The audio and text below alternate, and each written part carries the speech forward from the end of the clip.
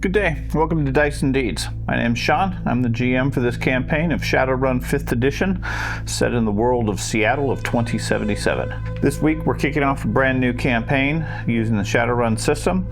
This is our session 0 character generation session, so it's a bit all over, difficult to follow, no doubt, but follow along as we fumble our way through character generation.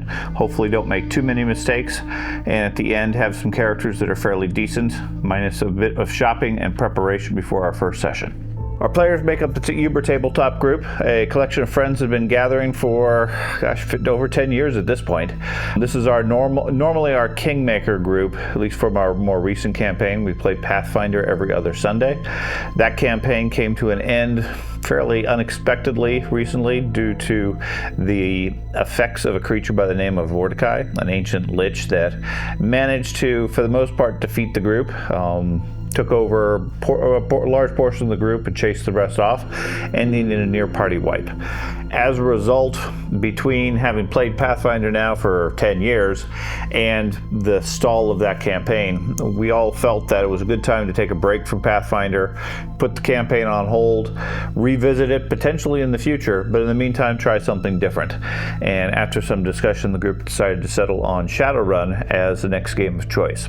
You might ask why we're not playing 6th edition Shadowrun or Shadowrun 6th World. That's fundamentally because I honestly just don't care for the system. Some of the things they changed make it feel, at least to me, my sensibilities, my approach, more, I'll call it abstract instead of mechanical.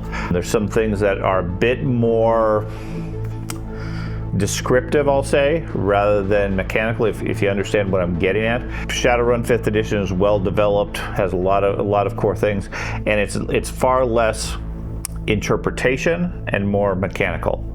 The other big piece that really affects the game is the mechanics for edge. When we tried the 6th World sometime shortly after it came out initially, we tried the game, tried using the edge mechanics as written, and fundamentally we just got completely lost. Although it was far too complex to track, and my style doesn't really play well with the adding a point of edge, subtracting a point of edge continuously through the combat. I'm sure it works for lots of groups. For us, it just didn't. And final and probably the most logical reason for us is 5th edition. It's been out for a long time. I have quite a few of the source books, a lot of the material. There's plenty of things online. So it just gives me a wealth of information that I can pull from with a well-established game setting and storyline. And most, if not all, of the material for each of the different editions, really there's not much significant difference between them. It's all usable, but 5th edition for me at least is the most well-supported version that I have. So that's why we ended up settling on that, and so far the group's been quite happy with it. Our story is intended as a free-flowing sandbox. This is another campaign where I don't have a preconceived notion of what's going to happen. I don't honestly even know what the overarching premise is, other than Shadowrunners trying to survive in a dangerous world. Consider it effectively a serial format, roughly along the lines of a mission of the week sort of format. Although I'm sure any given mission will take multiple sessions, given our typical pace. But a serialized series of missions with an overarching plot that connects them all, to be determined as the story goes. Again, I don't have any predetermined concepts of what that is. It'll end up being whatever the group is interested at the time, but within the confines of probably a few blocks or at most the greater Seattle setting. I don't have a lot of official knowledge of the Shadow World city of Seattle, so I'm sure I'm going to do many things wrong. I tend to use the reference books and the maps and so forth, and then fill in the details as I go, because I can't memorize all the official stuff regardless. So I'm sure I'll get some of the details of the official world incorrect, and probably most of them, but it's in the spirit of the game itself. Characters and players, the characters specifically are not restricted to any sort of morality. That we made abundantly clear for each of them. Unlike Pathfinder, Rollmaster, other games that we've played, where the group is assumed to be the heroes and trying to save the world, in Shadowrun, there is no such thing. They're welcome to try to save the world and be the good guys. They're welcome to be the the crazy criminals if that's what they choose to do. The caution I gave to them, however, is that the world itself is unforgiving, and every action carries consequences. So if they start going outside the law gets stronger and tracks them down, and they have more problems to deal with.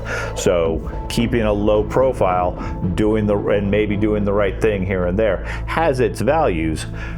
That can also be taken advantage of as well. So we'll see how the group does. They generally have a more good aligned sensibility, but we'll see if that manages to hold within the morality of the Shadowrun world. We are specifically starting off with street level runners, not the standard level within the game.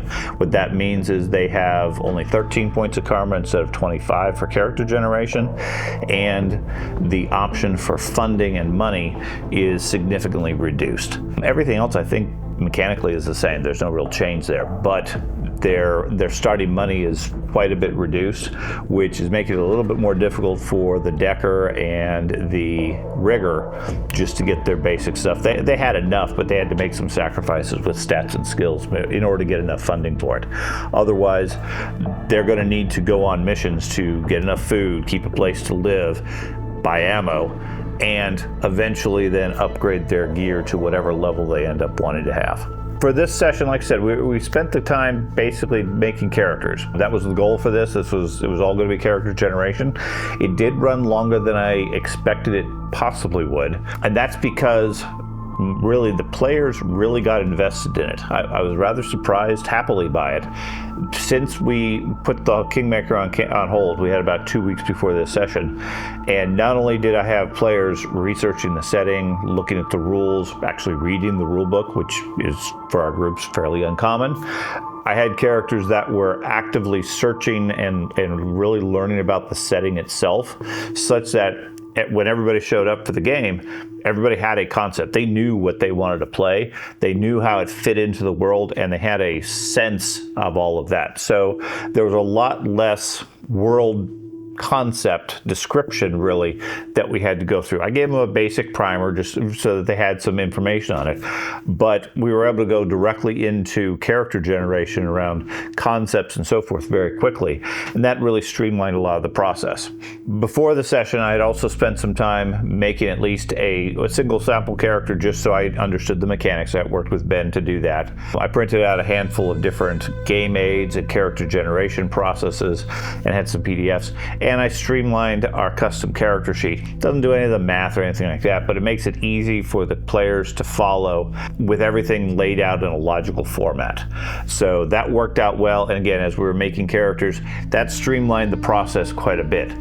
Plus, a lot of the players, like I commented, between their research and studying the rules, they came with a couple of pages worth of notes of what decisions they would make, how they would decide, what choices they had. So it was really just a matter of plugging those choices into the mechanics.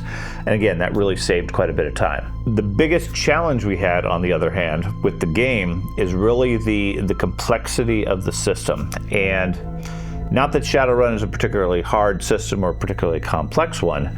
It has a lot of subsystems that make it feel complex, but they all fundamentally run on the same core mechanic.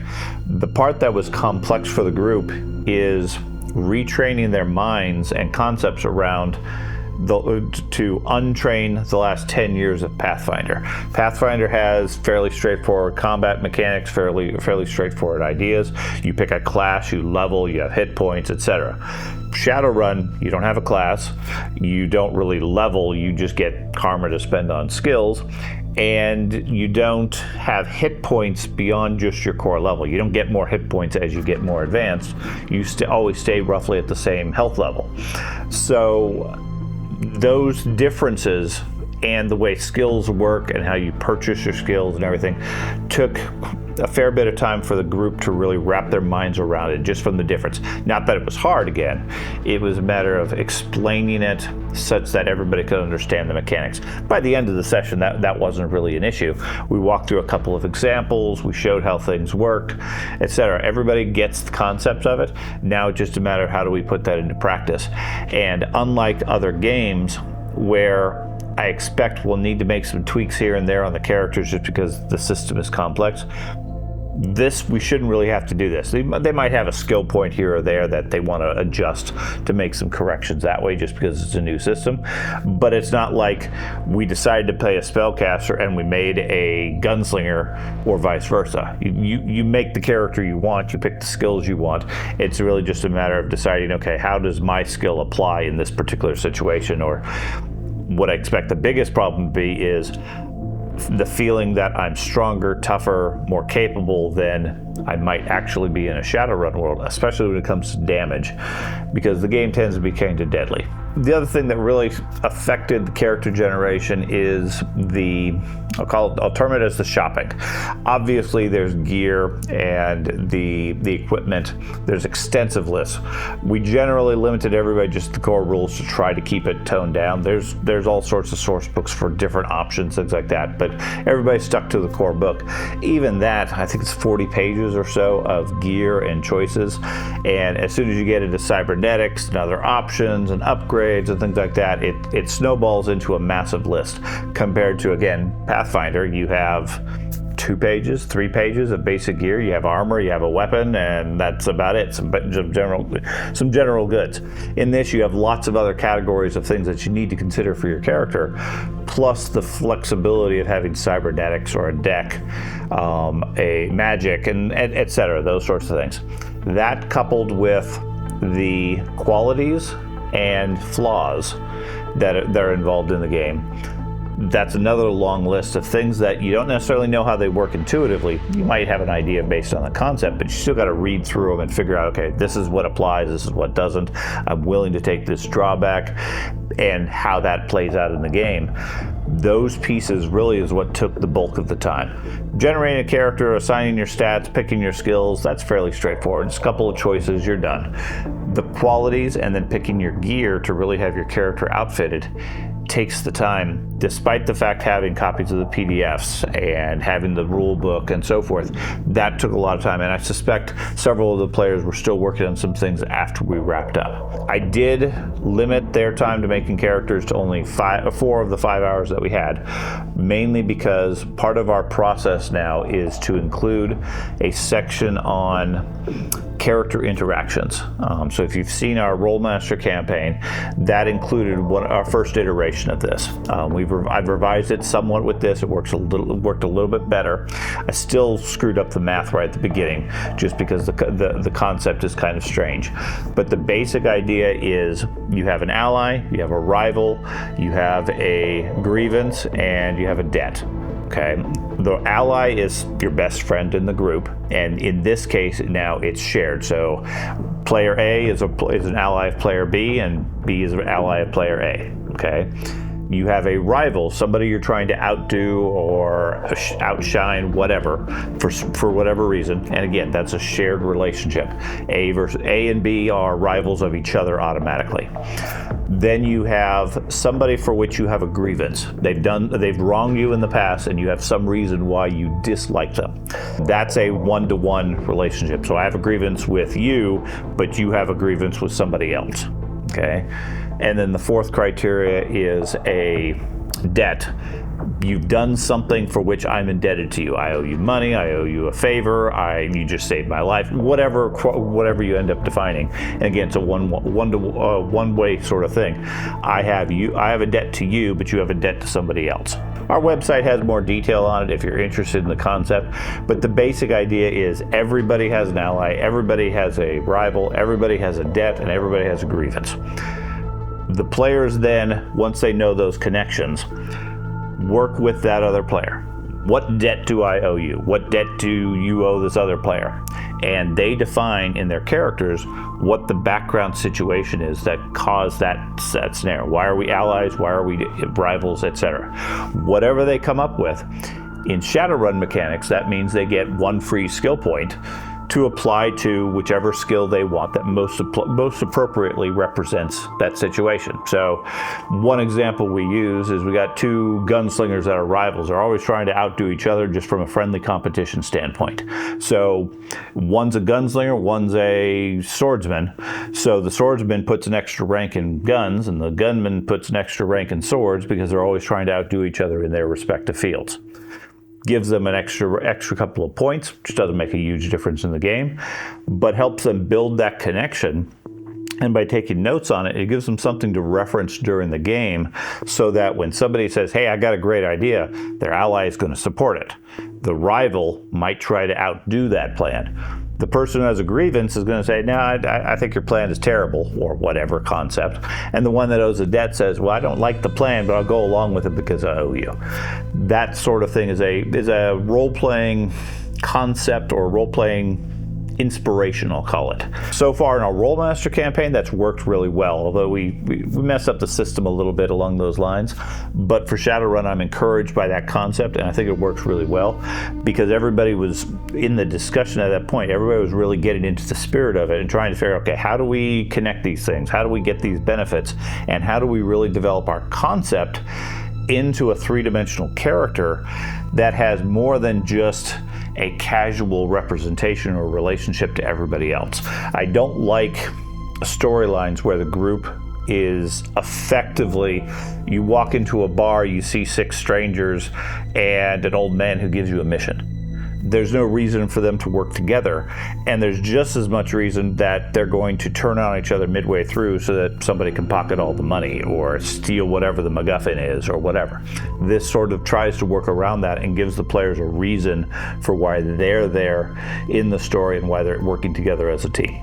So if that concept makes any sense, like I said, check our website. We have some details there. I go into a little bit more detail. I believe I have an article that walks through it. If not, I'll post it shortly. Maybe it's helpful for other groups, and maybe it's not. So before we get to the story, if you enjoy this content, consider a like, subscribe to our channel. We post videos on a regular basis. Like I said, Shadowrun for this campaign, we're going to be running every other week on Sundays. We do stream live on Twitch. You're always welcome to join us there from 2 p.m. to 7 p.m. Eastern.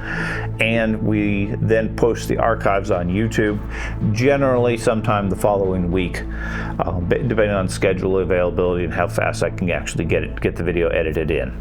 If you wish to support the channel, we do have a Patreon site where for a minimal fee you can support the channel directly, and we have an Etsy shop where we craft and sell some miscellaneous things for our tabletop wargaming. Any support is always welcome. If not, just join the discussion.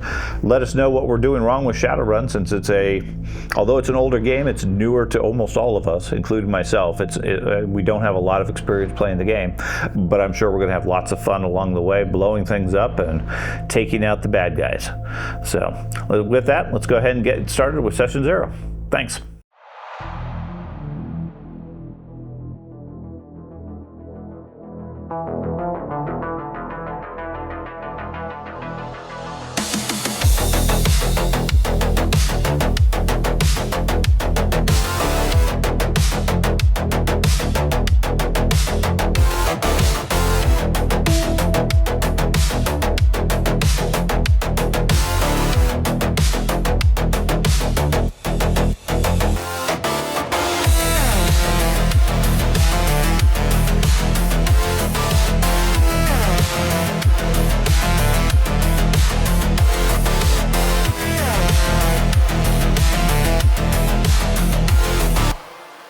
The basic idea is I think it's around, the setting is based around the year 2072. Doesn't really matter as far as what particular year. Yeah, we're getting close to the current timeline. Right, and that's why these sorts of games have slowly been pushing the timeline further and further. First edition was like 2020, I think. Cyberpunk 2020 was originally one of the early games, and it slowly got pushed out. Shadowrun and Cyberpunk are sort of parallel games. Cyberpunk deals with the technology on humans exclusively. It tries to be more science reality rather than Shadowrun is D&D and Cyberpunk combined. Wait, so is that Cyberpunk game? Is that the same people who made Cyberpunk 2077? Yes. Cyberpunk 2020 evolved into the Cyberpunk 2077. The actual video game. Which is now the Cyberpunk Red game. Is based, the two of them are directly linked. But that world is very similar to Shadowrun, except you have elves, dwarves, orcs, etc. mixed into it, in addition to all the other stuff, plus magic and so forth. The basic premise is sometime in 2050 or 2030, somewhere around there was some big event and magic flooded back into the world. And as a result, a whole bunch of people that were descended from things like orcs and trolls and elves, those genes reemerged or whatever, and they mutated into what's known as metahumanity. Okay, they became orcs or elves. It was almost, I think it was overnight, a very short period of time. Complete upheaval to the world, and then the rise of corporations, etc., turning into their own nation states, effectively taking over is the whole basis of a cyberpunk type thing. You guys are what are referred to as Shadowrunners, which is basically you are mercenaries for hire, in effect, working outside the law, because the law is the corporations and you're the rebels fighting against the corporations, sort of thing. Okay, whatever your individual personality is, you're trying to get by in a downtrodden world without that where everything you do is being tracked, is being monitored, is being taxed, etc. And you're trying to make ends meet and get through things. Tends to be more action-oriented sort of things rather than investigative, because of the nature of the setting and everything, but doesn't necessarily eliminate that as a possibility. Okay. The common tropes or styles are, like I said, the street samurai or the gunslinger type thing, some sort of a weapons expert, okay, be it ranged weapons, melee weapons, or whatever. There is a magician, which is considered more of a general term as far as a magic user. They could be a magician, they could be a street shaman, they could be a witch, they could be whatever concept you could come up with. My whole thing is I do magic, okay? You have a adept, which is sort of the same thing, but think in terms of like a monk, but in this term, where they're using magic or training to enhance their natural abilities. And then you have various combinations of all of them. The other major roles are the Decker, who is the one that operates with computers, hacking into programs, stealing data, etc. They can either be a Decker, which means you walk around with a computer, or they could be a Technomancer, where they are their computer. They psychically interact with computers. Okay, both are viable as far as the game. You have other specialists like a rigger, which controls drones or vehicles, basically the driver of the team. And then magician. I've heard tank before too. A tank is really just the combat guy, the guy who takes all the damage, basically. I mean, the roles for most games all apply in this sort of situation. The main difference is you have your magic items are technology, and your spells are still spells, and you have guns instead of bows. Do we have a book? We have a book. That was going to be the limitation. So we're going to walk through it as quickly, as easily as possible. Now, with your phone, if you have access to Discord, I did put a PDF of the rule book there, which will be helpful when you get to the choose one of 50 options sort of thing. Mm-hmm. Okay.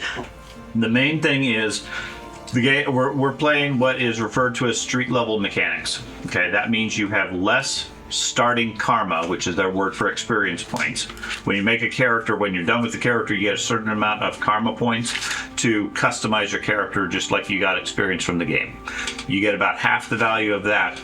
The main difference is that the available resources in money is significantly tuned down. Normally with standard characters, I think the top pick you can get something like $750,000, or new yen is what they refer to it. Like 400,000. In this case, it's 75,000. It's a massive amount. Now it's significantly reduced. Now, if you have remaining karma at the end of your character, you can trade some of that to get more money, but you're only talking another 10,000. It's not a big deal. It's not a big benefit. So the rationale for that is when we've played previously, if you put all your points in money, then you end up getting some high-end stuff that, although your skills aren't very good, the gear easily overcompensates for the fact your stats and your skills are low because the gear is just that good. At which point, there's not really much point adventuring because you already have everything you might ever want to buy. It's like starting Pathfinder at level 1 with a +5 sword. You're overpowered compared to everybody else, and you're never going to replace it. So why are you adventuring for it? Okay, so we tone it down, and you guys are effectively beginner adventurers, etc. You haven't been on very many missions, if any. You have just enough stuff to get started and be in heavy debt, and then you go out and try. Hopefully, you survive. And if you can make ends meet by the end of the first month, then at least you're being successful. But unlike other games, you have effectively rent that you have to pay every month or every week.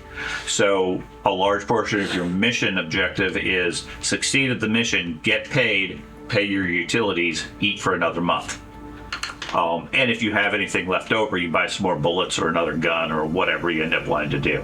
Like George was commenting, most characters generally, whatever gun you're going to use long term, most likely you have, because guns are cheap and plentiful. Magic spells you can download from the internet. If you're a hacker, you download whatever program you need onto your computer, all of which the internet makes everything easily available and cheap. Now, knowing how to use it is where your skills come in with karma. Okay, so as far as character generation, the first real main step is to figure out your concept, what your role in the group is going to be, and any general background ideas. You really want to, the game really wants you to specialize in your role. So if you're the rogue, you're the sneaky person, and nobody else really dabbles into it. Okay, because unless you're a specialist, you're just not going to be very good. So if you want to be the gunslinger, great. Most other people are going to have skills with guns. They're not going to be at the level you are unless they're trying to do the same sort of thing. I would suggest, as a group, discuss what sort of characters you guys want to play. Make sure we don't have too much overlap. Because if you have 4 people that want to be gunslingers, although you can certainly do that, you're going to be missing a couple of other key skills that are sort of required as far as the game. You generally want somebody with magic capability, somebody with the ability to shoot guns well, probably somebody in hand-to-hand that's really good. Somebody, a rigger is helpful but optional. A decker is fairly important. Okay. Face. Outside of that, you double up as much as you want. Well, face also. Yeah, social person. Yeah, a face is always a good thing because you're interacting, and if you have somebody that can negotiate, you're going to get paid more, and you're going to be able to get past the guards without just having to shoot them. Maybe I should make my dad the face. He likes to talk to people. Well, and this game, unlike other traditional games, this is one where you have fundamental free reign to go anywhere you want, do whatever you want. It's not the story implying that you guys have to be heroes. Okay? In Pathfinder, all the games we've played, you guys are assumed to be the good guys. You're the heroes. You're there to save the day. Shadowrun isn't about that. There's no saving the world. It's already down the tubes. Only the question is, can you survive and profit through it? And if you save some people along the way, great, but that's not a given sort of thing. And in the eyes of the law, I think we're basically criminals, right? You absolutely are criminals, which is why you're Shadowrunners rather than just runners or military or whatever. So there's no requirement or expectation that you guys are going to save the person in trouble or even help them, but your actions have repercussions in the greater story. So if people come to you and say, hey, we need your help, can you do this for me? And you go and you rescue whatever, or you steal whatever the data is they're looking for, and then turn around and you sell it to a corporation for twice as much. Sure, you get the money, but the person you tricked or swindled is going to remember it, and things like that have a way to come back to bite you. So it's all about up to you guys what you end up wanting to do. It's not unusual, obviously, for people to tend to say, hey, this guy is really beat up, I need to help him, sort of thing. That's fine, but it's not always good either way. Almost everything you'll do in Shadowrun will have a pro and a con in both ways. It's not really as black and white as something like Pathfinder is, where you go and you fight the Whispering Way.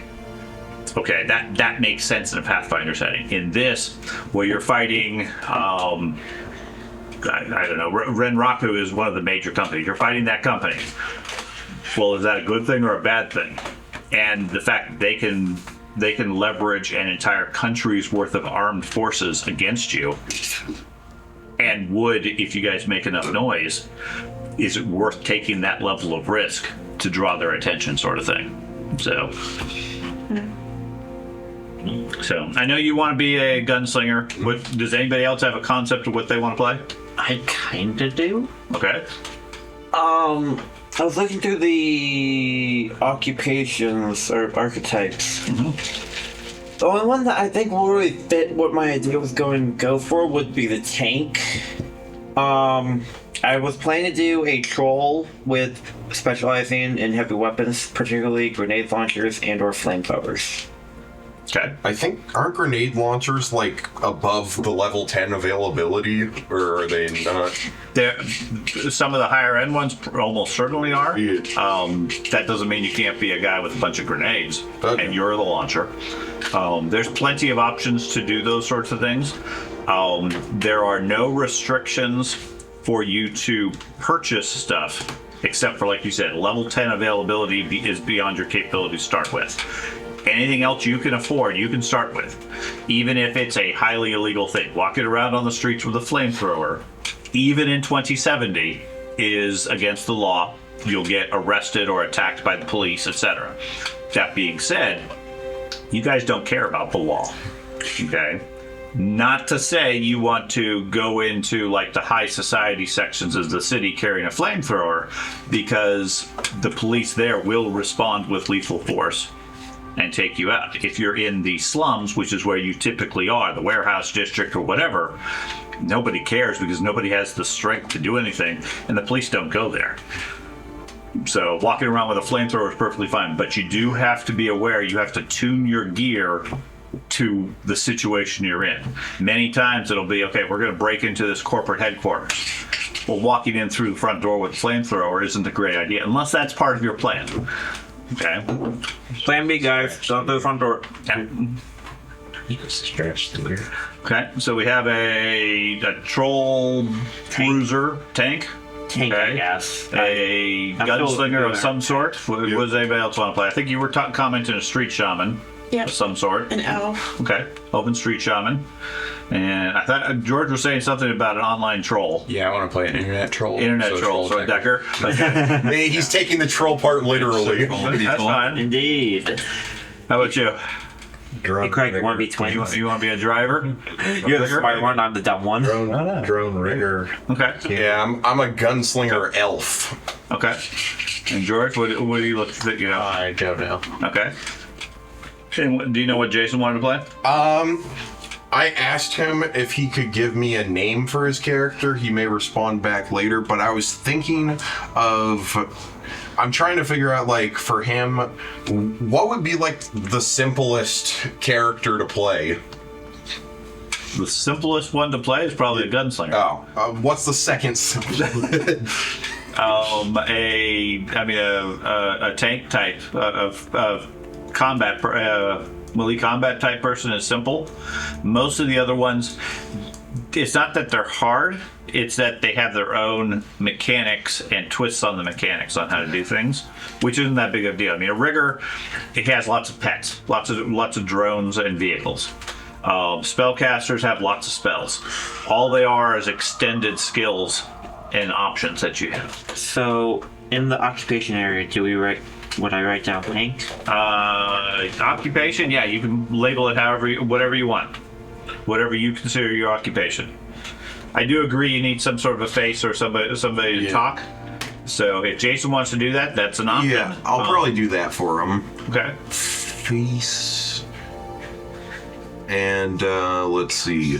What are the current, like, meta types that everyone's chose so far? I don't think anybody has. Now, if you look at part of these other handouts, there's a sheet right here. These sheets, there's a couple of copies of them. I was going to print out a whole bunch of them. If you look at these for reference, And since it's printed kind of small, there's larger charts in the book if you have that available. Top left of the tables, there is the priority table. So the way the game works is you have 5 choices to make, which is your priorities. For your character, what's the most important? Your meta type, your stat level, your ability to cast magic, the level of skill you have, or how much money you have. What's the most important? Now, if you're playing a troll, that has to be your first or second priority, being a meta type, because otherwise trolls are just balance-wise too powerful. Okay? If you're not playing a troll, you can go a little bit further down. Okay? So all 5 of these columns, basically what you're going to do is assign an A, B, C, D, or E based on your preference. Okay? And just make a note of that somewhere on your character sheet just so you have a record of it. Because that determines how many points or how many options you have within it. Now, the number next to, for example, troll or elf, like the A level for elf, you have an 8. I think it's an 8. Mm-hmm. Yeah. On the next level, I think it's a 5. 6. 6. Yeah, it looks like a 6. 6 and 3. Then those are the number of edge or magic points you have. Okay. Edge is like hero dice, but much more. It's not as powerful, but also much more frequently used. It can nudge your dice in the right direction, or you could use it to save your character's life if needed. Okay, but that tends to burn it versus if you just nudge your dice ever so often, then you can use it basically all day long. It resets. So it's almost like a hero point. It's same concept as hero points. Okay. Magic is your ability to cast magic. Without a magic stat, everybody has a 0. Your one big factor for anybody who wants to develop magic, your ability to use magic is counterbalanced by the amount of meat in your body, is the concept. So if you start getting cybernetics, or you're in combat and your arm gets blown off and you get a cybernetic arm, you have less meat, less humanity, your magic automatically goes down. Okay? So one common trope with the game is the old wizard who's been through lots of fights, he's badly damaged and mangled, he now has various cybernetics like an eye, an arm, whatever. And yeah, he can still cast magic, he knows every spell out there, he just isn't very powerful anymore because he can't channel enough power anymore. It's been drained so much. Okay? The gunslingers and the trolls and things like that tend to load up on the cybernetics, which lowers their humanity. The trade-off for them is as you approach 0, your sense of compassion and your sense of humanity goes with it. And I thought it was the case you received less healing. You do. When you do healing and everything, it's all based on how much natural content your body has. With cybernetic arms and stuff, can you eventually attach weapons and stuff to them? Absolutely. Oh. Yeah. That's one of the main things. I mean, there's no reason you need to carry guns. You can have a cannon in your arm. Now that's a hand cannon if I've ever seen one. Right. Okay. So each race also gives you certain talents and abilities, which is fairly standard for those sorts of races. Trolls are big, they're tough, they have some natural body armor. Elves have agility, I think, night vision, and that sort of stuff. So go through and figure out where you want to put your 5. You can change it if you decide, wait a minute, I don't have enough skills, or I want to have more points, or I want to be a race that I need to. But as we go through, those sort of get locked in. Okay. Played around with this a little bit. I've gone and I went ahead and did the different options for my character. I went ahead and went through and did that for mine. Okay, so you know which ones you want to do? Okay, so you going to do a level A or level B troll? I'm going to do level B troll. Okay, so just the basic one? Yeah, just the basic. Okay. So I was doing level B for troll, A for money, which would be the 75,000, I think. C for attribute, so 16. D for skills, 22, and then E for magic or resonance. Okay. Yeah. If you don't need magic, E is an easy choice for that. Mm-hmm. It gives you all those other points elsewhere. Yeah. And many people don't bother with magic, really, unless you're a mage of some sort. You don't want to waste the time with it. No. I went for money as the highest one just because decks are really expensive. Yeah. It's like, I think the like lowest worst deck is like 49,000. Yep.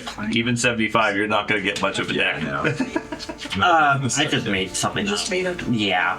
What? With what I know of trolls, height and weight.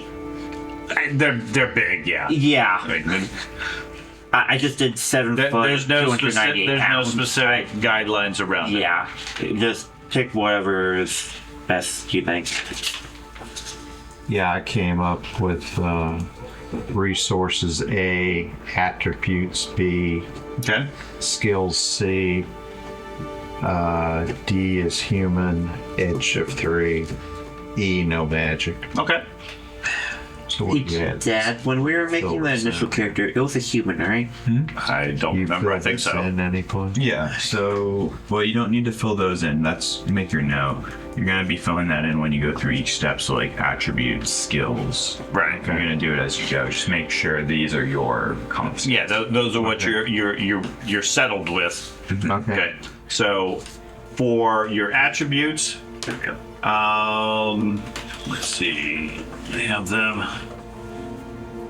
Major advancement. A for Meditype human. A. Okay. For maximum rating for your stats is going to be 6. For magic, resonance, and edge, humans have a maximum edge of 7. So what page are you on? I'm on page 66 right now. That page. Okay, gotcha. Yeah, body 1 of 6, AGI 1 of 6. So Okay, everything, yeah. all your stats start at 1s unless Right. you're non-human. Okay, Okay. The ability, the attributes you have, the points from your selection, spread out amongst all of the stats. Okay. right. They go through. So you come up with 20. right? Yeah, everybody starts with 1. You apply your points, so it takes 1 point to raise it to a 2. So I picked Meditype A for troll, which gives me 5. So, and I'm not doing any magic, so And 5 troll, edge. 5 edge. Yep. Okay. That's So do I put it in the big column or the tiny column on the right That's what side? it came On the up character sheet, you put it in the there should be 2 columns. Rectangle. This is this character sheet. For sure, the rectangle. You put it in the large column. The little square on the right is the maximum for your race. Okay, so I'll go ahead and fill in with it. So the little one is where you put like mine is 1 of 6. The 6 would go in. The 6 is in the right because those can change based on conditions or cybernetics or other aspects. Okay, so magic I've put down at E because I don't plan on really casting Put spells. 0 ever. then. Yeah. Oh, 0? Yeah. No, you put the your priority is E. Yes, on Yeah. your character sheet you enter your magic as 0. How about the Okay. essence? Same thing. Oh, Essence is 6 for everybody until you get cybernetic. Sorry.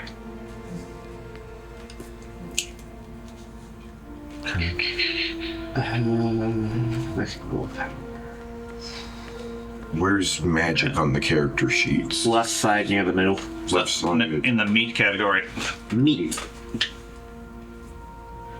Okay. Now the only limitations are you can spend those stat points anywhere you want. On any of the stats from body through magic. So you can spend those 20 or 26 points that you get on magic if you wish. Okay, and it starts off on the first number, so like for a troll, I have a 5 to 10 body. A troll 5 starts with a 10. 5, so a 6 would cost you 1. Okay. A 7 would cost you 2. Okay?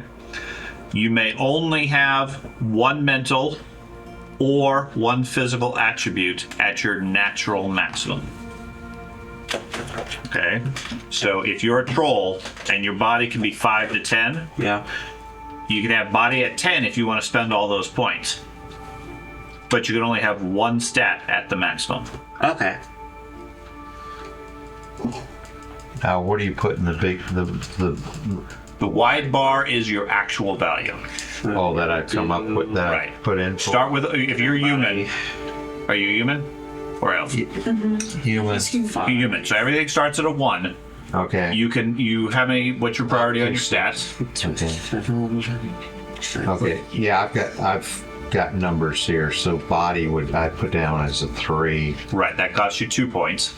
Okay. Okay. That's So how's that? 5. And then the narrow bar is What's your maximum? your maximum. Right. So what's your priority for your stats, Keith? Like body, I had 1 to 6, and I was going to give that a 3, so that would add up to a 4. So he's doing option B, Option B for attributes is Right. 20 points. right? So you get 20 points to spread across all of your stats. Right. Okay. With with none of them only one of them at maximum. He's going Right. to do reaction at a 6, 6. Okay, so that'd be your maximum one. Yep. And that would cost you 5 of the points. right? There we go. Okay. Okay. Now I see what you're saying. Right. Okay. So in that large column, what number do I put? Whatever what your current number is. So if you have a reaction of 6, you'd put a 6 there, and you'd Okay. also put a 6 on the maximum. Okay. Okay. Gotcha. So that's my attribute. And then your total points spent needs to come up to 20. Right. Okay? So those are the only things we can use our attributes Correct. on. Correct. Attribute points on. You can spend it on body through edge Okay. or magic. Okay. Got that done then. Okay?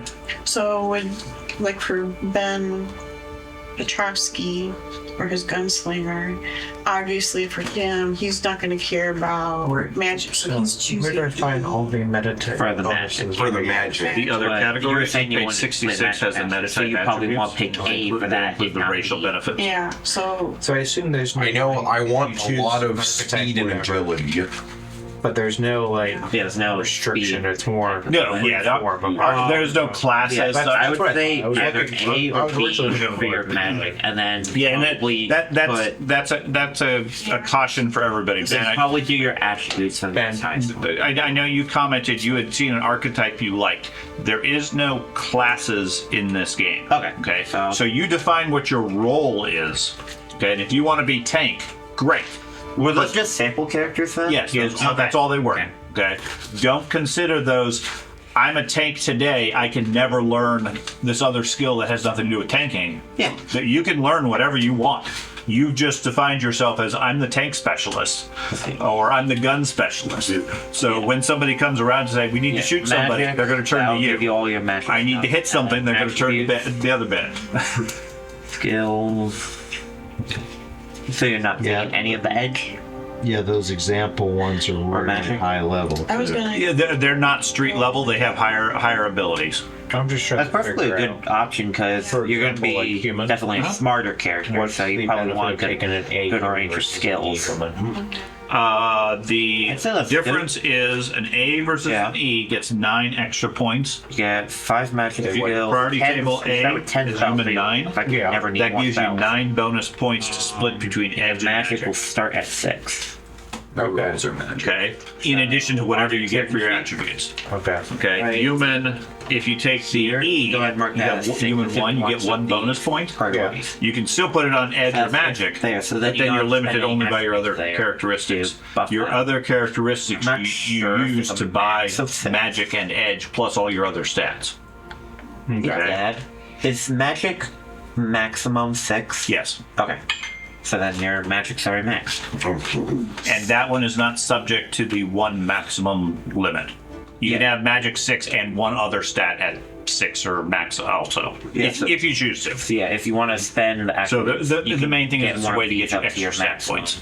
Trying to figure out as a gunslinger. Because you get the extra 9 to spend on edge and magic, then you don't need to spend your normal stat points Yeah, on I edge. have them at like 5, so I can Okay. up something You follow? to 6. Okay. Yeah. I wouldn't, unless you wanted to be like a partial mage, I wouldn't do an A. I would probably do at most a C, human 5, and then get 5 edge. Yeah. I'm just trying to figure out. I was probably gonna do a finesse type, probably. Okay, like a rogue. Yeah, and fit the melee category because we have no one for that. So Okay. No, a rogue is one I don't think I've heard anybody really choose or specialize in. So I mean, I'll probably be a bit melee focused, at least beginning. That's brute strength. that's brute strength. You were combat. saying flamethrower and grenade launcher, dude. Yeah, that's not the same as a spy or assassin style. Oh, I thought he was doing like melee. He is, but because he's super accurate, not really strong. Oh. Different mentality. You could do Magic E. You don't want to deal with that. Originally, and you could do my Human friends E have a maybe, door because then you still get 3 edge. Big metal which I feel door. like it's still a lot. Just pick up the door. And then because you're probably going to want a lot of skills and attribute points. Maybe I want some magic. I mean, maybe you do want magic. I don't know. You could always do I the have never looked at magic in Shadowrun before. What is I mean, Matrix either. Initiative? Guess you could always play the Look, I can put you aspected on. character or whatever that does. Is looking Yeah. at the Yeah. priority table thing. That's what I'm. We've always looking had at. It's still a difficulties little with the adept. confusing. Because it has the same drawback as It's high money, so when you because it gives you easy access to really powerful abilities. You're You can do a spell to give you the Yeah, equivalent no magic, of I don't high-end magic. cybernetics. And you just have, you have that starting off. So we Yeah, played so a I game can for a get while. We weapons played at several times. Then we had a new player. Somebody lost their character or died or whatever. So they made a new character and they said, "Well, I'm going to play an adept." They came in. And despite the fact all the other characters have been playing for a month or two and had experience in gear, this guy came in, very first combat, completely dominated everything. Jeez. And that left a really bad taste. Now, there's probably ways to mitigate it. Yeah. I wasn't familiar enough with the system to know how, but it's part of the same reason why I don't say, okay, you can have 400,000 or a million credits, because it's an easy way to that level of power. We're doing this. And that's not an exciting story in my mind. Even with that, I could get like a pretty good cyber deck and still have like 100 grand left, because that's what I You would could, yeah. Yeah. And I'd rather you have to work towards that, have a goal. How much karma do we start with? You will start with 13 at the end. Because this is like we're starting So on that street. at the end of character creation, you have 13 karma. Yeah, I was Technically, you have 13 karma now. So when you're So I doing probably want advantages, A potentially. Yeah, I was looking at the resources, qualities, maybe, trying to gauge how much karma I had to spend. 13. Okay, so I have 13. Sean, what would be for the I'm confused. What's the 40-10, for example? Looking at the A column for skills. What does the slash mean? Okay, so It depends on on skills, what gun I those get, two I think. numbers represent 46 skill points plus 10 skill group points. So on the character sheet on the skill, I know there is a groups at the whatever bottom. affects At like like the Skill groups, the bottom left. agility, reaction, and movement. Second I want to page. have up Those are attributes. attributes. Okay. So when Okay, you look at so the 4610, the 10 you spread on any one of those groups at the bottom. Every skill within that group has the same rank automatically. Yeah. It's really so tiny.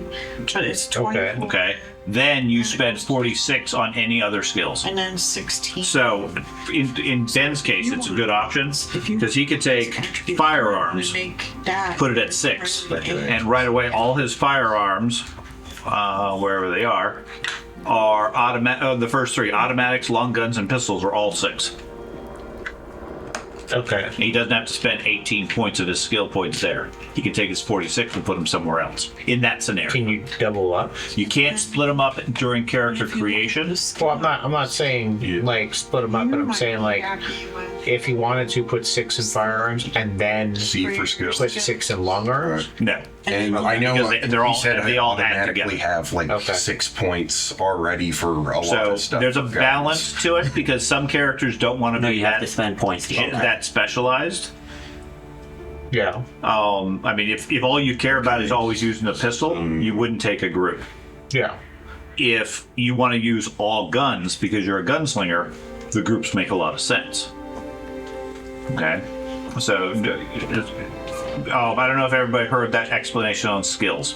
When you're looking at the priority on your skill points, there's 2 numbers for most of them. 46 and 10 for category A. On your skill sheet at the bottom left, there's a skill groups section. Okay? Of the character sheet. Oh. Skill group. Second page on your character sheet. There, that last page you had there. This one? Last page. Last page. There you go. Okay. Bottom left. This sheet is all the skills in the game. Okay? Okay. The bottom left is your skill groups. Okay. Now, on the priority table, priority A gives you 46/10. That's 46 skill points that you can put on any of your skills, plus 10 ranks you can put only on skill groups. The way those work is you assign the 10 to your skill groups. And for example, if you put 5 points into firearms, then every skill on the top that's part of that group automatically gets 5 for free. Okay? It's an efficiency thing. Now, you can't spend the other 46, then you put anywhere else on your character you want. You can't put those 46 on the same skills you put in the skill group, so you got to be a little bit careful on that. But if you have a group like firearms for a gunslinger, it's an easy way to get that skill maxed without using your bulk of your other points. So keep that in mind as far as how you do your skill points. As far as priority, there's a certain point where it makes sense for your character versus otherwise.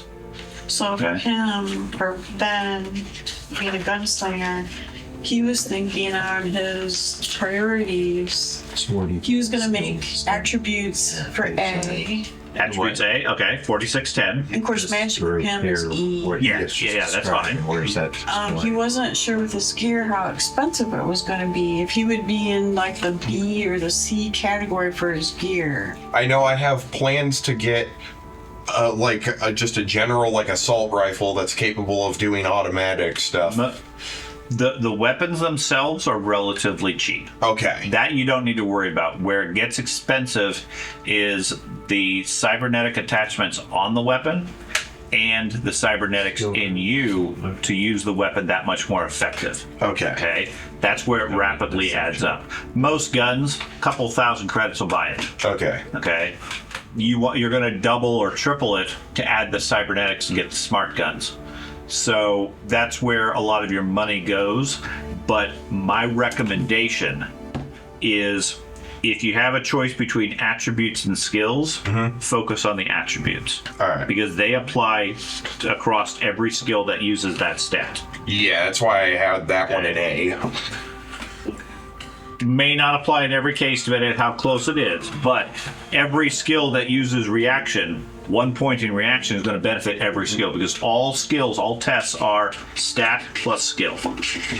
Just a 1-for-1 add. I guess it depends on how specialized you want to be. Because because if you choose the A, you get 10 group points. You do. So you become more specialized compared to if you do the attributes you get with an A, you get 24 versus 20. So you're banking an extra point for groups. So if you're being specialized, it's better to do the skills. But if you want to be a little bit better, well-rounded, you do the attributes. Yeah, I mean, like I said, there's different perspectives, and there's different math to it based on your character. Beyond that, my general recommendation is if you're not doing magic, make it an E. D credits probably is sufficient to get you what you start with. All right. If you want to have more high-end gear, like he needs a cyber deck, that's an expensive proposition. Yeah. He needs to put more money into that. I'm doing priority A for mine. So it's your D for resources. Right. A D for resources. You can always spend some of your karma and get up to another 10,000 credits, which is a fairly sizable boost for starting credits. And we're probably going to make more money along the line as we play, too. Hopefully. How much is per karma?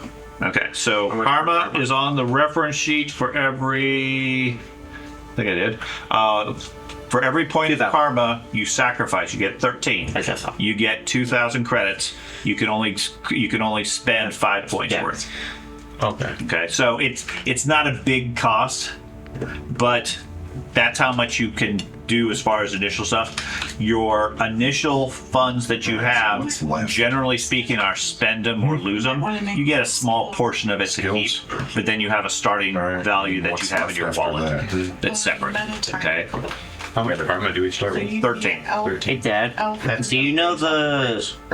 What's that? I thought it was based off of race. L3. Karma's not. Everybody gets 13 karma. Normally everybody gets 25. But street level you get 13. 36. Do you know the quality toughness off the top of your head? It makes you tougher. Yes. Such characters gain a +1 dice pool modifier to their body when making damage resistance. What does that mean? You get one more dice on your body.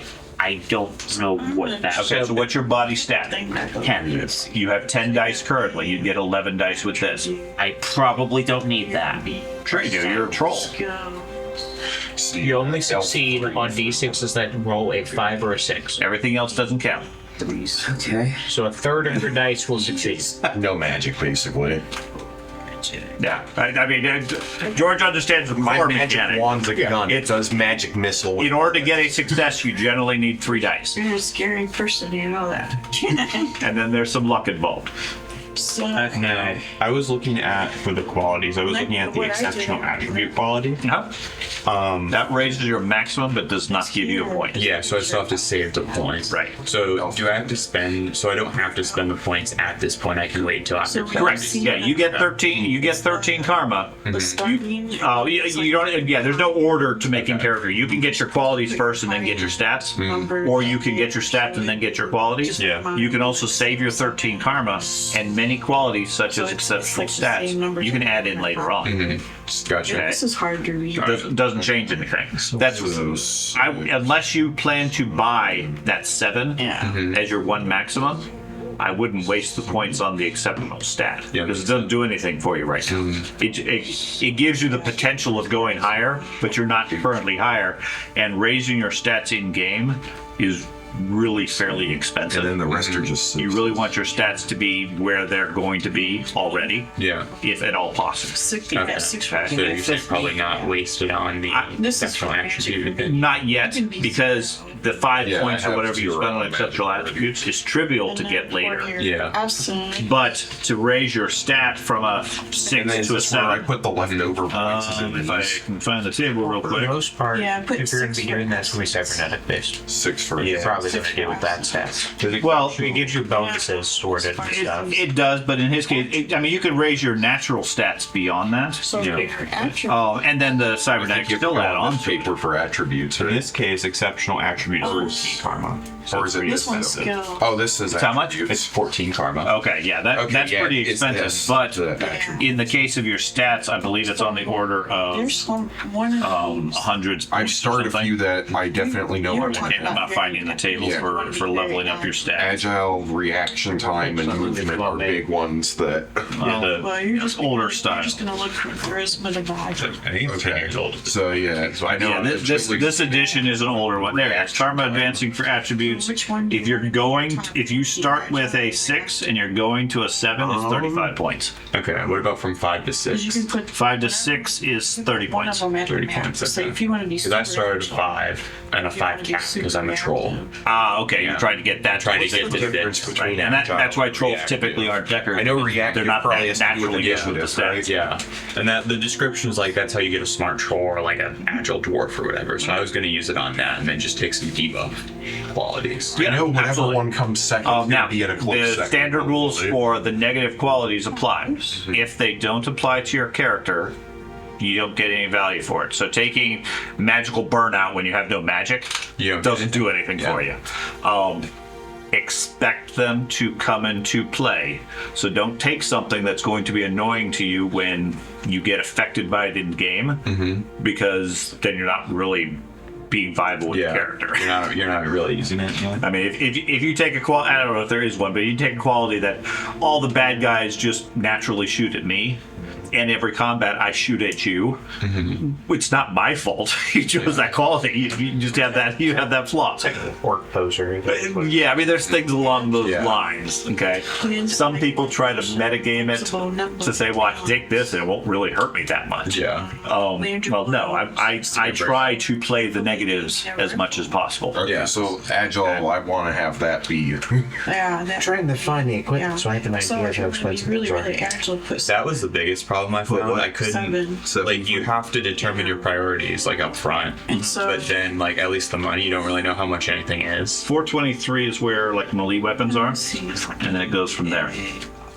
Yeah. What sort of things are you looking for? I'm just trying to get a sense of ideas for what's out there. I'm not looking for anything specific. Yeah. I was probably going to do blades. Okay. That's the idea.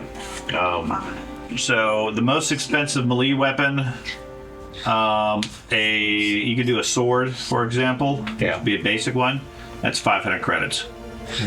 I mean, yeah, well, I know, like swords are going to be dirt cheap and stuff like that. Yeah, So, most weapons, 2,000 is plenty. I was looking for. The heavy weapons that they're talking about, yeah, they're going to cost a bit more. But I was looking to see if there's any basics everywhere.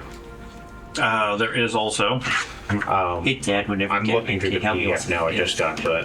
when you do what? the skills whenever you get a minute. What question do you need? I don't remember how to do the skills. Okay, so what did you set for your priority? See. C. So that gives you 28 and 2. Yes. Okay, so start off with your skill groups. Okay, so bottom left of your character sheet, Yes. you have 2 skill points to spend on skill groups. Okay.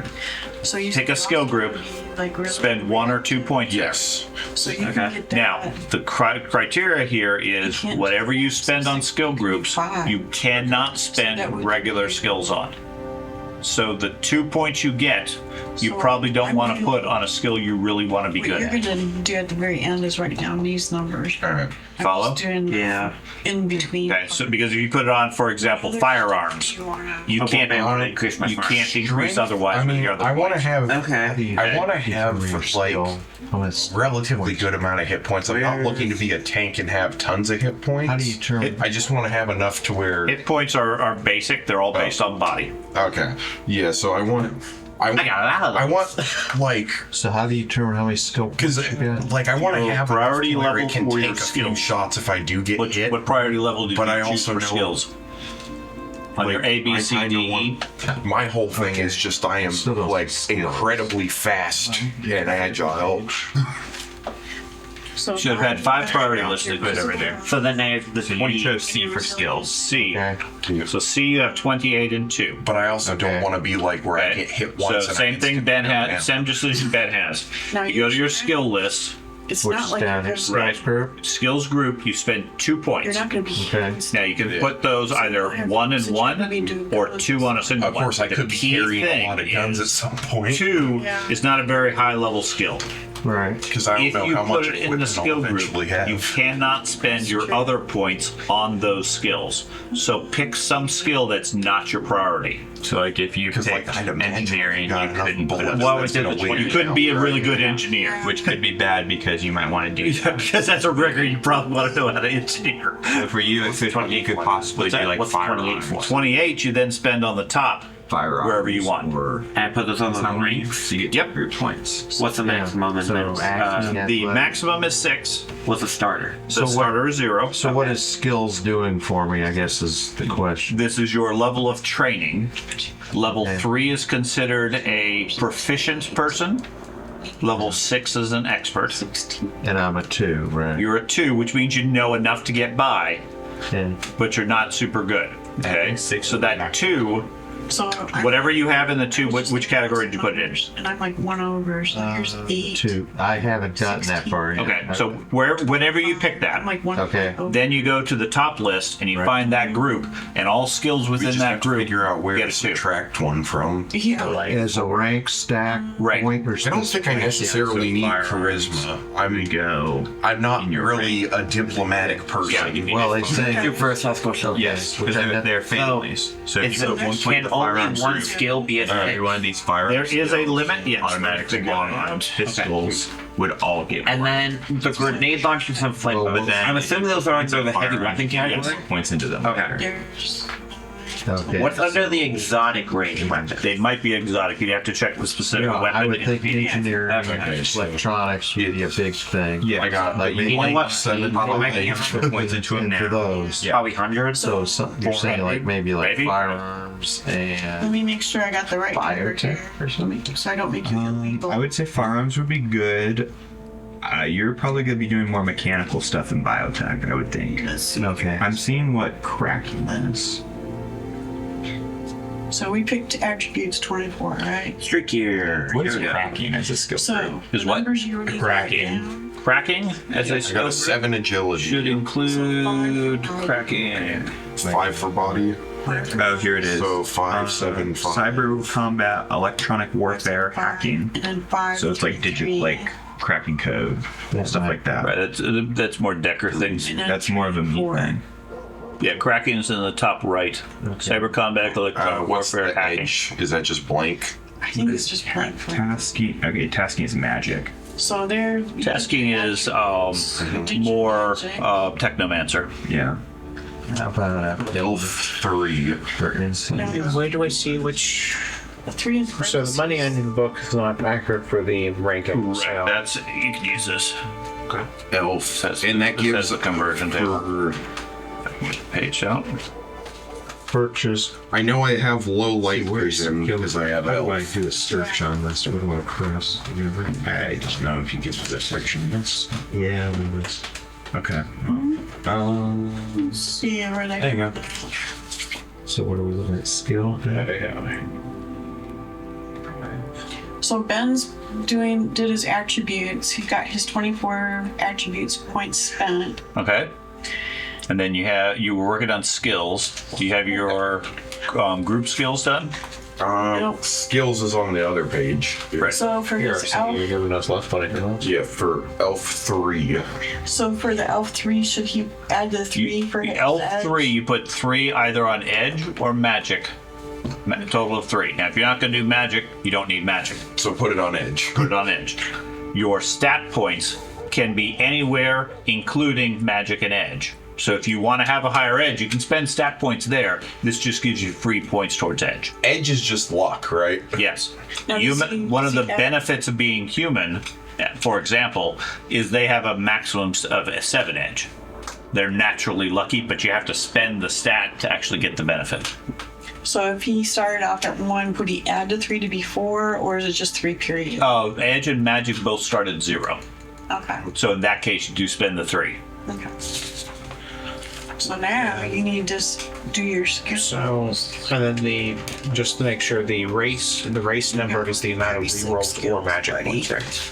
Yeah, I got a lot of skill. Magic. Yes, Yeah. rerolls are magic. Yeah, that's what you want to turn. So I can really go nuts with this one. Edge can be used for more than just rerolls, but yeah, fundamentally that's the common use. So skill groups. Skill. How to do a group? Was skill groups different? That was the maximum was. Yeah. Are we doing the momentum system? So this has A momentum system? No. I thought they had some type of momentum system. In the new edition, they do. In the 5th edition, So they 5 That's why we're not doing a 6th edition. I don't like that mechanic. So yes, your highest skill that you can have is a 6, skill group. unless you have the talent aptitude. Yeah. Huge Ben, increase. The problem with your skill group is if you put points in the skill group, you can't put those points in later. Right, you can't increase it with your other points. So if you have a 26 and 2, right? 36 and 5. 36 and 5. So a 5 is a pretty good skill. That one you might want to put on a major skill that you really want to use. The 26 and 2 points is not really a great skill, so you want to put it on some sort of secondary supplemental skill instead. Okay, so firearms I'd want to put the 5 for then. Firearms is one you may want to spend your regular points on to get the 6, because firearms is like your core skill. So maybe like stealth or close combat, maybe? Possibly. Can you explain that? I guess so I understand it. So your skill points have your skill and grip. Yeah.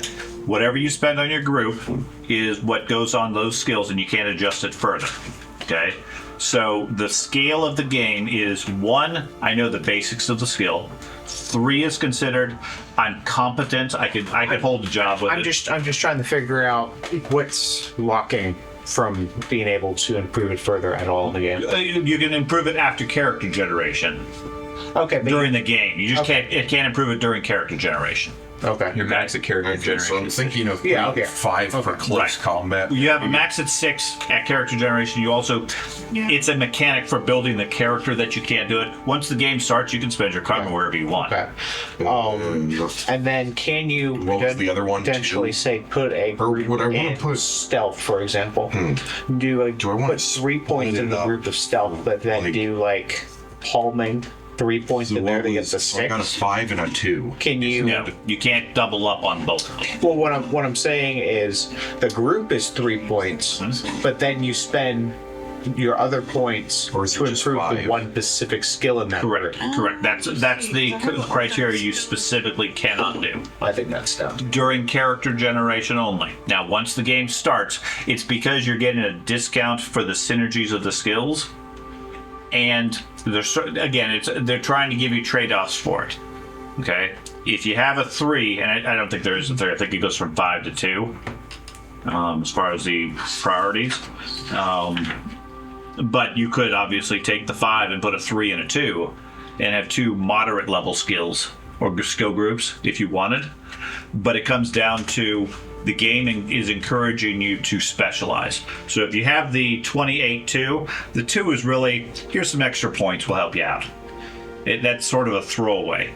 36-5 and 46-10, those are some solid skills. 46-10 gives you 1 primary skill and 1 pretty decent 4 on a secondary group. Now, since everybody's talking skills, got a couple other caveats on some of it. Your maximum skill level is 6, unless you have the aptitude quality, at which point you could go to a 7. Okay? After the game starts, you can raise it up to a 12 or higher. Okay, but it's character generation, you're limited to a 6. You can also spend points to choose a specialization. Okay?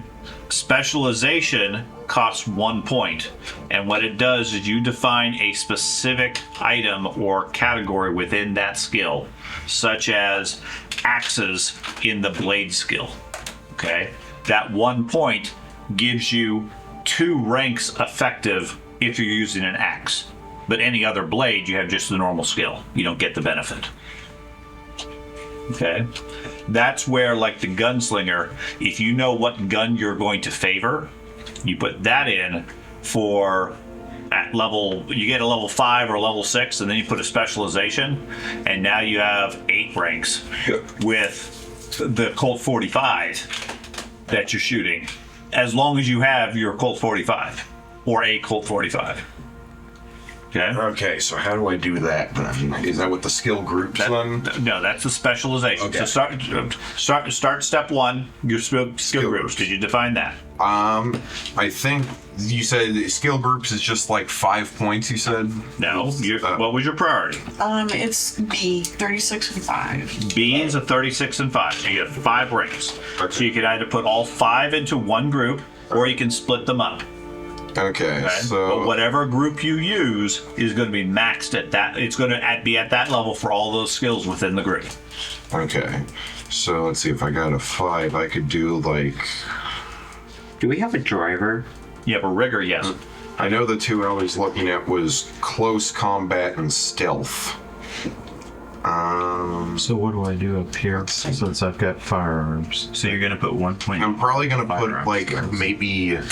in the range. Yeah, And then I'm doing stealth, so I'll put a 1 in there too. I'll do a 4 at close combat and a 1 at stealth. Okay. That way I can do stealth, technically, but like... And then every skill within those groups on the top, put those same numbers. Okay, 22, so that's that. 5. And then the stuff that's not any of that, you just add the normal points to. And everything else, you can spend, in your case, 36 points total for every other skill out there. All right. Yeah. So I think What's the armor do? close combat. Armorer? Just go through and The skills. It makes and repairs armor. Okay. Weapons, repair. You see them in Yep. here? There's 3 of them. So it looks like blades, gloves, unarmed. let's see. And can you only have one skill at a Do I time? put it in the rank section, stat section, or the pool section? I thought that was the case, but I'm not seeing a limitation on that. I guess Oh, throw it in. oh no, sorry, that's specialization. Wow. Yeah, I don't think there is a limitation of only 6. Okay. Of only 1 6. Sure. Would it maybe put the I know a lot of demolitions. Okay. Now that I've got Bombs. You got those groups defined. skill groups defined, I put the ones up there. Right. So you have 28 skill points in your case. Okay, 28. 28 points. You can put them on any skills you want, except for the ones you filled in already. Okay. Do you write it in the rank box, Yes. the stat box, Right. or the... Okay. The stat is whatever that stat is for your character. You can fill it in, or you can just add it at the time. They have our priorities. You got all your priorities did? I think so. Okay. So Do this. Sorry. Keep on track. So I'm going to do A for skills, Okay. B characteristics, Okay. C money, human, then no magic. Okay. Just won't worry about the magic mechanic, since there's concerns about that. But I'm not worried about it. So on these other ones on your skills, how much? Okay, I've got 28 points. Uh-huh. So how much can you put at each one? No more than 6. No more than 6. And 6 is considered a world-class expert. Okay. Which, for you guys, I would strongly suggest your focus skills, 5 or 6 is probably what you want. Okay. So the stat is. So the stat in the skills area, that is for the body stat. Yes. So in my case, I have a 10 body. You So put if a any 10 of these there. have a body, I put 10 there. You can fill it in. I would recommend holding off because they may still change a little bit. Okay. The easiest way is really just to use that as a reference whenever you play.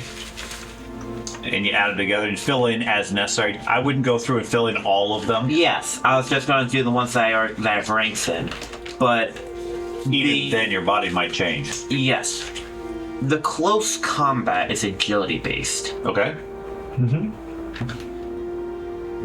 Can't hit him. Can't hit him unless you have agility. Agility is accuracy. Yeah. Agility is accuracy. Your strength and body is your damage. You might not be able to hit him, but when you do, you hit really hard.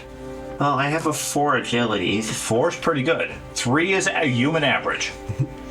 Well, yeah, I spent a lot of points to get my agility. You spent a lot of points to get a 10 body. 4 isn't bad for agility. I have a 7 Yeah, I for was agility. That's going Actually, grenade. I'm guessing that means I Start pretty much with hit human. every That gives you shot. 3 points to spend on edge or magic. 8, correct, don't worry. I'll blow things up. I have a 6 so demolition. Put 3 on the edge. Yeah. I'm not very At the smart bottom of the though, so attribute, or I have in a the middle 1 there. logic. Right here. So start with the 3 there. Okay. Okay. There's. I'm not seeing it. Okay. Straight. No, the big box. 6 is your max. Or your human? Yeah. 7 is your max. And the 0 for the magic. Okay. Then as a human, or its attributes you said was B? No, it was. Oh, yeah, attributes B. Okay, so you have 20 Now, points is this one to spend on all your other attributes, including edge and magic. So yeah. Okay. They start at a 1. You pay for the 2. Right now. What? Okay, so they all base start at 1. Except for edge and magic. Yeah, Everything else except base for 1. the special Yes. ones. As a human, everything starts base 1. Other characters have. Yeah, I know. I know. freebies. Like trolls get 5 bodies or something like that. Yours all start at 1. You're paying for the 2 Okay. and 3, so only the difference between it. Okay. That's what I was trying to figure out.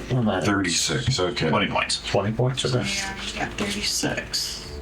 did your 5. What are the different lifestyle options?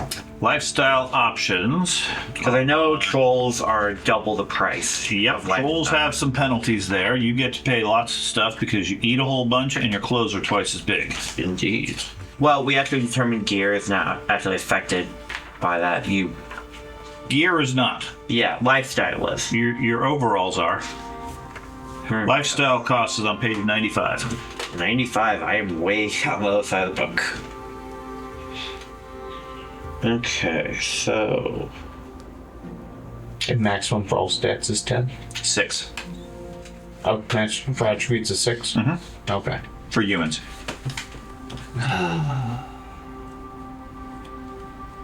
Well, spending attributes a lot easier. And then you can only have one be your max. Yeah, and only one of them can be a 6, not counting edge or magic. And yours technically could be a 7. Oh. That simplifies the math now. I thought that maximums were 10. Oh yeah. Oh no, that'd be crazy. Trolls are one of the Yeah, things that get that high. Yeah. Again, that And it's only body and strength. right. It's only because everybody has a range of 6. where do we put our lifestyle? If there's an option. There is. You can put it under gear, Kind of top skill. right hand side of your main character sheet is IDs and lifestyle. I think cyber combat, electronic warfare. Oh, Cyber combat or attacking cyberware. Okay. What were the other two? Electronic warfare and hacking. I'm just trying to find like what each of them are. Generally okay. what they do. Okay. Because every time I read it in the thing, it just directs me. We'll go to this page. Well, cyber combat is attacking cyberware. Electronic combat is, I think, fighting. One of the other two is like fighting other deckers in cyber combat, and then the other one's fighting firewalls. Okay. What's the category? It is cracking is the category. Okay. Hacking is used to discover and exploit security flaws in computers and other electronics. That's going to be Heads and start all over. that's going to be a cyber combat sort of thing. So well, now you'll know how to do it. Matrix So is go a lot a faster. couple of different things. One, it's exploring whatever the system is, getting access to different nodes. Then once you're there, it's hacking into encrypted files, breaking into systems, unlocking doors, etc. Okay. The systems have defenses, which are either going to be other deckers or ICE, which is intrusion countermeasures. And those are effectively the monsters that you fight in the Matrix. Okay, that's where cyber combat comes in. Okay. Each one of these skills applies towards your ability to accomplish it, and your deck has limitations. It has effectively its own stats representing its power that gives you the ability to fight things. So cyber combat is purely digital. Yes. Okay. Okay, so And the trade-off on that is cyber combat. The further you are away from wherever you're trying to break into or hack, the harder it is. So you have to be there with them when they're breaking into the building to steal the data. Right. Because you have to be near the computer system you're trying to hack. Right. And then they have to protect your comatose body because your mind is in the computer while the physical guards are responding and shooting at them, and you're dealing with the computer that says, nope, you can't take my data. Yeah. Okay. Yeah, like that's the thing I looked at. It's like basically in a combat, the rest of the people are going around doing the combat. I'm off in a corner doing whatever. In theory, yeah. They've streamlined it a lot in that it's sort of like a three-dimensional thing where you have real combat, real world. You have the Matrix combat going on at the same time, and then the magic has the astral world that's all layered onto it as well.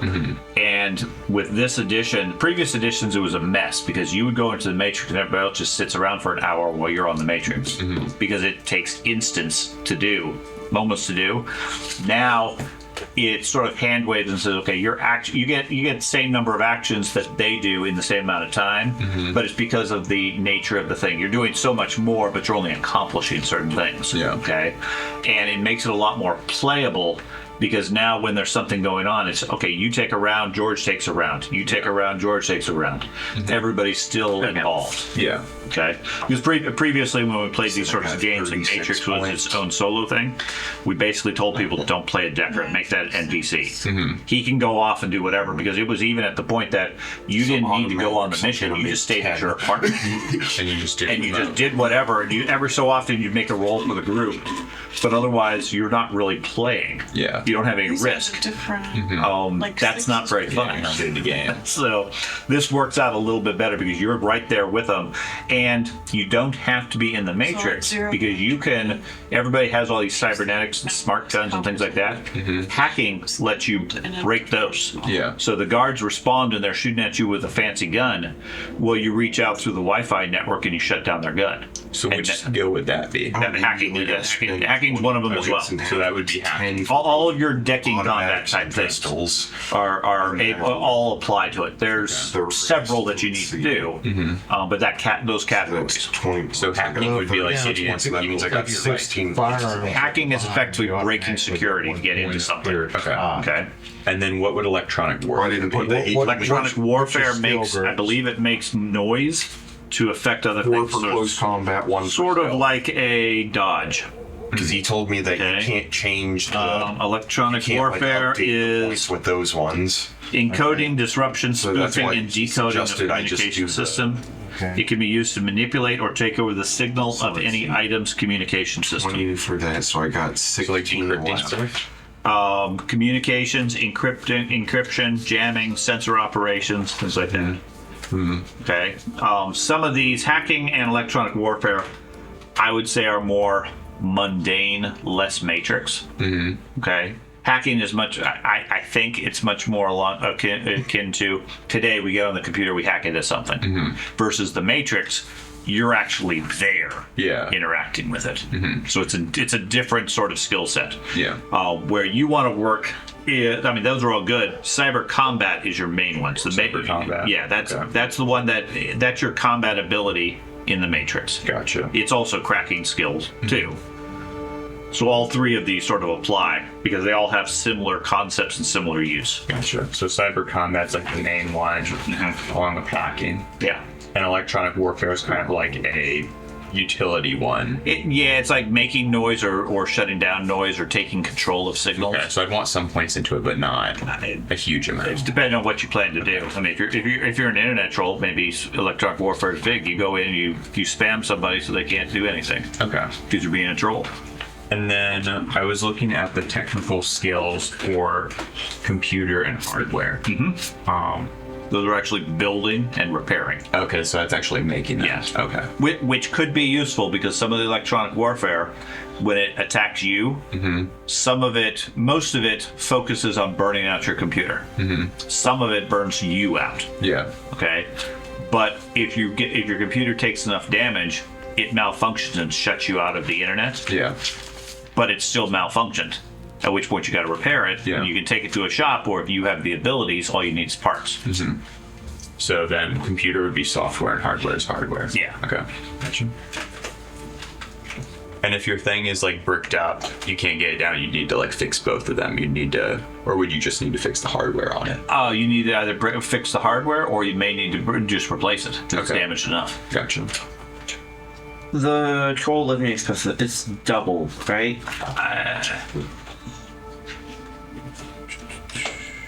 I thought it was 25% extra, 50%. I thought it was 25. I think it's 100. Okay. Troll.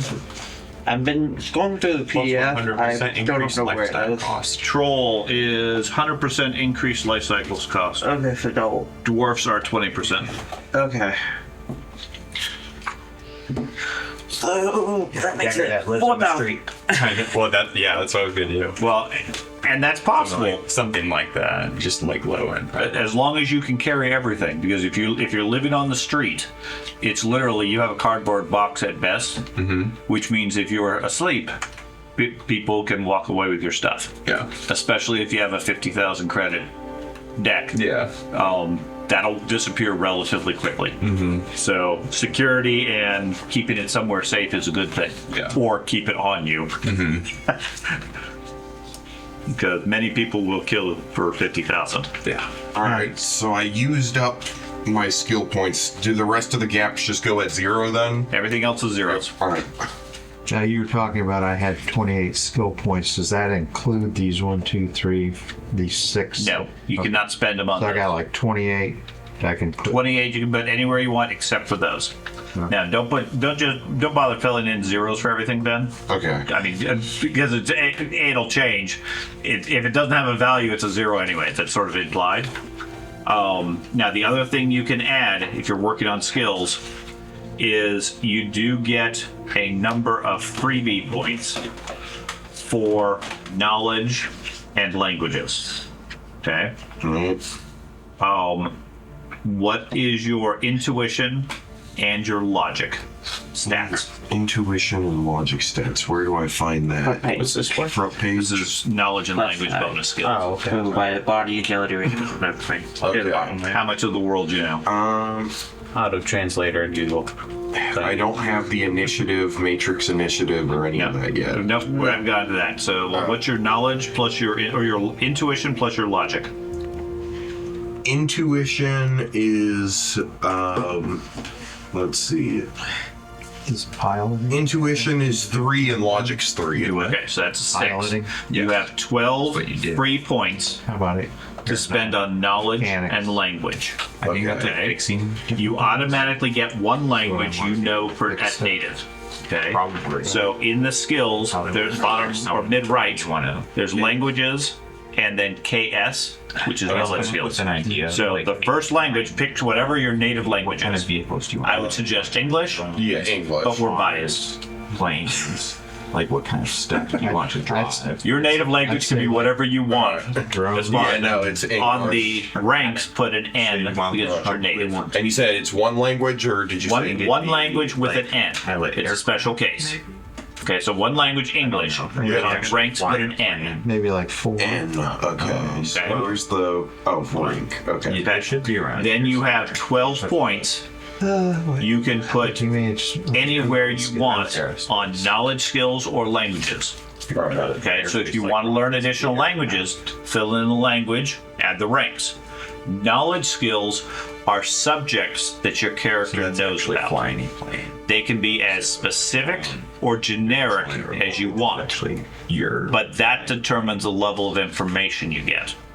So if you say, I have knowledge of the entire world, you can have ranks in that, but when you get information, it's going to be very generic. Okay? You're trying to identify what this food is that somebody's selling. And at best, you might say, yeah, that's Japanese. That's about it. Okay? Or you might have a knowledge skill of modern Japanese recipes. At which point you know, oh yeah, this is ramen noodles made fresh from plankton. Or whatever. What's Okay? the max about per? Of knowledge skills? Yeah. All of them 6 is your max. Okay. If you want to be an expert at a subject, put a 6. But these are things that these are things that about the world you should know that you are aware of. Some common topics I would suggest are you could do. I mean, their definition is you have. There's that listing again. There's categories: academic, interests, professional, or street knowledge are their general categories. Doesn't really matter. You're picking the topic. You guys are located in Seattle. There are various organizations, governments, street gangs, etc. All sorts of things. Whatever you can envision, you can put. Now, if you don't know what it is, or you don't have a good idea, I'm fine at character generation that you allocate some of your points to just knowledge skills, and then during the game, when there's something you logically would know, like for example, a gunslinger, you probably would know about guns. But you don't necessarily decide that at the beginning. You say, we're going through, what kind of gun do they have? Do I know anything about that gun? Well, if you have 8 skill points assigned to knowledge skills, you can say, my guy has a passing knowledge of guns. I'm going to put 2 points on that. You write in guns, put 2 points out of your 8. You define it at that point, make a skill roll. I'm open to that because it's really hard for your characters now to know what's relevant and what's useful. So pick however many you want. If you have a topic you want to know about, by all means write it down. Explosives. Whatever. Or you can put a pool of points and you can use them as the game goes, and when you define them at that point, then they're spent. Okay? You have 12 points in your character. Okay, so 12. I'm assuming we just doubled whatever the intuition and logic is. Yes. Okay, yeah. I figured that. So you got 4? Yeah. So minus the language. 8 total. Oh, I thought 4. Is No. the 12 counting the language of English? Not English, because it's native, that's free. Okay, so that's a freebie. All Yes. right. Let's see. And then is the rank just N for each one? Or No, is it. the rank is whatever number out of the 12 you want to put. Okay. I got 6 in explosives. I'm a professional. Okay, so. So this is the intuition now. 16 altogether. Yeah. And then double it.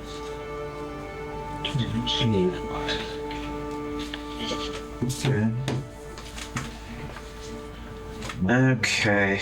I'm gonna give my dude Russian as a language as well for one of the points, just because he was kept as a prisoner of war in Russia until 2064. So I'd imagine he would have picked up on some. Okay. Common languages in the current world would be English, Japanese, Spanish, and Russian. Alright, yes. There are numbers. China's split Chinese, apart. I could see. Shadowrun traditionally is more Japanese, but Chinese, At least Cyberpunk, it's Japanese, Chinese, and English. Yeah. I've looked at the Shadowrun map. There's plenty of other China's fractured. There's plenty of other languages, but those, from my sensibility, are going to tend to be the more common ones. I mean, yes, we're playing Shadowrun. It is set in Seattle, but I'm not going to memorize the entire source book to know exactly what everything is. Seattle Chinese would definitely be there. I agree. I don't disagree. Chinese would be valid. Okay, so how much do you recommend to keep? Carl? No, I'm talking the initial resources. Do we keep any leftovers or no? You do, but not much. I would suggest spend it all. Okay, because I was gonna set aside at least 1,000 for the initial living expenses. You don't get the initial living expenses. You pick a lifestyle. Yes. You pay for that.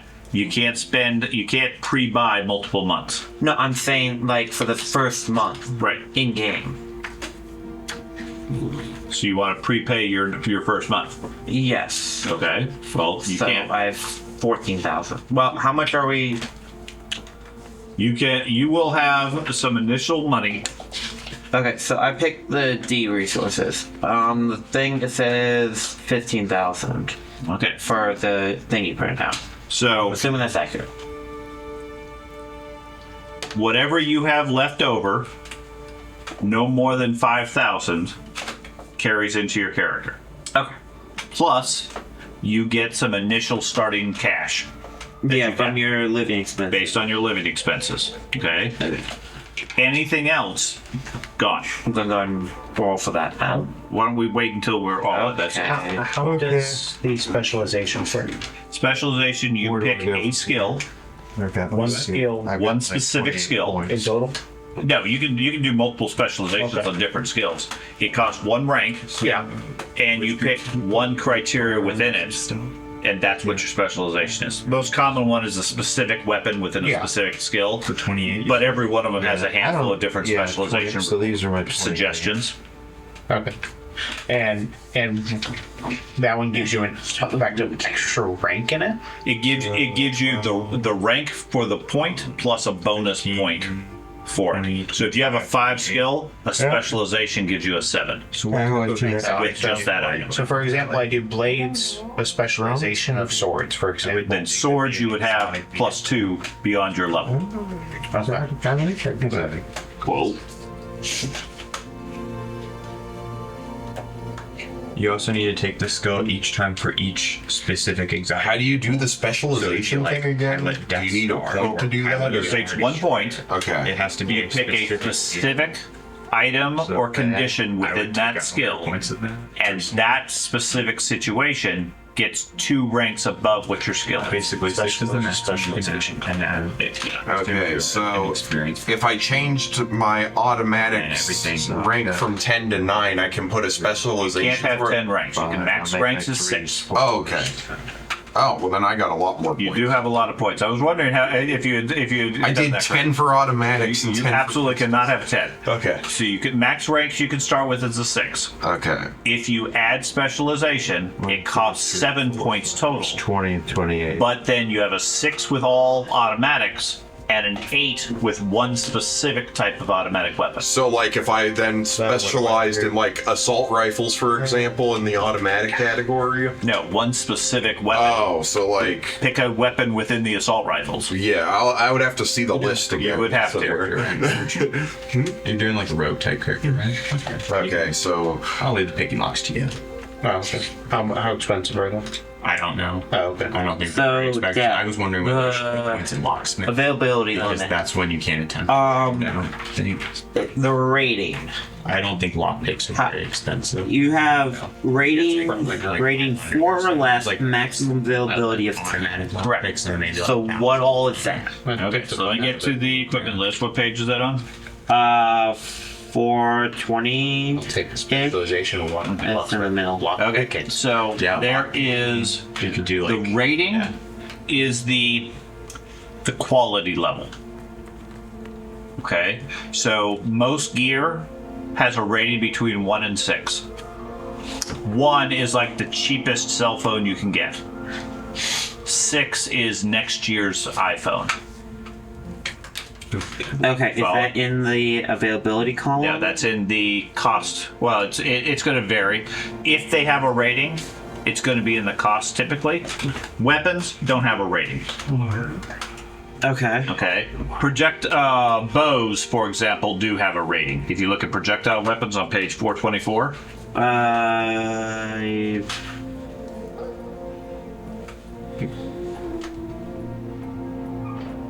Yeah. Okay. So if you get a rating 1 bow, it's a really weak kid's bow. You get a rating 6 bow, it's the latest state-of-the-art fiber composite bow. It has much better range, better damage, better everything. Okay. You can get a maximum rating 4 of anything that has a rating level. And then availability is a column, and that determines how common the item is. The lower availability items are easy to get. And the availability cannot be above 10? Correct. Okay. Oh, yeah. Okay. Right. I thought you said availability rating 4 or less, No. and I'm like, wow, Okay. that just ruined my whole plan there. Availability 10 is really only like high-end military thing. What page is the weapons list on so I can look? The weapons list is on multiple 430. pages. Start on 423. Yeah. 423. I was on page 19. I am far away. Yeah. No, the crime cannon is 20. So, some of that, I mean, the high-end military, generally the hand cannons, things like that, are going to be very hard to come by because the availability is high. Now, Again, missile launcher. you can. This is all a matter of what you start with. You can acquire whatever you can afford and locate in game. However, something like that, I mean, you can order a crime cannon availability 20 from your local Kmart. It might take I don't have the funds for it anyway. So. you have to prepay. It may take a few months, but it will arrive eventually.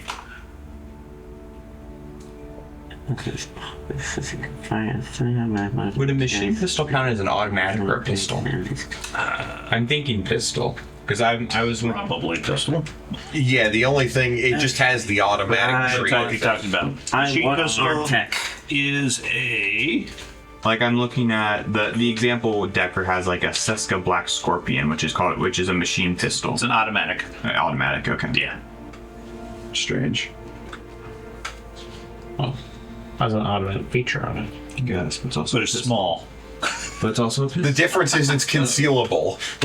A submachine gun, for example, is a lot larger than a pistol, dude. For some reason, he's a troll. Someone runs up to me. Troll with a taser. A lot of skill points. You got a lot of skill points? Well, that's the advantage of taking a slot A. No, anymore. And again, you can swap the two. I think it's fine. I'll be able to spend them. Oh, I'm sure you can spend them. It's just there's a lot of things to pick from. Oh my. Okay, I got my 28 points. Okay. What's the next step? Next thing is what's your logic and your intuition stats. It's going to be on your front page of your character sheet. Is ammo different costs for each weapon? There is variation, yes. And there's different type of ammo within each weapon. Yeah, I was looking at the weapon I was looking at. Logic is. It says it's 12C, but there's no 12C ammunition. There's 9 times 2. 18? Okay. So you got a 9 total? What is 4? Logic plus intuition. Okay. Equal 9. Okay. Double that is 18. Okay. Okay. So on your skill list on the right-hand side, there's several blocks labeled KS and then language on the far right. Okay. Okay. So the first language, pick whatever your native language is. So, like, we do for English. You can do English. So what do you just write it in? Yeah, just write it in that line. Whatever language it is that your character natively speaks. Do you? Okay. For ranks, put an N. Ranks. The first block on the right. Okay. Put an N. N. So that's your native. You can speak that automatically. Okay. Now you have 18 points to spend on either additional languages or knowledge skills. So all the blocks above it that are mostly clear are KS. Those are knowledge skills. Okay. If there's a subject your character knows about, fill that subject in and assign ranks. Okay? Okay. If there's a language, add the language and add the ranks. Now, languages you need to define if you're going to know any other languages. The 4 most common ones, just from my own sensibility, would be English, Russian, Spanish, and Japanese. George is correct with Seattle. Chinese would be common too. Okay? That's not, in my mind, the first thing I think of, but I understand from the setting it would be. There's plenty of other languages. Anything real world plus many fictional ones would apply. Okay? Now, if you do not know any subjects that you want to know about, I'm fine with that, at which point, out of those 18, just assign however many you wish to a pool of knowledge skills. Okay? And as we're playing the game, if there's a subject you say, hey, my character probably would know about that, at that point you define the subject and take points from that pool. Okay. I noticed they got on the second line on the KS, it says street, academic, professional. That's more of a category of what type of thing it is. I mean, you could do, like, for example, we'll take math. Or physics, for example. You could have academic knowledge of physics. You could also have vocational or professional knowledge of physics because you actively are a physicist. You could have street level knowledge, what the people on the street think of physics. Okay. That sort of thing. It's a perspective of the information you have. Okay. But since most of you don't really know the setting, the world, etc., what's actually something your characters would know, I'm completely open to the idea that out of your 18 points, you maybe spend 2 on some Japanese and 3 on Spanish, and that leaves you 13 ranks, and you say, okay, I have 13 points of knowledge skills to be defined later. Okay? And when you're playing the game, there's something, you come across something and you say, wait a minute, sports cars. My character knows about sports cars. And you take those 13 points and say, I'm going to put 3 of my points on sports cars. So you fill in the street skill of sports cars, 3 ranks, make your roll, etc. And now 3 of your 13 have been spent. Okay, so you can define them as the game goes. Is there a list of these skills? No, there is not, because it can be literally any subject you can think of. Lore skills and path. Okay. Right, they're lore skills, knowledge skills, etc. And that's why I'm saying. Is there any reason to? There's really no reason to define them at this time, is there? That would be my suggestion. Unless there's something your character, if you already have a solid concept in your character and he's an expert at this topic, put the points in. Otherwise, yeah, my recommendation is pick a couple of languages if you know something. If all you want is your native language, you're fine with it, assuming it's English, so you can talk with most of the group. Okay? Otherwise, put everything else just in this catch-all pool, and as we're playing the game, you say, "Hey, I want to spend some of these points on it," because naturally you're going to go into a situation. Everybody's going to say, "Well, what do I know about this?" And the first thing I'm going to ask is, "Do you have a knowledge skill that's appropriate?" Okay. If you don't know anything about it. But if you have this pool, that's when you can take the opportunity to assign some points to it. Do you have to define the languages now? Languages you do need to define now. Okay. You can't just instantly know a language based on the situation. Those I do need to have you define, but the knowledge ones, I fully understand. You don't know the system, you don't know the setting, you don't have any clue what knowledge skills would be appropriate. And it gives you a way to leverage it, because if there's, say, sports cars, for example, the rigger, that would be something he would know about. George saying, "Well, I know about sports cars," may or may not fit his character as well. Okay. So what's like a working or a street knowledge of a language? A 3? 3 is considered competent. 6 is effectively native speaker. Okay. A 1 or a 2 you can sort of get by, but it's pretty rudimentary.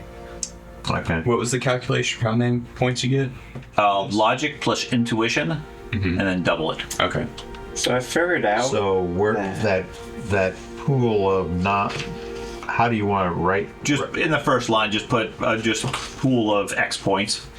Pool of knowledge. Knowledge pool and knowledge pools. Yeah. And then however many ranks you have left over for that is fine. And then I said, during the game, when I say, okay, when you ask me, what do I know about this? My question is going to be, do you have a skill? Okay. If you don't, but you still have a pool, you pull from that pool and you create a new knowledge skill. So I figured out that grenade launchers are easier to get than grenade. Yes. If the grenade launchers are 10 availability, grenades are 11. That's because grenades don't kill people. Grenade launchers don't kill people. The grenade does. Yeah. Grenades can kill people. So you can get a grenade launcher with no grenades? Yeah. Okay. Well, Fun. the person you're fighting doesn't know that.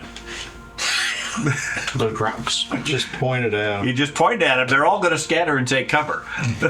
I'm still getting one. At which point then George runs up and kills him. All right, so I got 20 points left over after I recalibrated the ones I put 10 for. Okay. So keep spending. How do I This do way the then. thing? Why do you have 20 points left over? Because I put In 10 for movies, automatics and 10 so for they point pistols something at- initially. Did they ask if it's loaded first? Did you get rid of them completely? Yes, Okay. I'm restarting with those two because Okay. I'm trying to. So, So you can only put a maximum of 6. yeah. So what I'm trying to figure out. So, I know for automatics, I want to specialize in the AK-97. Okay. So put whatever ranks you want in the skill in automatics. So 6 is the maximum. 6 is the maximum. Okay. And then you on the right hand side on specialization, you put that particular weapon. AK-97. And now, as long as you're using the AK-97, you have 8 ranks. All right. Any other time, you have 6. That spent 7 of your 20 points. Okay, so 7 of the 20. But it has. But I have an 8 in the rank section now as a No, result. your Okay. ranks are 6. Okay. If you use your specialization, you just need to know you add 2 more points. Okay, so just put like a +2 in parentheses next to it. I'm just probably doing a PDF to try to get into So I spent 7 points as a result. That's part of the problem with this game is the equipment lists are extensive, and there's no easy way to do it. I want to do the equipment before I spend my the qualities, in case I need to spend quality points for money or stuff like that. The karma. Oh, okay. So You can always get flaws. long. Yeah, I was looking at the scorched one. Are long arms like snipers?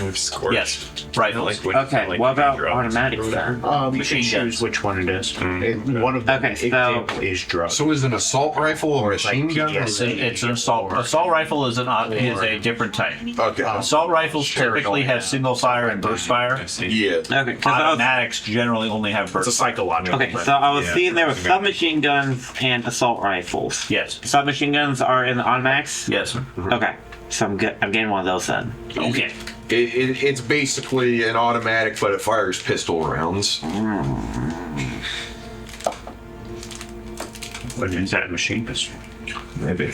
Well, a machine pistol, the difference is machine pistols don't have stocks and stuff. So that reference you get. Submachine guns got like full the stocks and reference, they yeah. got larger magazines and stuff. Pull those.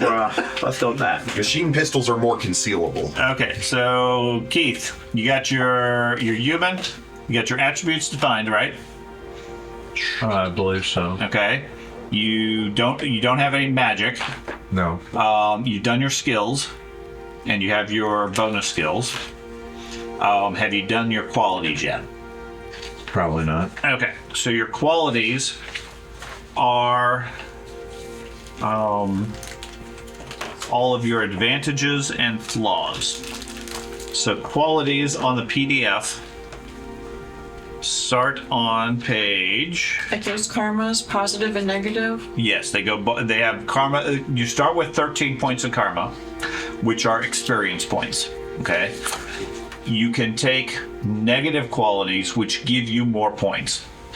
Okay. Or you can spend them on positive ones that reduce your available points. Okay. This is really the bad. So when we looked at the archetype, it was like the only thing I saw was jury rigor. Okay. And I think that was like a 15. 10. Or 10. Okay, Yeah, jury rigor is 10. It gives you an intuitive grasp of workings and principles of mechanical and electronic devices. Right. You can make it do things the designer never intended for it. You get a +2 dice pool whenever you do mechanical tests. And you can do things that are generally considered out of spec and or impossible. Okay. Okay. That costs 10 of your 13 points. Okay. Okay, which leaves you 3. Now, karma is a generic character currency.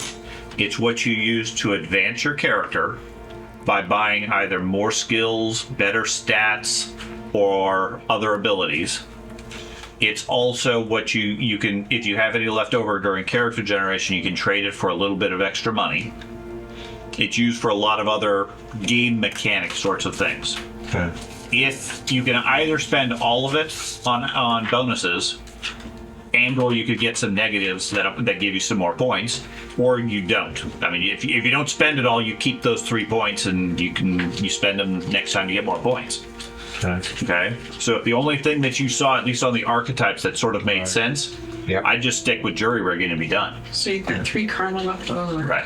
And where do I put that? Karma is in the top right, I believe, of the character sheet. What page? On the front character sheet. Okay. Top middle. Underneath your name in that section. Ooh. Just put a 3 there. What, I was looking at Code Slinger. It says you get a +2 dice pool to a certain matrix action that can only be selected from the matrix action. So have a test associated with them. So what are the matrix actions that I can pick from? Where do you look at that? Probably just right here. 237 matrix actions. Okay. Right. So Right down. there is a whole bunch of different things.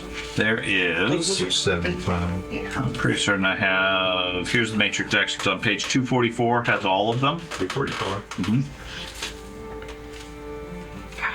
Do you see what the basically, you're particularly good at a certain type of action. Okay. So like they did brute force, right? Which would just be like attacking. Brute force is, I mean, all of these do specific things. Brute force is, it marks a target without obtaining the normal permissions you need. Okay, it's an action for hackers, emphasizing your attack over your sleeves, making it relate to things like hack on the fly. So when you hack into a computer, there's 2 approaches. You can either just go full speed, hit it as hard as you can, which is faster, but draws the defense's attention far faster. Or you can sleaze your way in, which is sort of like stealthing your way in. It takes a lot longer, but if you're successful, the computer never even notices you're there. Okay. Brute force is effectively taking a hammer to the system and saying, "I'm just going to hit it and bypass everything. I don't care if I set off alarms." Right. Is the nature of that action. Get a bonus with using that. Right. Okay. So the criteria on these actions, several of them require what are called marks, which in computer terminology is that's like your control, your access. Your level of access for it. So think of it in terms of computer terminology: user, group, and world. Anybody who has access to a computer has world permission. Once you have a mark, well, one step back. Once you have access to the computer, you have no marks on anything out there. Once you have one mark, you're a legitimate world user. Anything that's public, you can access. Once you have 2 marks, you're a member of the isolated group that can access it. Once you have 3 marks, you're the one who owns that file. You can do anything you want with it at that point. So like if you're trying to control like a turret or whatever, you have to get a mark on it to like get it to stop.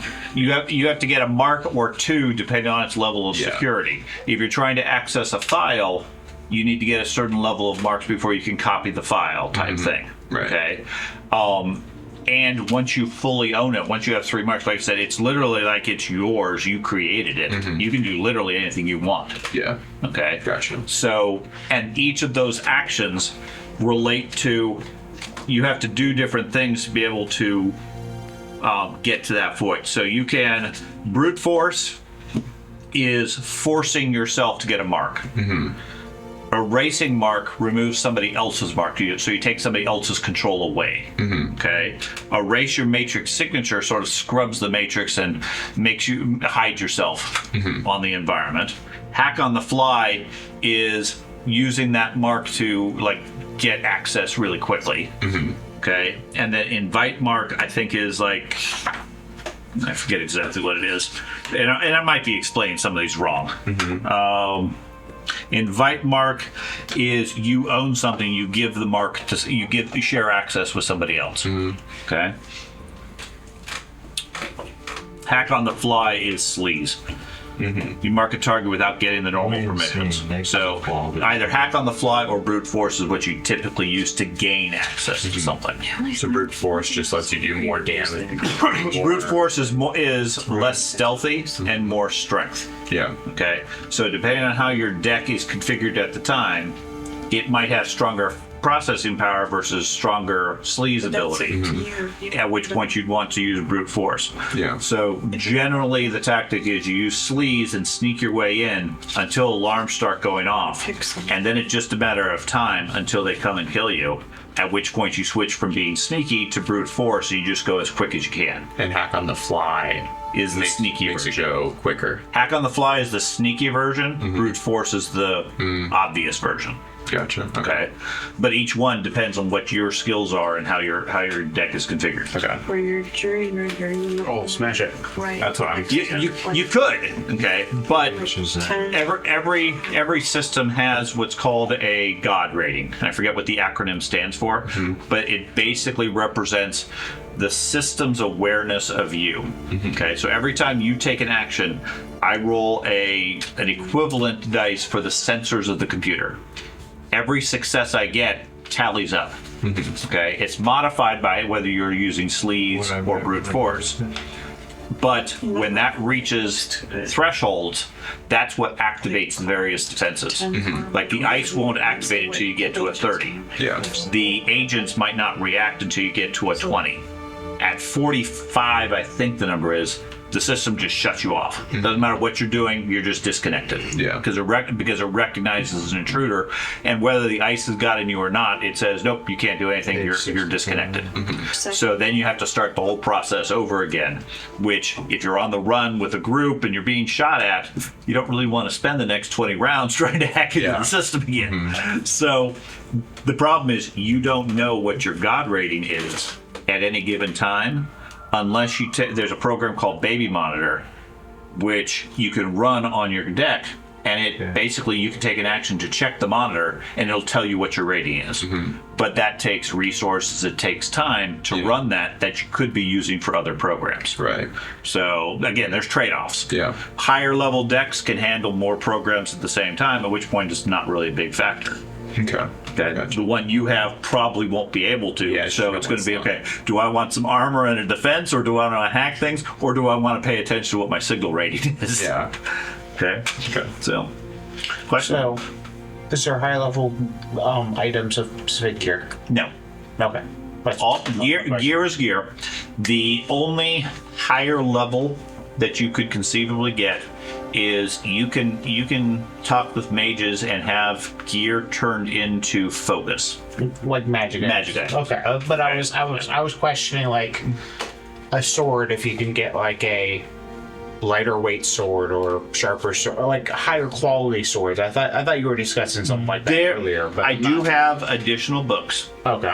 that include expanded gear list. Okay. So there's a sword. You could also get a katana.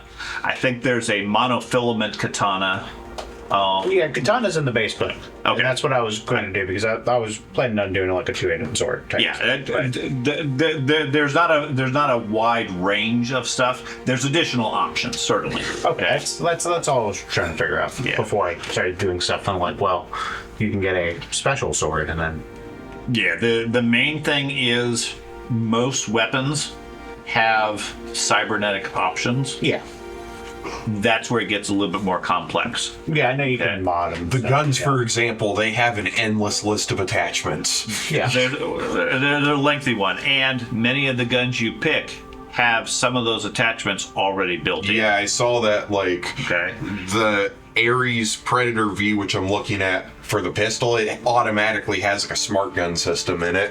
Well, and the trick there is you need to have the associated cybernetic to take the advantage of it. Okay? So the way cybernetics work, many cybernetics have a external version. So you can get goggles or glasses that have a smart link attached. I might eventually get like goggles or something since my character has like a visor or something on him. What your character most likely will want to do is have your eyes replaced with cybernetic eyes so that the smart link is built into your brain. Because if you're wearing goggles, they can be taken. Okay?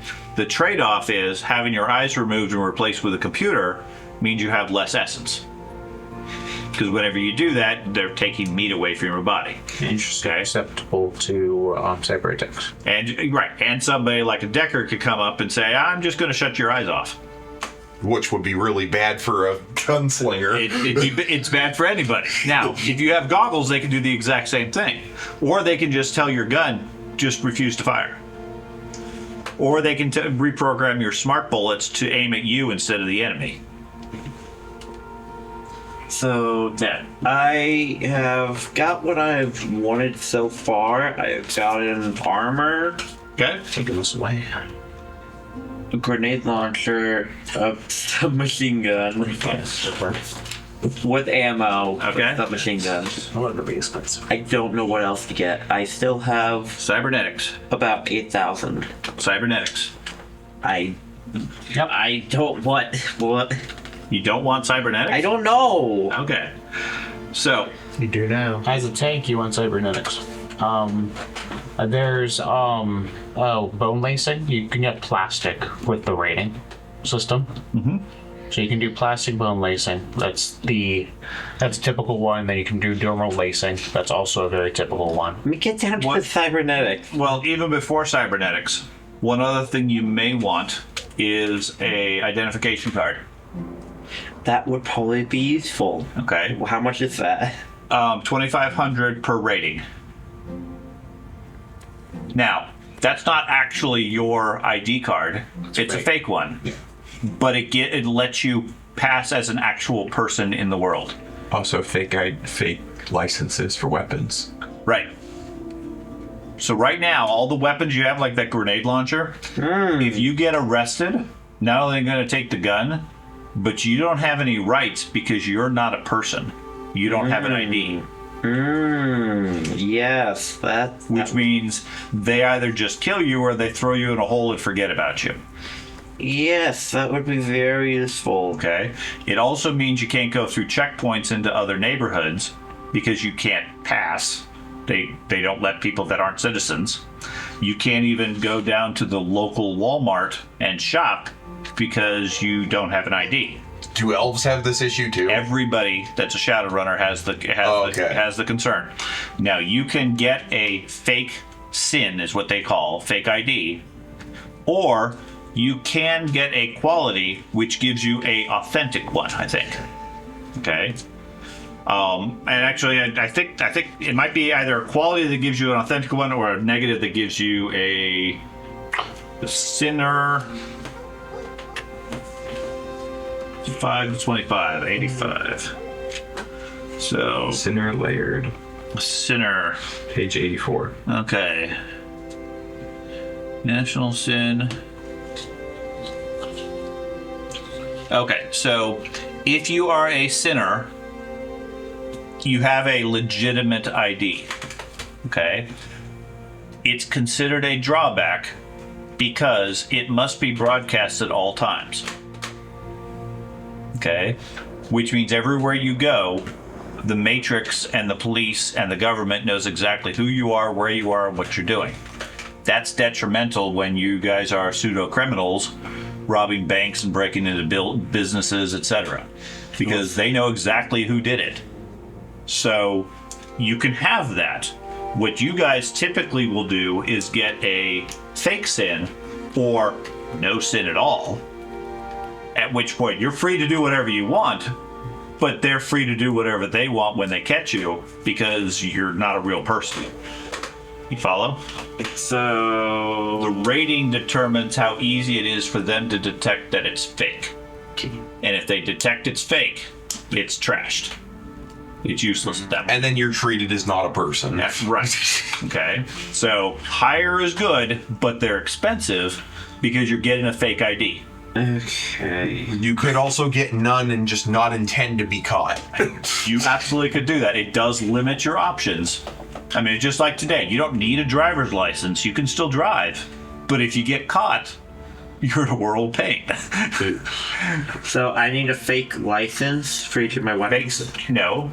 Generally speaking, what you do is you get a fake sin, and any of your weapons that are restricted, they have an R on the availability, those would be licensed to your sin. Okay? Now, you don't have to have a license for any of them. But when the cops arrest you, assuming they bring you up on charges, your charges will be that much larger if you have unregistered firearms. Let's see. I'm pretty sure grenade launch. Oh, wow, it's not. It's F. Okay, so that's forbidden. There's no license available for Yay! That's just illegal to begin with. Usually what we do with that one is you can get a... You can get them. Yeah, you can get them. It's forbidden. It just means it's illegal. Yeah. Okay, my machine gun is... It's always illegal. You can't get a license to own a grenade. I thought you guys were talking about licenses of how we can't start off with them. No. You can start off with it. Anything that has availability of 10 or less, you can get. You can start with. So I know it's forbidden, and if the cops ever catch you with it, I'm screwed. Yeah. So I need a license for my machine gun then. Okay. So anything that's restricted, you have a license. So I don't. Do I have to spend money? No, you don't have to spend any money for the license. It is linked to whatever sin you currently have. Where do you see what the restrictions are on it? On the weapon availability. Yeah. Each one on the availability will have a nothing, an R, or an F. Okay, that's what it is. Okay. If it has nothing, everybody can walk around with them, no issue at all. If there's an R, they're restricted. You have a license. If it's an F, you can't get a license. Don't get caught with it. 10,600. 10,900. The money goes quick. 11,560. So I am down to 3,000. 3,440. Okay. Now, if you want cybernetics, the place to start is with headwear. What page is that? This is on 453. Okay. Yay! Multiple thousands. Yep. Many of them. Okay. I don't think I have enough for A simple one is a data jack. Won't really do much for you, but the data jack is a direct neural interface into pretty much anything.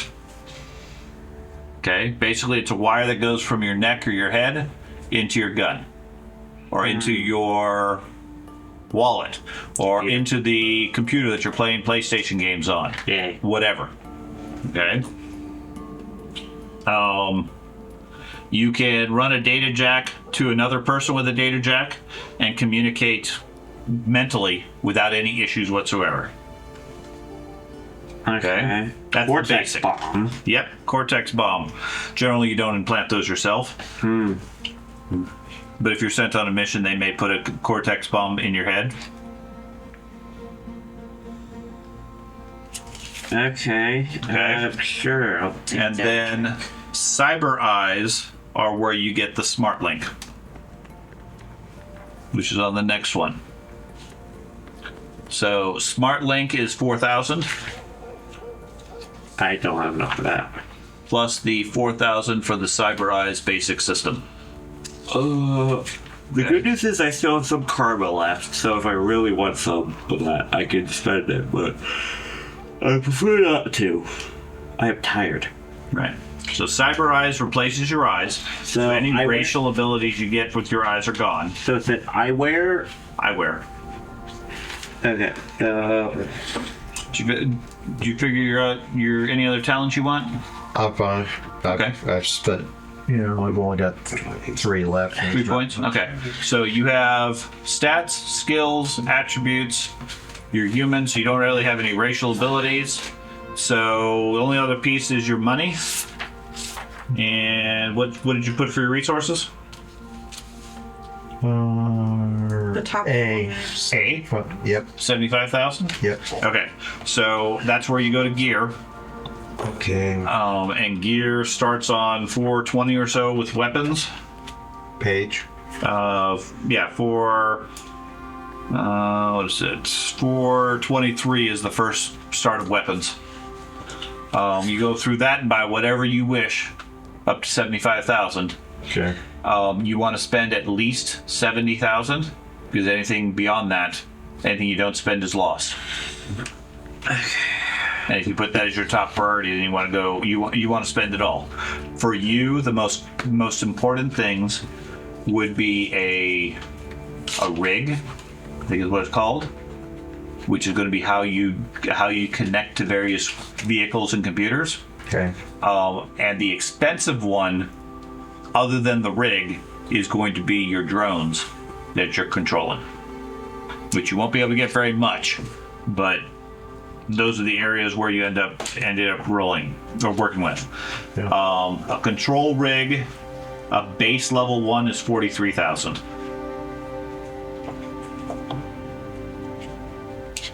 Yeah. They will get the thermographic vision enhancement. I might have enough for that. You're a troll.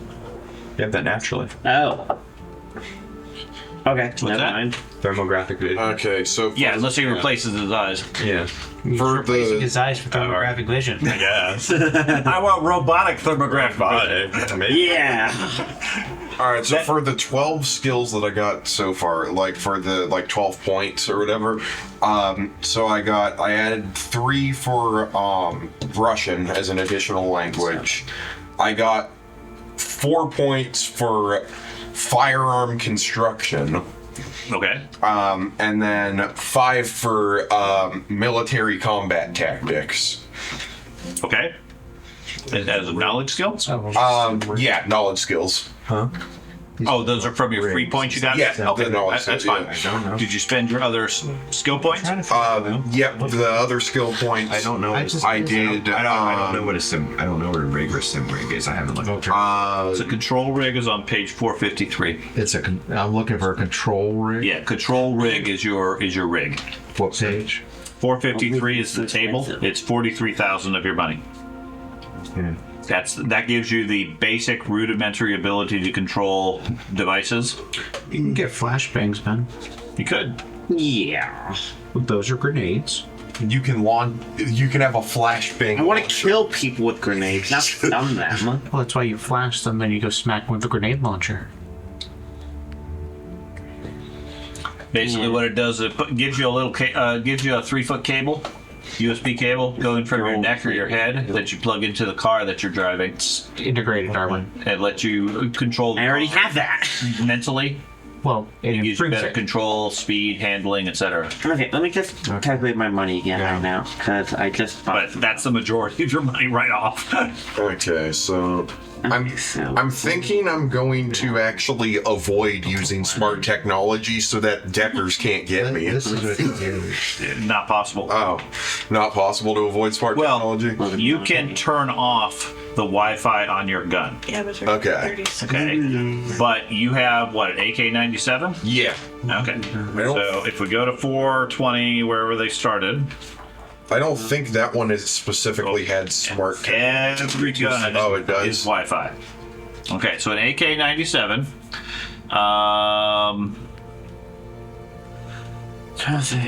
It does not have anything built in.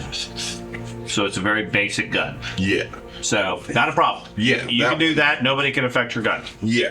Okay. Most gear will either list extra things they have or things that happen if you turn off the Wi-Fi. Yeah. The AK-97 from its description sounds like it's a relatively old model that's been effectively preserved because it's such rugged piece of... It's the future version of the AK-47. Yeah. And then the other one, this was the other specialization I went for besides the AK-97 was a pistol, and I went with the Browning Ultra Power, which that one, it looks like, I think it has sight attachments to it or something. It does not. It has a built-in top-mounted laser. Oh, yeah, it does have a laser sight included. Yeah.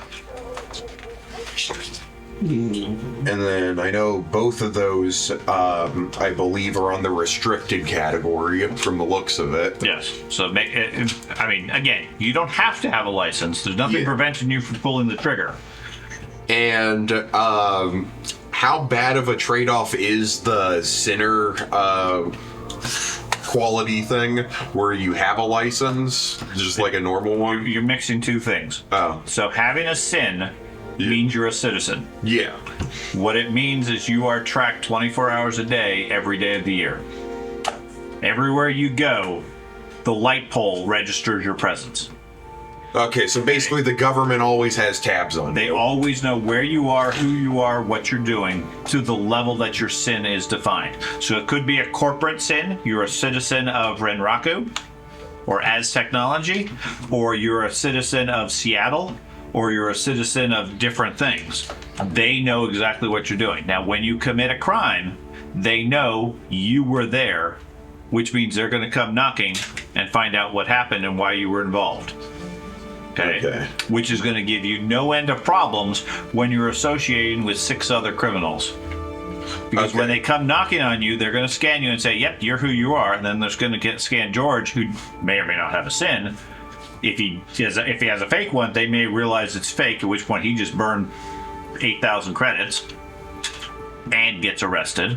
Or he may scan them and say, well, you don't have an ID, you're arrested just because we feel like it, etc. So basically, if I have an ID... That's why it's a drawback. Yeah. Okay? You don't want to have that situation. All right. Okay? So, if you don't have a SIN, you're not a real person as far as the government is concerned. That means you can't get a license for a gun. But if I have a SIN, then I am a person. If you choose a fake SIN, you can get a license for the fake ID, and the fake ID is fake, therefore you can make it. It doesn't have to be showing all the time because it's fake. You only show it when you need to. Yeah, the drawback to that one is if you do get caught and then they find the ID's fake, then you just wasted your money on it. Right, which means you got to make sure you have a good enough one. You pay enough to get a good one that they can't detect. Okay. So you would recommend that option then when it comes to the... I would not suggest taking a real one. All right. Because you're going to be in more pain than anything. It's a drawback. Okay. It will be a drawback. Okay. If you want an ID, I would get a fake ID. It's up to you whether you want to have that fake ID licensed for the weapon that you have. Now, there's no requirement to have a fake ID, and there's no requirement to have a license. Each one has its own effects if they stop you. So if you need a license for the weapon, how did you obtain it without an ID then? Did you just You're illegally? criminals. Oh, so I just got it from the black market? Yes. You talk to the guy at the corner who runs the underground weapon shop and sells things to anybody who doesn't care whether you have a license or not. I did put some of my knowledge into black market. Yeah. I mean, literally, that's the world. You guys are in the warehouse district, and at the corner, there's a bar, and at the other corner, there's a guy who fixes bikes. And if you ask him with the right phrase, he converts his bike shop into a weapon shop and pulls out all the guns and says, "What would you like?" and sells you a gun for $2,000 that's untraceable because it's not registered to anybody. Okay, so when you go and you commit your crimes and they take the bullet casings that have serial numbers, they say, well, this gun's not registered, we don't know who did it. Versus if you have a SIN and you have an actual license, then when you shoot your bullet and you kill somebody, they take that bullet and check the registration on it, and they say, oh, well, Ben did this, and here's the record showing he was here. We got all the proof, we're throwing him in jail for 100 years. Or we'll just seize all his assets. And now you're locked out of your automatic apartment because your key doesn't work anymore. So it's the nature of the world here that you're trying to operate between being completely out of control, illegal, and being a citizen where everything's under complete lock and key. Okay, so I have 1,220 credits left. Okay. Don't know what to buy. You don't need to buy anything. As long as you have less than 5,000, you can keep everything left. okay, You buy a lifestyle. I have not spent the money on it yet. That you have to buy the initial lifestyle. Okay, then I have enough then. I have 220 left then. Okay. So you bought a street lifestyle? Squatter. Okay. Whatever that is. I don't know what that means. Change my priority. A squatter? That's 500 for that. Yeah, it's still perform. Right. So you have some burnt out building that you squat in, old warehouse or whatever, that you just sort of you have a corner that you have your cardboard mat on. Yep. And that's about it. Big troll. Sure. I'm thinking of adding a voluntary flaw to my character to make it slightly more interesting. You can. My caution is A, the flaws have to be relevant for your character. Yeah. And no complaining when that flaw comes up. Like, I'm wondering if I should, like, add PTSD as a thing for my character since he was a combat there's a veteran. list of flaws specifically. That, I mean, there might be one that's applicable to that. So, like, the... let's see, the negative qualities. Negative qualities are what you're looking for. So, like, addiction, like maybe he can't sleep, so he has to take sleeping pills all the time or something. There's also insomnia. There's a whole list of them you can look through. There's lots. But yeah, anything like that is perfectly fine. But again, the whole mechanic and story, it's make the story interesting because it frequently affects what you're doing. Yeah. Okay, you've run out of pills and you can't get any more because the company doubled the price and you don't have the money for it. You can either get food this month or you can buy your sleeping pills. Obviously, you need to buy the food, which means you go multiple weeks not being able to sleep and suffer those drawbacks as a result until you guys can complete a mission. Trying to figure out what I could buy from attributes and cost. Flipping this right. Attributes and money? Yeah. Okay, you go into high money? I wanted, I was going higher money. It's not the top level money. Okay. You just want more Just money? one more level. Okay. With it. I'm fine with that. What are things you can do with your leftover karma? Because I'm looking at it here. There is a table of other things you can do. You can raise your stats, raise your skills. They pile in every game that we play. You're going to get a few karma points. Yeah. That's what you use to advance your character. There's no levels as such. So in the character advancement, page 107, has the table for all the different things. The reason I was doing this was I was taking a couple options that I don't see viable, at least taking logically during the game. Okay. Like, the idea was having a prosthetic arm. I don't see that being a viable thing to, like, oh, all of a sudden I want to get a Prosthetic arm? yeah, type stuff. That's easy. Well, There's plenty of chop shops. well, yes, but I'm talking about, like, actual character-wise later on doing it, so. Okay. Okay, so I have figured out the gear, the qualities, used up all the karma, attributes, skills, all that. Did it? I have $200 to my name right now. No, that's not going to be worth very much. We use new yen. To a name. Okay. Do you have a name? Sven. Is that what your ID is? That's what my name is, not my alias. Okay, so you need a actual name that you go by. Sven. You need a street name, which is your code name that everybody refers to you, because they don't want to call you by your real name. Because again, when people know your real name, they can track you. S. S. Oh, sure. I'm not that smart. What's your intelligence? 1. Well, I guess S would be applicable. Well, then other people can give you a nickname because I don't see them Okay. calling you just S. Okay. I'm okay with that. Okay. If you have a fake sin, then you need a name for that fake sin. Would that go under the alias? Yes. Okay. So if you go by Sven as your real name, and your street name is S, and you have a fake ID and it's a low quality one, maybe your fake ID is Jose Martinez. Okay. I spent 5,000 on a. So it's a level 2, which is it'll get by, but it's not going to really survive any serious scans. What's a good quality one? 3 is average. 3 is average. 4 is the max you can get. There's an entire section for drugs. And mechanically, I mean, it's a fail once and it's burned. Toxins. That's quality. It's an expensive proposition. I mean, you kind of want the maximum, but then you never really want to use it. Yeah. It sounds like it's just crack. So, Yeah, I would say so. I need the book. I can't be working with this PDF with gear. He keeps jumping me like. I was looking. There was a whole section for whenever I made go up left and drugs, right, it and even then there's does the normal cram, where and it's it's just super slow. basically crack. well, you can use this book, but I may need to take it back. Unfortunately, I only have one book. Can't believe this. However, people could find copies on a secondary market because this version of the game, like you said, is about 10 years old. This is not the current version.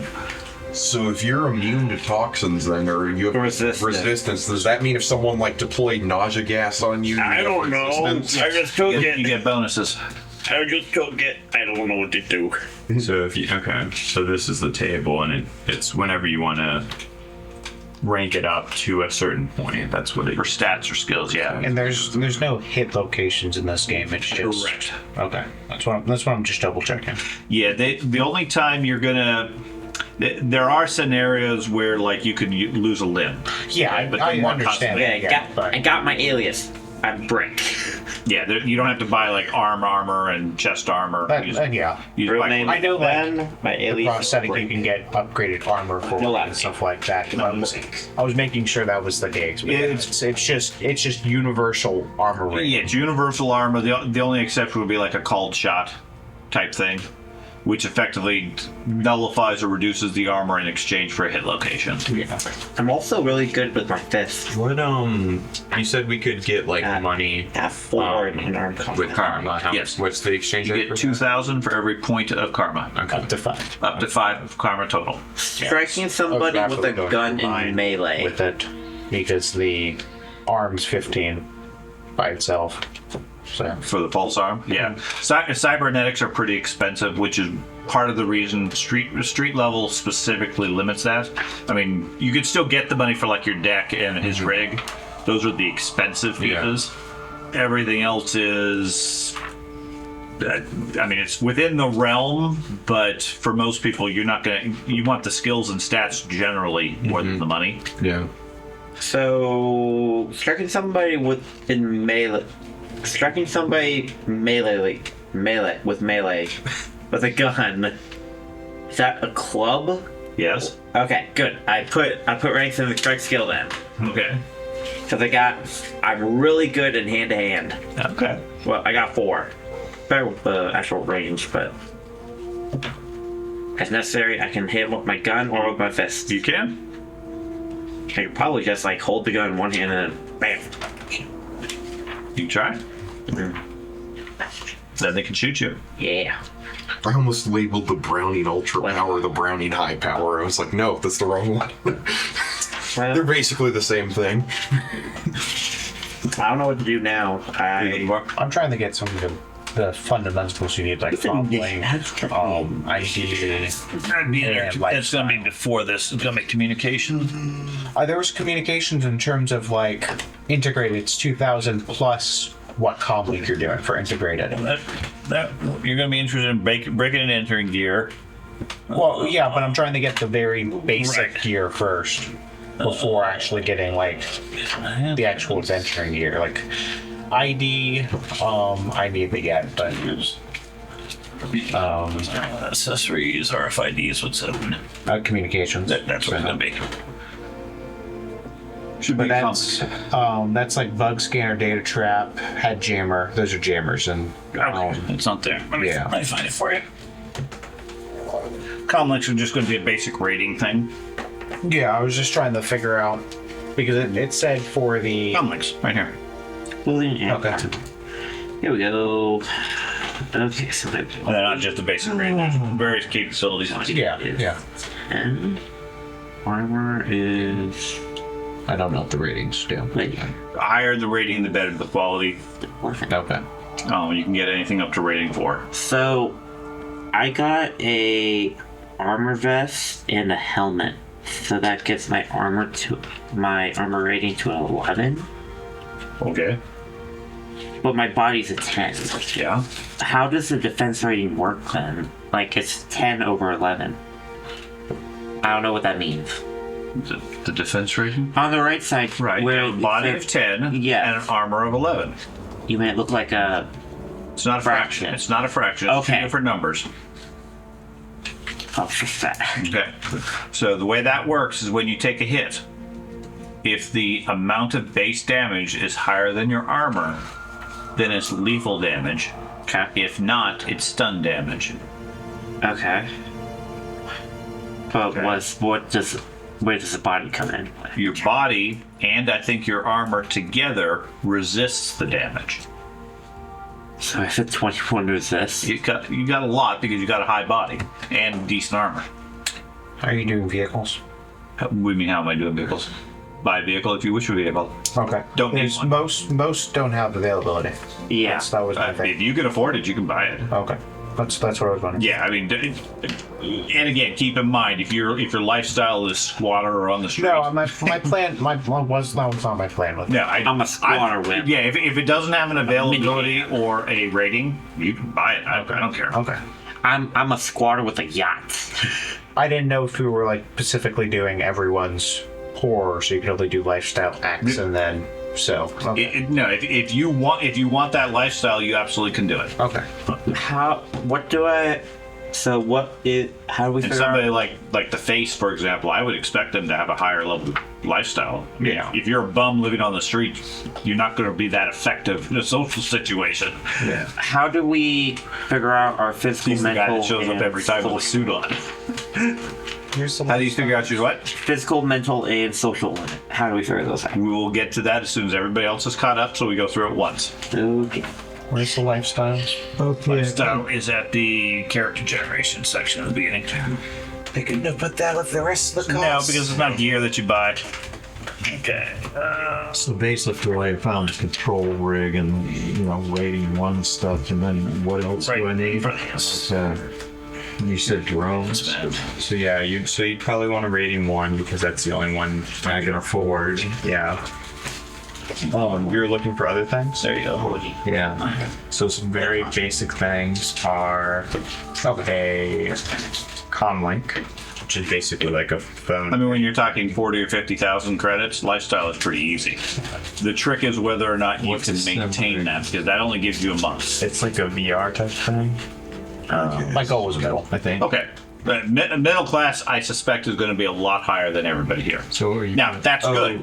Yeah. But you have so the these trade-off are is Cybertech. These are you're integrated living. You're eating semi-real Like food. integrated. You got a nice, safe place to keep your stuff, I etc. don't know if that's And the thing you the want. trade-off is you also conceivably have well, that he much more was to saying lose if it gets burned. 43,000. Plus, you have to maintain that lifestyle, so it gives you And that's less gonna be resources. 40. Less resources and less for stuff like that. Yeah. I mean, not a huge cost, I don't think, but That you at least won't do that. I mean, most of the time now it's. I mean, the troll is going to have a lot more money to spend on bullets because he's just squatted in a warehouse. You actually have a house or an apartment. Yeah. So. Yeah, we're in the middle. So you're talking And I about was like gonna a get a control rig, Okay. which is rating 1, which Okay. is 43,000, which I assume is part of your Yep, it's a computer they implanted into your brain. right. Okay, it automatically reduces your essence by 1, so your essence goes from 6 to 5 on the front sheet because they had to take out a section of your brain to put it in. So you may or may not have a number there. Put a 5 if you don't, or reduce Yeah, I've the got a 6. 5. You have a 5 currently on essence. Yeah, two for 7 plus 3. We had 5. Where? What? 2 for 7 plus 3. Well, it's Not following this logic. Oh, Everybody starts with a 6 essence. 6. okay. So, Right, so you should have a 5 now because you had a control rig Okay. implanted. I'll probably have 5. Okay. okay, and now what? And then on your gear, there should be a page that has your gear. Yep, Just label control rig rating 1. yep. That's all you need to do. Now you get into a car, you get a +1 handling, speed, capabilities, etc. as soon as you plug yourself in. Right. Okay. I was reading some of that stuff. So the other main things you should look at a minimum would be some sort of clothing, potentially armored. You can go with just basic clothing if you want, but given that you're probably going to be shot at, I'd suggest at least some basic armor. Okay.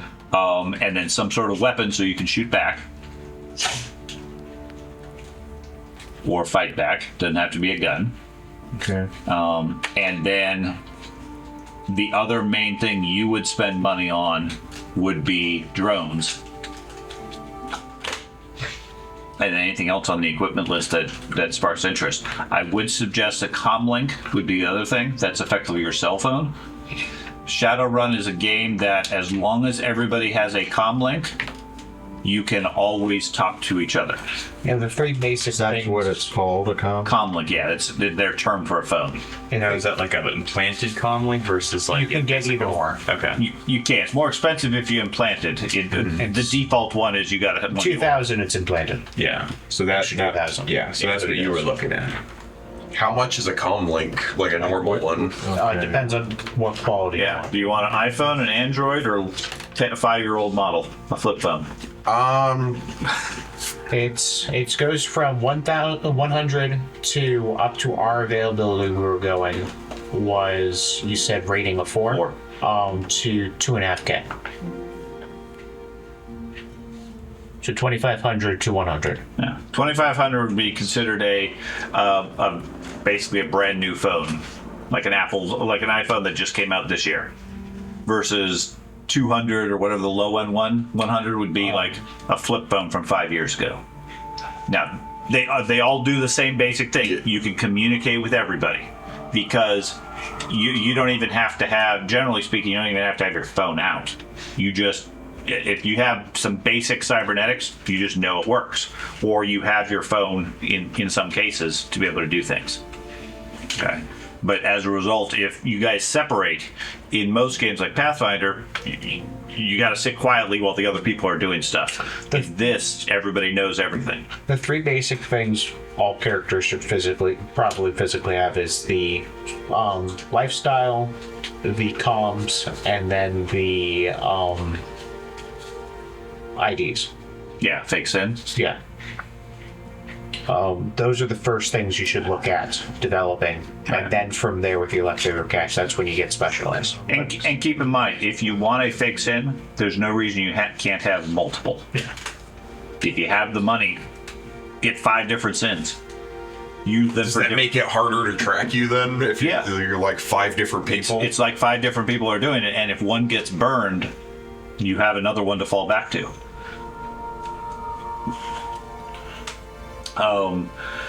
Jenny, one area that you're going to need to spend some points on, which is where your karma's going to come in, is going to be your spells.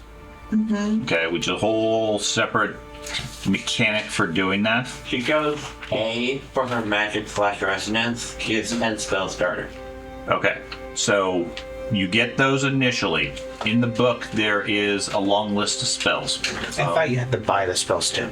I thought You have to have the recipe for the spell, plus then you spend karma to know. But I thought it was also there was a. I thought remember. I'm pretty sure we looked at it, and I thought there was a buy price per spell also. Probably. I mean, it's not expensive, if I remember correctly, but it's.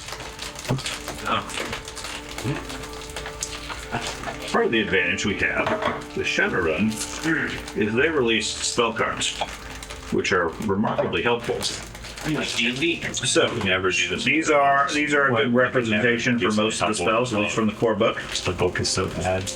Yeah. Okay. This thing is terrible. They don't really give a description of what they are, although it looks like you may have looked through some of them. Okay. ID. Okay. Bolt, you said? Okay, so for example, that's mana bolt. Okay. It gives the type, which is either physical or magical. What the range is, anybody you can see. Next we can do stuff. Okay. The damage is the power rating, duration is instantaneous, and the drain, which is how tiring it makes you, is its force level -3. Okay. So you do when you cast a spell, you pick what power rating you want. That's limited to your magic stat. Okay, so you have a magic stat of 6, I believe? Okay. So you could cast a mana bolt, make it power 6, or you can make it power 1. All matter of how much you want to throw into it. You're going to roll, the damage is your power plus whatever success you get. Okay, and then it has some base mechanics that applies into it. Then you choose then based on its force level, which I think is based off the 6 also, subtract 3, so you're going to roll 3 levels of drain, which you're going to roll versus your stats. And if successful, it doesn't tire you at all. If not, it might drain you a little bit. So compare that to like a fireball, which is an area of effect.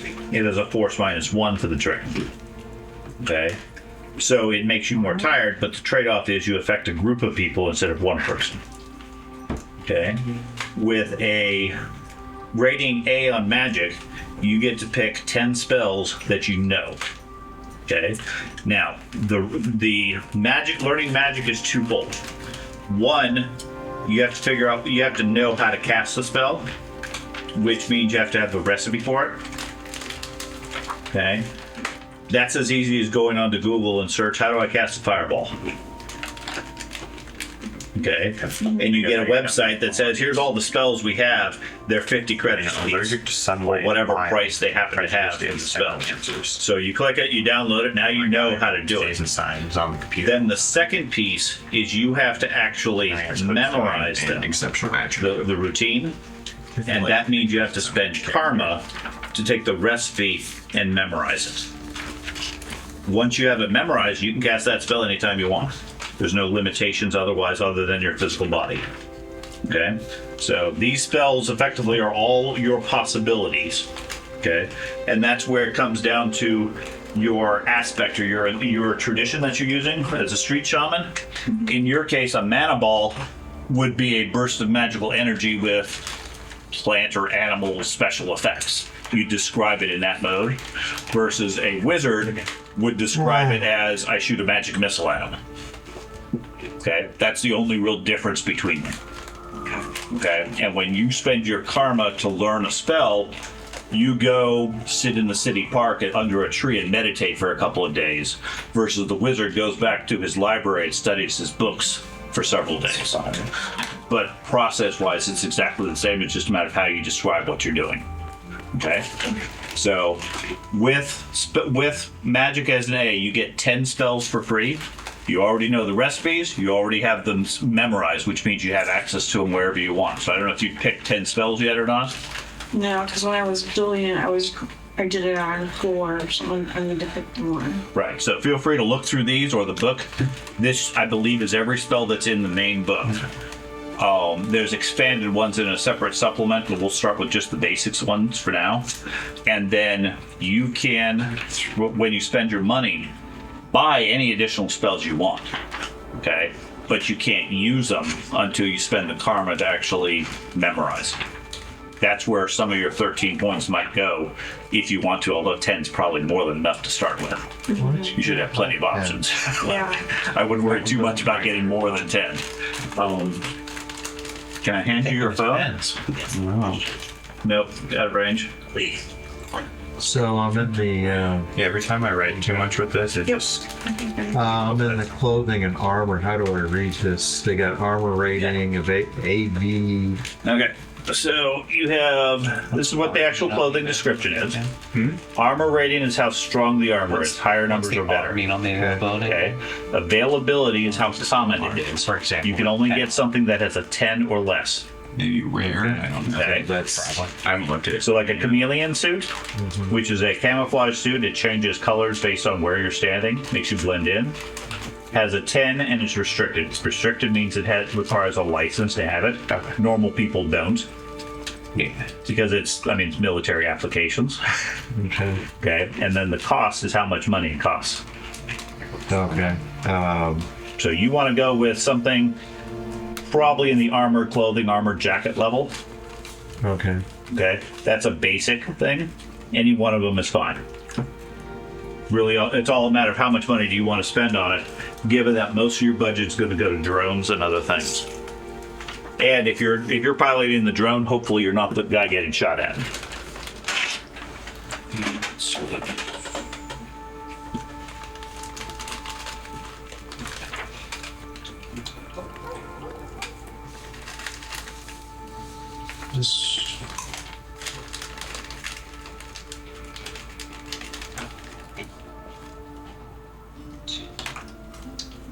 I think I got my quality sorted out.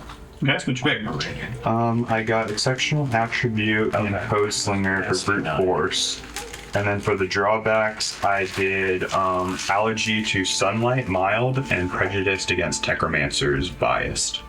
So I figure my guy doesn't go outside very much because he stays inside on the computer all day. And he's racist. He's a pale troll. Well, he's biased. There's different levels of prejudice you can get. The maximum is like racist, like supremacist type thing. My guy, I figure he just doesn't like them because he's jealous of them. They just use their brains to lock it to get in. They don't have to buy a fancy cyber deck. So they've got it too easy. Mm-hmm. They've got too easy. So that's. I thought it was like the troll spends too much time on 4chan or something. So you're a pale orc. Okay.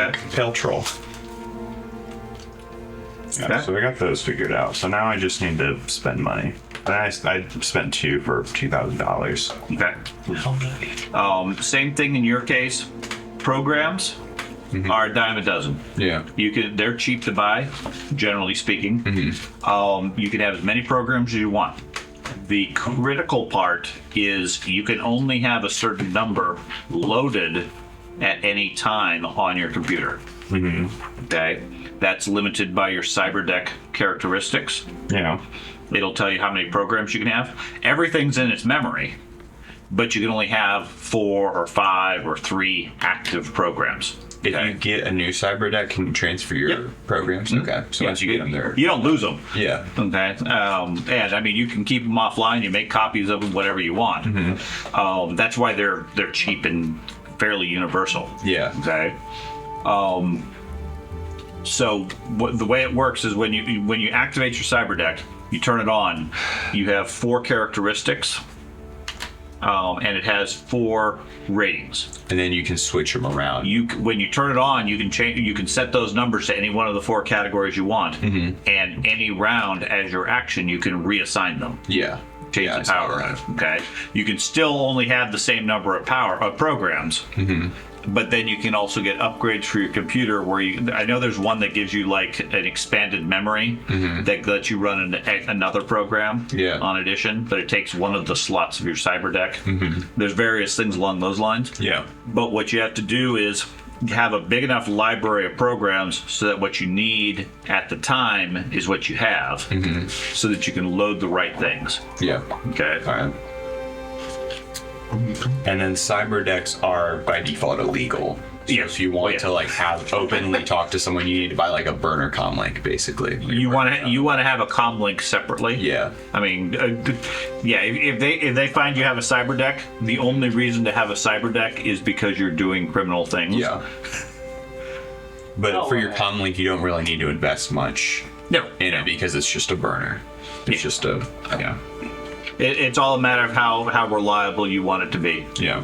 Most people that don't have a cyber deck will have probably a fancier comlink because it gives them other functions that your deck easily overwhelms.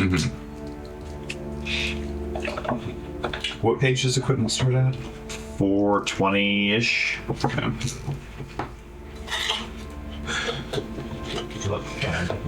So, where do you find the section for like the qualities and stuff? Which qualities? Oh, for talents and everything? No, like qualities in general. For the character. Yeah. Yeah, those are going to be in the character generation near the beginning. Near the beginning. Can I see the priority list? The carbons, Yeah. Qualities. Yeah. It starts like 73 or 86. I think 73. Sounds right.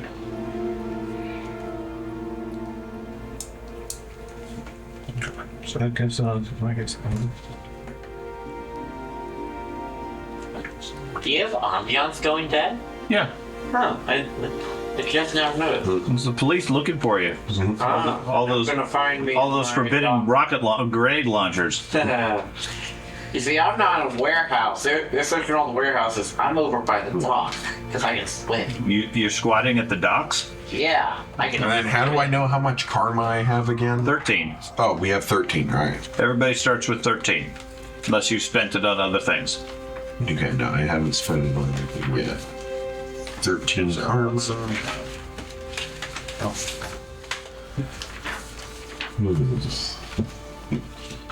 And then you can apply that to a positive quality.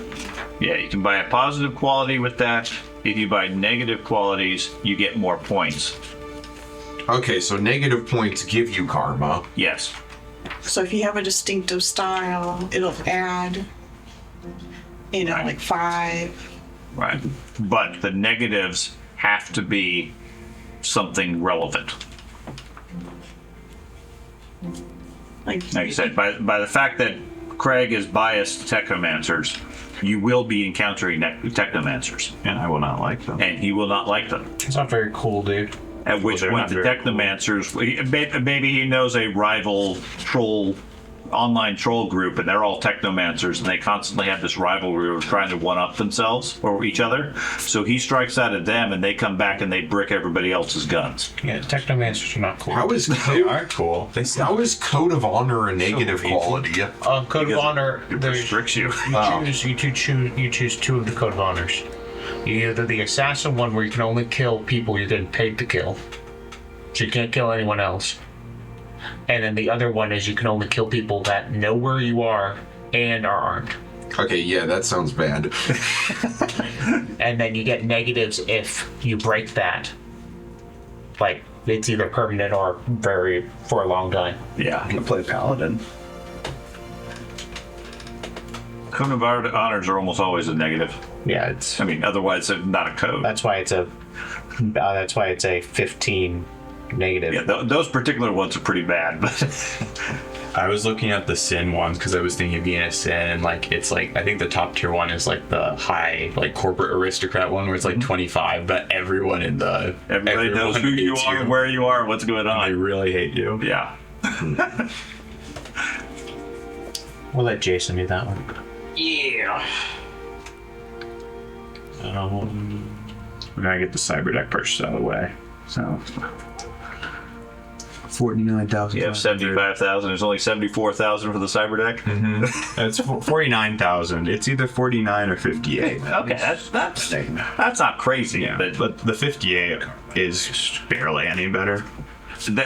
Each level doesn't really add a lot. Yeah. Which is kind of appropriate for computers. That you don't get a lot for nice that the program slot is probably the best one. Right. That's really the biggest impact. Yeah. The program slot and like the highest attribute cap is nice. Mm-hmm. So focus, concentration.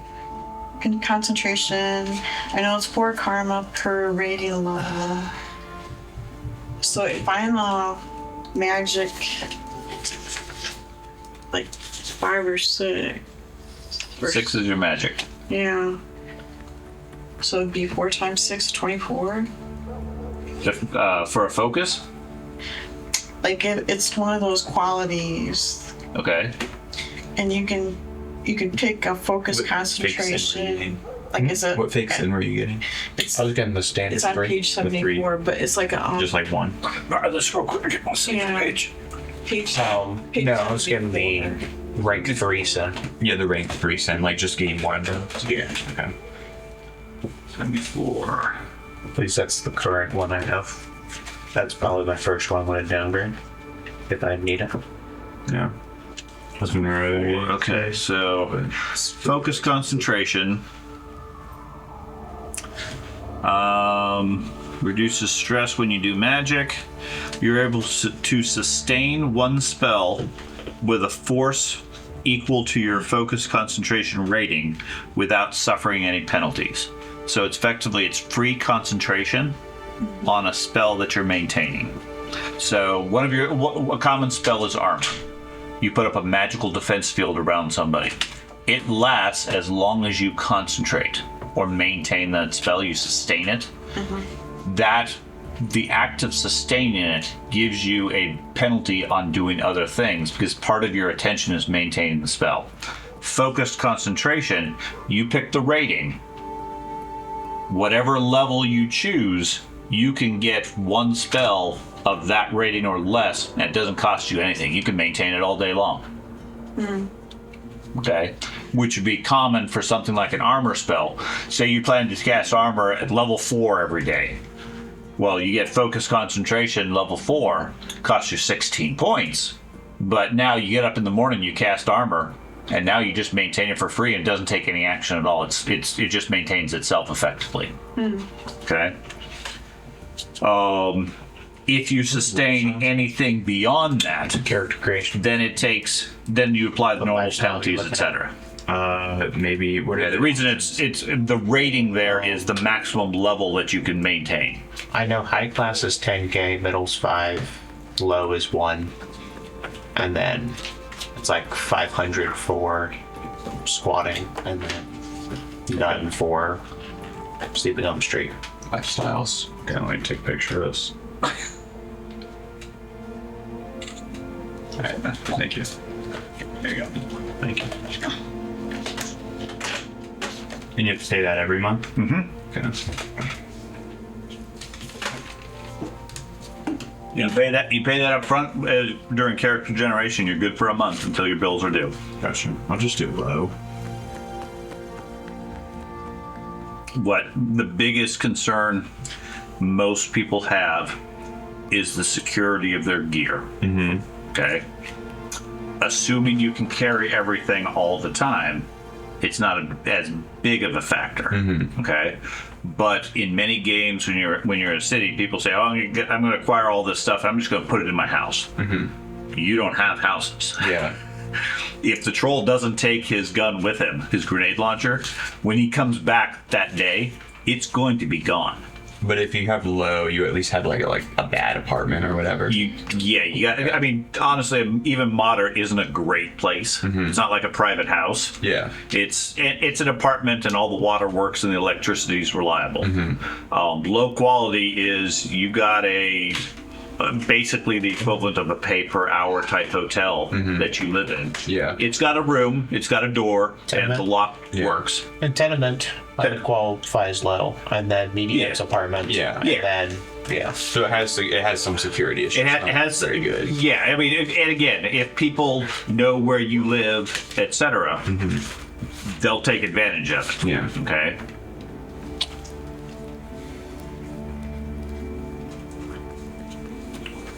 But that also, your lifestyle also covers all the miscellaneous things like how do you pay for food all week? Yeah. We gloss over that because you eat basic stuff. Yeah. Ben eats stuff out of the trash. Yep. Because he can't afford food. Gotcha. George can actually get takeout every so often, and sometimes it's real. Ooh, fancy.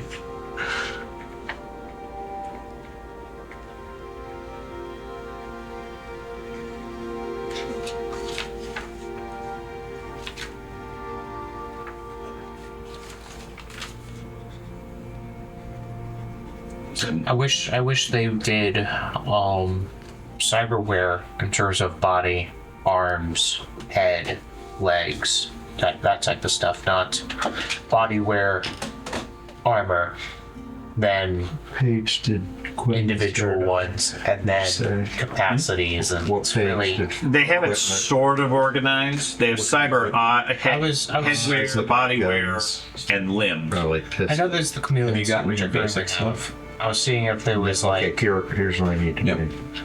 do. Have you gotten your basic? integrated What kit. have you bought so far? Like on your skin. Yeah. Not I know armor check, not I know the cyberpunk games and stuff. Heard that. But I was curious if that was a. Not in the core book. Okay. I do have expansion You're books gonna for wanna most of buy these. You're free to look through it. I'm trying to keep it a little simpler for everybody, So, but I'll go with what's on here. I'm Yeah. not worried about that. I was just seeing the book had something like that. yeah. The other thing you can look at, especially if you start getting concerned about the essence loss, they have higher level. Yeah, there's Higher grades. there's biotech, which is genetically engineered. They have that, but they also have like alpha wear and beta wear, which is it's less intrusive. yeah, it's a Because that's your fake ID. yeah. That's I'm aware of that that's stuff. rating. Me and George both have tier 3, which is like Fake sound. that pouch is like I would get a higher level sin based off of your higher level living standards. Is what I would equate it towards. Right. So if you're medium So what, tier, I would rating get times? So that'd be like Standard, six times. Three or four. 25 Yeah. bucks. I mean, you're not gonna get higher than you that can't get anyway. 4 with your limitations of us. Rank 4. Yeah, okay. It's the availability. Oh, is beyond to 10? I think it's times 3 based off the rating. Oh, okay. I didn't know that. I just looked at the rating and then Yeah, you get up to yeah. rating 4. But if the availability is 3 times the rating, then you limit it to 3. But those are areas that a lot of times your initial revenue, your mission, What's your standard goes living? towards getting additional sins, a better living location, Well, I'm looking etc. at 35. To get a bit more security. so. We'll figure out your Like- standard of living first. Like bone lacing, you can only get plastic. These are the standards we're of looking at it. This is That how was much one you of have the to first things I pay looked at. every month. Because that's one of the You- typical ones. Keep up. Wired with the standard of reflexes living. is the big one, but those are You pay are more not than just just expensive. I didn't first forget month that one of the because game. the The other next one one, was I think they start at 50. I personally did 39. but mine's also That's a double. lot. Yeah, So, whichever one you want to do, I'll do middle. middle. Okay. 39. So it's 5,000. It's eight availability, Yeah, but too. yeah, Yeah, put middle lifestyle. I wasn't worried about that. Like, so I don't have to have cash for it, just put it down. It's from your starting money. Yeah. You have to pay it, and then you'll have to pay it every month. But the one you pay right now, you're good for the month. Right. So the mechanic on this is you rather than saying I have to buy food from the store every week or every day, you buy a lifestyle, and it defines It's an how you verification live and section. where you live and what your capabilities are, as well as your base security. So like Ben's troll What's that rate? is a squatter. That would- He literally has a abandoned, burned out building it'd be- that he has a piece of cardboard that he sleeps on. Why are you keep Okay. using me as an example? Because I know what your lifestyle is. So when I go to Versus so George has fix middle it. class, So he has a private apartment. It's not a great building, rating 3, but like I said, which the is like water average runs, quality. the electricity most of the time works, rating time, and he has a door that he can lock. So if you're and he has a place to sleep that's fairly safe. 75. Okay. And that's Everywhere below that Okay, so is varying degrees. Now, if you have high value items such as a cyber what was deck, that middle rate? it's worthwhile having a little bit better security. Because if you're a squatter or you're homeless, you either have to carry it or it will be gone by the time you're back. Right. Sticks. I did a low quality for mine because it's double. And I mean, I could do middle, but that'd be 10,000 a month, which is Right. crazy. Well, and I mean, the rigger, admittedly, his control rig is built into him. It goes with him everywhere. Yeah. But he doesn't want to leave his drones behind. Yeah. So I think he did middle for his. Right. He wants to have some place to keep the stuff. Yeah. Like I would do middle if it wasn't double for me. Like I said, once you have a mission or two and you have some money that hopefully covers your expenses, then generally speaking, the first things you invest in is getting everybody up to a comfortable lifestyle that you have some security. Yeah. Get hopefully a couple of fake sins so you have some flexibility. And because you don't need to invest in weaponry, Yeah. because you start with everything you need. You're going to need a better deck. Deck, yeah. He's going to need a better control rig. You're going to need better drones. She's going to need a magical lodge and spells and so forth. Everyone's gonna need cyberware. Everybody needs various things. But it's a matter of, okay, how do you prioritize your expenses to be able to match? Yeah. And you're not going to make... It's not like you're going to start the game and suddenly you're going to have 100,000 credits. You might make 10,000 on a mission and spend 6,000 on medical bills and ammo. Yeah. So And you could get an ambulance subscription. you could, Like a dock wagon You could. contract. if you get shot, then they show up and save you. Yeah. Yeah. Where's that at? It's toward the end. George wants that. It's somewhere. It's called a dock wagon contract. Yeah, I'm familiar with the concept. It's somewhere around there. I honestly couldn't tell you where it is. I'm sure it's expensive. Well, I was looking through the like sample characters they have, and of course they start with the absurd amounts of money. So like the basic Technomancer, they chose priority A, and it was like dock wagon contract 100,000. I'm like, what is a dock wagon contract? And they did the highest tier. Oh yeah. So they get like a dozen free resuscitations a year. They get armed guards. They take mind tapes, and if you get killed, they just clone you, and you come back in, and so forth. So I honestly couldn't tell you where it is. It's Can't believe it's correct. you know, you don't know the page yet? no. Oh, there it is. 5,000 per year. It's the basic one. For a basic dock wagon, and that's basically we'll show up and help you, but then we're going to charge you a fee for everything we do. Yeah, they Spirit Airlines you because it then has a whole list of That's 5,000 just for them to pick up your phone. You know, your call. Say, okay, we'll be there. Homing beacon, armed ambulances, fast response choppers. Okay, is there anything else besides? I haven't got. I was going to use what was left. So you have 19,000. Got clothing. Guaranteed arrival of armed trauma team in less than 10 minutes. 19.5. Or, What do you have? I'm Control trying. rig. or else the emergency medical care is free. You want a comlink, which is basically your phone. Gives you resuscitation. I was having trouble with that. Per resuscitation is 5,000. Okay, so there's communication. High threats 5,000. Death compensation of 20,000. So if you die, you get 20,000. There you go.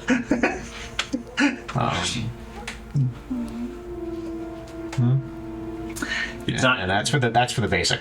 that's well, yeah, but they're still going to send you bills for a lot of that stuff. Well, it lists the bills of what do they charge you. So if we need resuscitations, 5,000. If it's a high threat area, it's 5,000. It's not alright. The rest is covered. Tags, is it? Okay.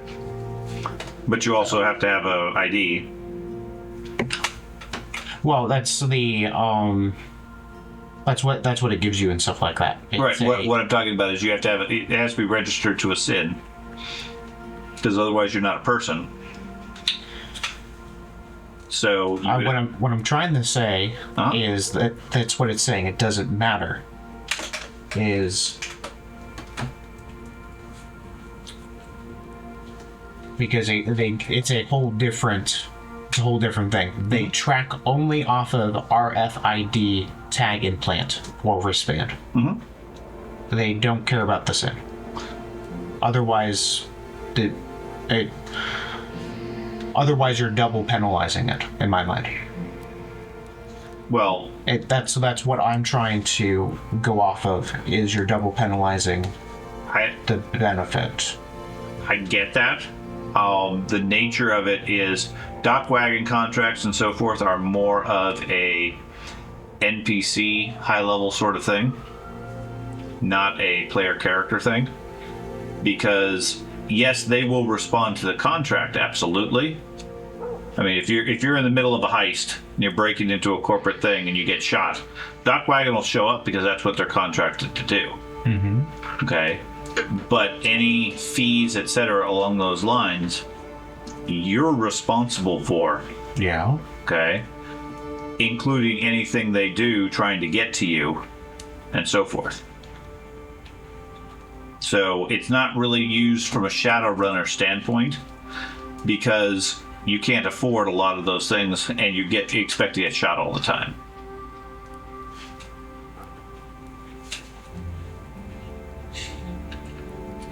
Okay, whatever. Okay.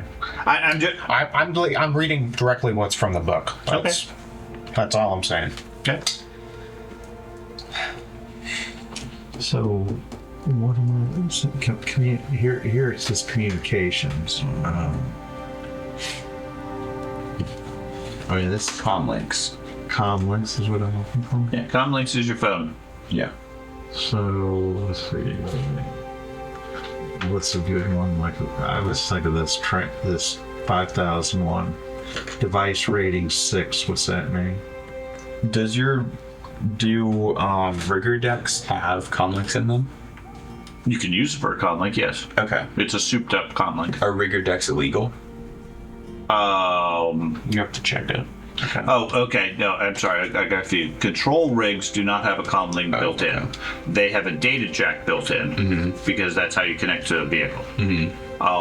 He can get a comlink, which is a handheld phone, or he can get a comlink, which is implanted. I think George said it was 2,000 for the implant option. Yes. Okay. At which point it's an internal comlink. You're never going to lose it. Yeah.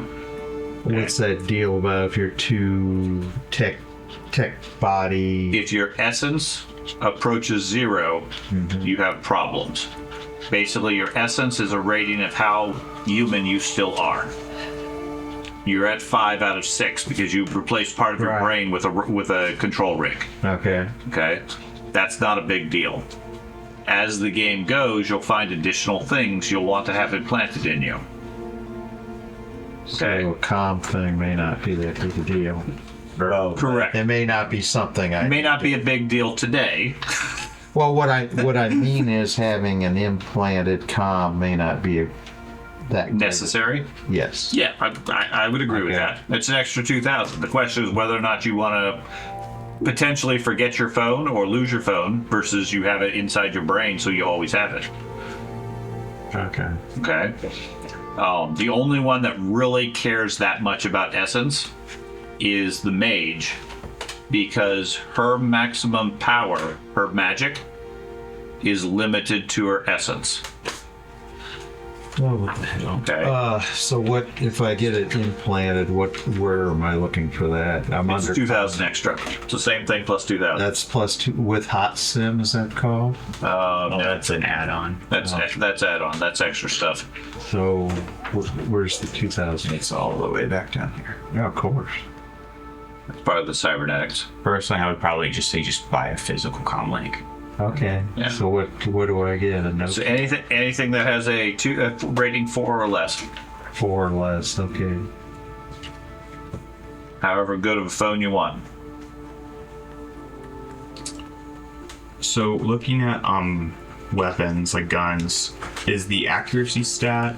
Do you add that to your dice pool whenever you're trying to shoot something. I forget exactly how the accuracy applies. I believe the accuracy negates, if I remember right, I think it negates negative penalties that you have. Mm-hmm. Like if you're trying to move and shoot, Yeah. it has penalties, and accuracy I think compensates for some of that. Okay. I have to look it up to figure out exactly how that applied though. I wasn't looking for anything fancy. I was just looking for like a holdout gun, basically. Like someone runs up to me, I just have some, rather than just like punching him or whatever. I don't really care about the gun. I wouldn't worry too much about the accuracy. Okay. It's a factor, but I forget exactly how it applies. Okay. Damage is really what you want in number of shots. Okay. Because the damage is going to be the stopping power. Gotcha. And if you can find one that is not restricted, that would be better. Because then nobody cares if you have one. Where does it show if it's restricted? On the availability, it'll have I think it's availability to have a number and then an R or an F. If it has no letter, then it's everybody can have one. Everyone. Okay. And most holdouts and small caliber weapons are probably going to be non-restricted. Okay. Or at least more likely. I don't know if they defined all guns as restricted. There's some that aren't restricted, like the Ares Viper silver gun isn't. A sliver gun, yeah. Yeah. That, I mean, against armor, that one's going to be pretty useless, but against an unarmored person, it shreds them. It fires tiny needles. Mm-hmm. Stun guns probably are not restricted. Yeah. I'll probably just do the Remington room sweeper. That one sounds fun. It's like a sawn-off shotgun and pistol combination. Okay, that's that one right there. Which one? That one. That's one. That's that one. Yeah. I'm doing it. I'm not going to use weapons very much. All right, so I got the quick healer and toughness qualities. Oh, I don't know. Okay. That's probably a good thing. It's supposed to be a driver. I am going to get another because I ended up choosing a mild kamikaze addiction, which is a combat stimulant, and I looked at the effects of it. Yeah, it's got drawbacks when it wears off, but in combat it increases your agility and strength and a bunch of stuff. Doesn't the addiction mean it has less effect on you? I'm not sure. Such is the nature of addiction. Yeah. Typically addiction means you need more and more of it over time to have the same effect. Okay. And kamikaze is going to tend to make you want to get into a fight all the time, which has its own drawback as a result. So if you're always shooting up kamikaze, then I'm gonna be actually shooting up. You're going to be getting into fights all the time. Because I'm trying to balance it out in a way where, again, it makes sense, and also from your background as a soldier, etc. Yeah, I fully understand the justification for having an addiction because it's a combat drug they give to soldiers. Yeah, and being addicted is not an unusual thing.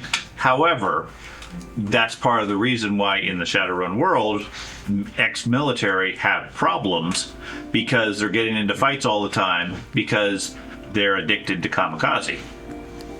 What's the C&M stand for? Stuff. I don't know. What is it? Oh, ammo. It's the small C, small M. Clip versus magazine. Okay. From what I've seen in the rule books, I think it uses clip and magazine interchangeably. No. But it might. Well, yeah, because when I was looking at the item options for all the gun attachments, there's spare clip, which I'd imagine just means. Yeah, probably. I mean, there's clips and magazines. There's belts. There's drums. Is there bandoliers you can get to store a bunch of clips on? Yeah, you can get combat webbing.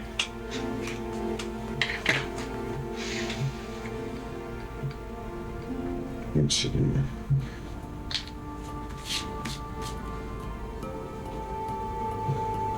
Here to get back to the. Did you end up spending all your money, Ben? I have 220 left, though I do think I still need to spend some on a comms. Well, sounds like you're getting the cheap disposable flip phone. The Metal Elite Complete. Let's see. How much all? It's going to be difficult to use when your fingers are like 3 times bigger than the buttons. Yeah. Fortunately, they have voice activation. And the data jack is the one you plug it into your head, right? Mm-hmm. Okay. How much is that? I think it's 1,000. For what? The data jack. Data jack. I don't know. Okay.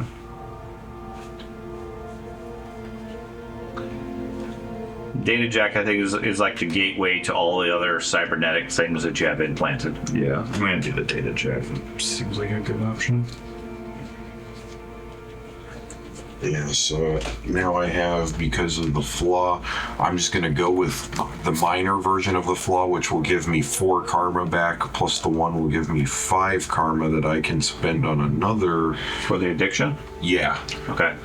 And keep in mind, you don't have to spend karma specifically on qualities. There's other things to spend karma on. Okay. Okay. So, I mean, you're welcome to spend it all on qualities if their ones are appropriate, but don't feel like you have to spend The them. only 2 I've found so far that are good, at least for the actual qualities, are quick healer and toughness. Okay. Both of those sound good. Yeah. They basically do exactly as they describe. So yeah, don't go overboard on qualities, feeling you have to spend them. You can spend karma on raising stats and skills later on. You can spend up to 5 of it to get more money, if you need more money. All right.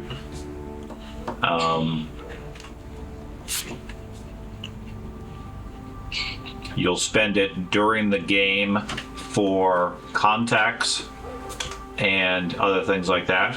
So right now I can just like keep it at the 5 remaining currently. Yeah. All right. If you don't spend it, you keep it. Right. It's experience points, and during the game you earn so many experience points per session. You spend that karma either on advancing some of your skills or your stats, or buying qualities, or buying off negatives, or obtaining things in game. Okay, so let's say you're playing a game and you talk to the police and you make a friend. Okay, and that guy's useful because he occasionally will feed you clues or information. Well, that's a contact who's useful. It's worth karma points. All right. So you spend some of your karma to make him a permanent contact. So you always want to have a few spare so that you can do it during the game. It's okay. I'm going to establish this relationship, or make this change, or learn a spell, or whatever. What do agent programs do? Agent programs are like you pick a task and they do it for you while it runs. Okay, so like it's typically used for like researching material or things like that. They're relatively mundane. They don't have a lot of skill. But if you say, okay, I want to gather information on this building we're going to go raid. Yeah. It could take a day of your time, or you can just tell your cyber deck, run the agent, say, agent, go collect the blueprints for this. You go off and do something else, and when you come back, your cyber deck lets you know, hey, I've finished my task. Here's the blueprints. Okay. So it's sort of a hand waving mechanic, so that it does all the mundane sort of things. And what availability can we get for items? 4. Okay. I assume agent is a common one. So the agent is, the availability is rating times 3, so I can only get a level 1 agent. Right. Yeah. And again, they're fairly mundane. You're not going to task it to break into the bank's data. Gotcha. You're going to have it do basic stuff that you don't want to waste your time with. What page is the lifestyles on? They're near the beginning. I don't know the page. I'm going to guess I'll send it to you. 86.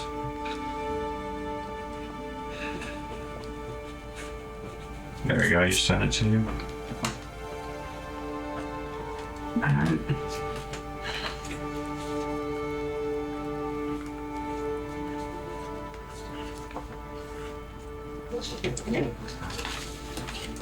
Okay. And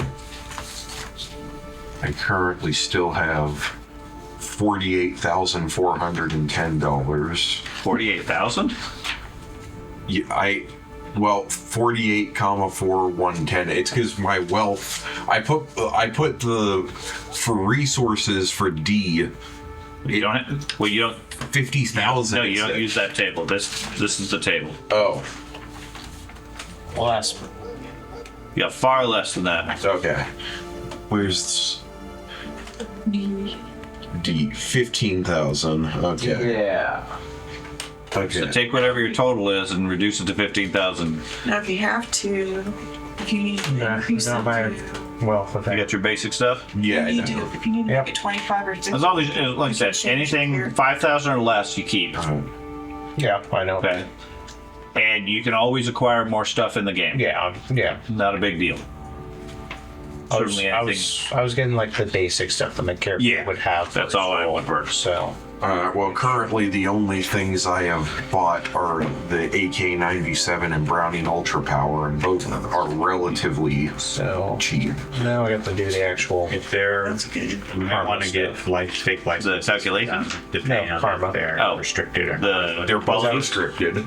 Yeah, you'll probably want to take I think those. You start with 13, right? Do I need one yeah. license And per then gun? I spent No. versus- Oh, so you need like to keep buying licenses the more guns you get. All the guns you start you have to with, buy you ammo, already too. have a license. If you have a sin, it's linked. Okay. You Okay. have to buy ammo. If you do not have a sin, Yeah. fake or otherwise, you do not have a license. Okay, so if I get a sin, it applies to all the guns I purchase. I don't gotta buy a. It can. Okay. Okay, so it's not a mandatory thing. A sin is an identity. A license is an identity is allowed to do this thing. So you can have a gun that has no license. You can have a gun that has a license linked to this sin. You can do either one. Okay, if you don't have a sin, you can't have a license. If you do have a sin, you can choose to have a license or you can choose not to have a license.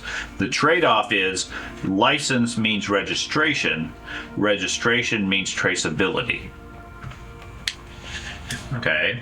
All right. So if you have a gun that is registered, has a license to a sin, and you use that gun in a crime, the forensics comes up with that gun registered to that person. They go track that person down and investigate. So it may be better to not license my guns and have Many times you don't want to license your weapons that are going to be used in the course of a crime. Okay. However, the other trade-off is if you're stopped by the police, it gets confiscated, and they check your ID, and you're carrying a gun that's not registered to your ID, then you're committing a crime. So, which one do you want to do? I wonder if I should have like one have a license to it and have it just be like a personal defense sort of weapon thing. I would suggest the simplest answer is a gun that's doesn't require a registration. You can always carry that. At least that's available for personal defense. All right. Now, the other option is stick to areas where they don't care or don't ask questions. At which point you're not going to be stopped by the police because nobody asks questions. Okay? But inevitably you're going to go somewhere where police are there and they're checking, and then you got to figure out how do we deal with this scenario. Depending on like the mission or whatever, if we know that like our contact wants us to go into an area where the police are present and stuff, like can we like choose what weapons to bring ahead of time then and like stash the ones we don't want to bring then? The traditional methodology is in most games the story always starts with you guys meet in a bar and somebody comes in and has a quest for you. In Shadowrun, you guys are in a bar or a nightclub and a generic NPC, universally referred to as Mr. Johnson because he's anonymous, comes in and has a task for you. He tells you the parameters of the mission. You need to do this by this time, and I'll pay you this much money. You guys figure out if you agree, etc. parameters, and then you go off and do it. But he doesn't care how you do it. He just needs to have it done, and he'll give you certain restrictions or limitations. Okay? Now, that's the base formula for Shadowrun. Go do this mission, accomplish this task, come back, get paid. The storyline, you guys can do whatever you want. You'll no doubt come up with your own things to do. Okay, but there will also be people who are looking to hire criminals to do things that are a little bit less savory. Okay, you got two companies, they're arguing over different things. Well, I'd like you to go break into there and sabotage their shipment. Pour this chemical into the vats of food they're about to ship out, so that they get hit by a massive lawsuit and have to suffer a bunch of damage. Now, might be that you just poisoned a bunch of people. Do you care? Is it worth the money or not? Okay, that's the nature of the sorts of things you guys might be looking to do. Break into this company and steal some data. We have this gang that's causing problems. We need to infiltrate them and figure out what's going on. We have aliens that are in the city. Track them down using your magic and put a stop to it. Whatever. It could be any of a number of different things. So if I get like a pistol that's restricted and everything and I don't get a license for it, the pistol in theory should be like easier to hide than like a rifle in like a situation where you're stopped, right? Everything has a concealability rating. That'll determine depending on how adamant they are to search you, the likelihood of finding it. You can conceal it. It by no means is guaranteed. If the police give you a pat down, they're liable to find most things that are not really small. So, Keith, you are a human? Mm-hmm. Okay, so you are playing a human rigger? Yep. I still got to flesh out my dad's character, but all I know about his currently is he's going to be a face. Okay. Jenny, you're playing an elven street shaman? Right.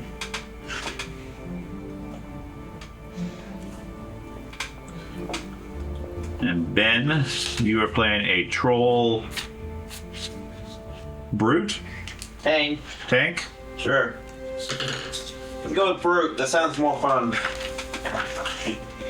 And the other Ben is playing a elven gunslinger? Yeah, he's like gunslinger, ex-military type guy. Just looking for a basic description. And then Jason is going to play what race? Metatype. Let's see, what metatypes have you guys decided on yet? We have trolls, humans, and elves. Let's see. I almost want to give him a different.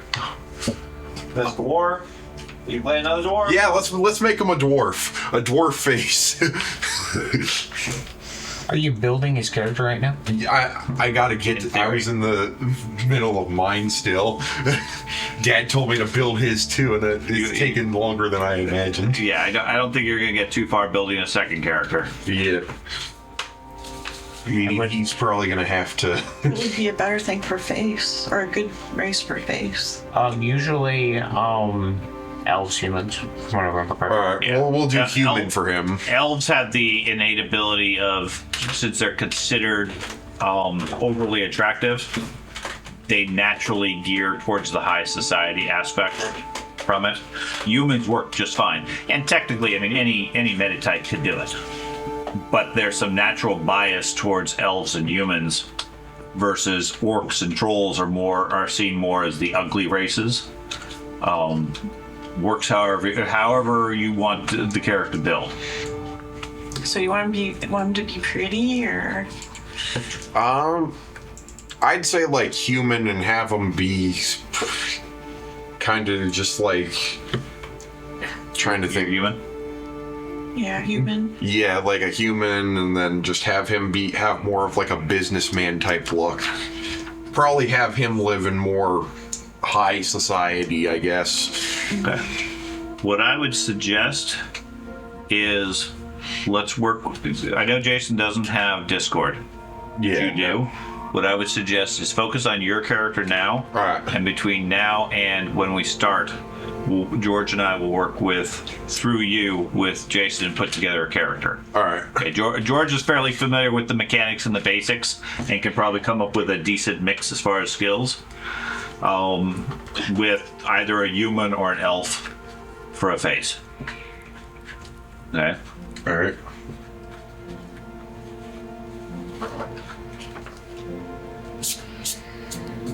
If you're okay with that, George. Yeah. Okay. Okay. Yes. All right. So my starting wealth is 15 grand, and I know I basically just got a pistol and an assault rifle. Kind of just. Again, the key things you want to focus on. You want a comlink of some sort. Yep. You want some armor of some sort. Weapons, you got covered already. Yep. You want a lifestyle. And potentially, you want a sin. All right. You don't have to have a sin, but it's reasonable to have. Okay? If you have a higher level lifestyle, having a sin is more valuable. I'm probably gonna just go with a more like I'm not gonna be a squatter. I'm probably gonna have like a modest like moderate is what a couple of people have. That's the highest you can get. Yeah. I think. Moderate's 5K. Oh, 5K. All right. What's the life isn't cheap. What's slightly below moderate? Low is 2,000. Okay, but that's not like squatter. That's no. You have a door. You're not living in the alleyway in a box. You have a door, and you can put a box in front of it to keep it closed. So what are we doing for the karma? So it's you get qualities. And what are the other uses, I guess, other than the money one? You get money. You can use it to buy contacts. You can use it to upgrade skills and stats. It's experience. It's an experience currency. Anything you don't spend, you keep. What's the cost for upgrading stats? Stats, it depends on the stats you're going to. Okay. If you're going from like a 5 to a 6, I think it was 30 points. What about a 3 to a 4? I want to say it's around 20 points. Okay. I don't know, there's a table for it, but expensive. Relatively expensive to increase your stats. Those are harder to build. Yeah. I had like 2 points, I just turned them into money. If you have a couple of points, you can turn them into money. Like I said, it's worthwhile having a couple of points free so that you can establish contact in the game. Again, similar to knowledge skills, you don't know what's there. Yeah. I don't necessarily know you're going to have a known contact. Yeah. So I'm fine with, oh, by the way, I know this guy, and you can define it during the first few games. Yeah. Okay. Or as you're playing, if you find somebody that you like the NPC and you want to make them a contact, okay, you spend a point or two, now they're a legitimate long-term contact. Yeah. And that's all character building through the first few games or whatever length. Mm-hmm. But if you only have a couple of points and you need the money anyways, yeah, you might as well get the money. Okay. But if you spend karma on money, that counts as your starting wealth. You only keep 5,000 or less. Right. Okay. Mm-hmm. So if you spend 5 points, you get 10,000, and then you don't spend it, you just threw away half of it anyways. You might as well keep the karma.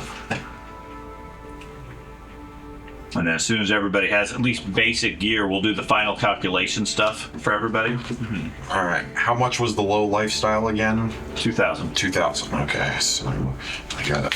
Have any idea where drones might be located? Drones are going to be near the end. I couldn't find anything with drones. There. I did a word search. Their index is just atrocious. Oh, well, it's a 10-year-old game. Well, you can still do it at index. Drones are on page 466. How did you tell that? I went to the drones page. There's a table that says drones. There's small drones, medium drones, large drones. They range from 1,000 to 25,000. 466? 466. Remote control tank.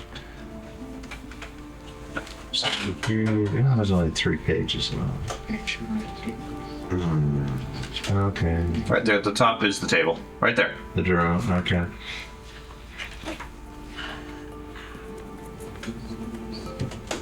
Yeah, I'm gonna stick on the dog. Yeah, you. Let's see. What page was like the armor on again? Somewhere between 420 and 466. All right.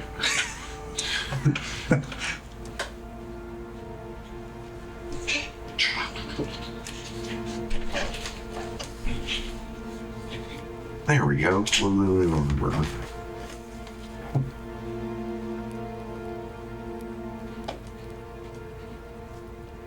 Grid Overwatch Division. That's what God stands for. There you go.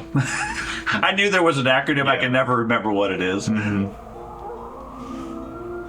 And that's more of like the Matrix overlords, not the system you're breaking into. Yeah. Effectively, it's the public internet saying you're doing something you're not allowed to be doing. I'm cutting your entire connection. Yeah.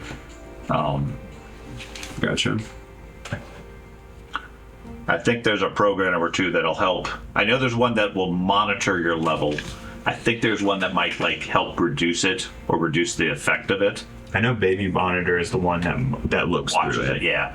I know there's, let's see. Sneak, the utility bounces your matrix traffic through unnecessary routes, giving you +2 against defend against user trace actions.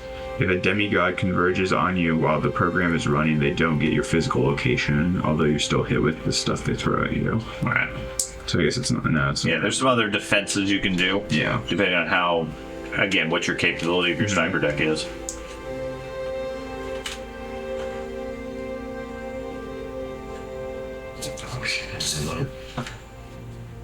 Down to 12 miles. I was getting an armor jacket. I wanted to get the full body armor, but the availability's too high on that one. And again, keep in mind what you're walking around on the street in, as far as where you go. What are you doing? A common challenge we run into. Everybody makes the character, they think this is great, I got all this gear, I'm all set. And then they accept a mission where they need to go to a upper class district. They're walking around Beverly Hills with combat armor and shotguns and flamethrowers and things like that, and getting surprised why the cops are reacting to it. Okay, now I'm going to try to tune things so that you're not stuck in that situation. That's partially the story mistake as well as the group, but depending on how you guys react or try to deal with things, you'll find yourself in areas that your gear isn't really appropriate for. You need to tune for it. You know, the good news about the armor jacket is it says it offers good protection without catching too much attention. Yeah. It does say though, but don't think about wearing it to a dinner party. Right. It's like a heavy jacket. So basically, it's like an armored trench coat. Yeah.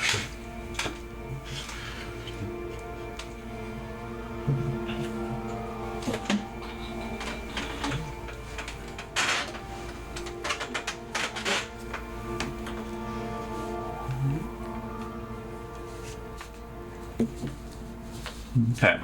Give everybody a few more minutes and then we'll go over the other calculations as far as the character. Ultimately, everybody has a copy of the PDF, so the shopping aspect, you can take all the time you wish to as far as going through that. But I do want to go through some other character mechanics first before we run out of time. Because that doesn't make a difference on how much you got to spend. No, it won't change that. You're basically done. I mean, I just have to pick out drones, and I got to read through all this. Yeah, they some of them have some details you need to sort of understand. There's only the one page of drones. There's not much to it. There is a whole section in the book on riggers. So yeah, it's probably worthwhile reading over the rigger chapter. I've read the problem with this thing is they refer you to something and you start. I think I've read most of the rigger stuff. But functionally, the core mechanic is relatively straightforward.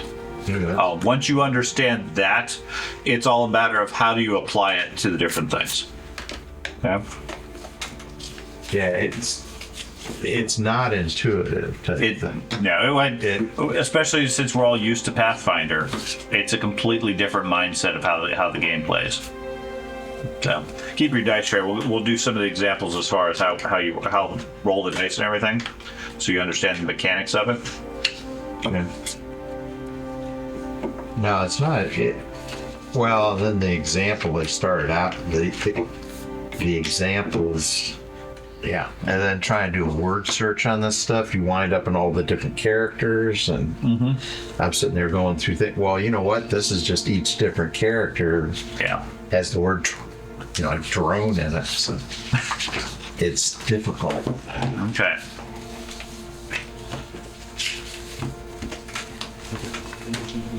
calculus.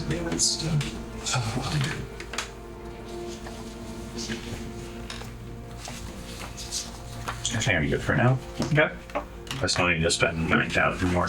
Yeah, any more questions? I gotta spend 12,000 more, but I've pretty much. Like I said, go through the basics. Your goal is to get your starting wealth below 5,000. At that point, you can keep everything else. Okay. Right. If you spend it all, not a problem. Okay. But anything above 5,000, you lose. So you want to get it below the 5,000 level. If you can't spend it all, which I'd be surprised. Yeah. But if you can't, that might be something to change your priorities and maybe take a lower level income because you don't need that kind of money. I mean, But almost I know everybody should be able to spend the 75. rest of what I got, I'm probably gonna spend on bullets. Well, and that's an important thing. Make sure you have enough ammo. Especially if you're going to be shooting guns. Yeah.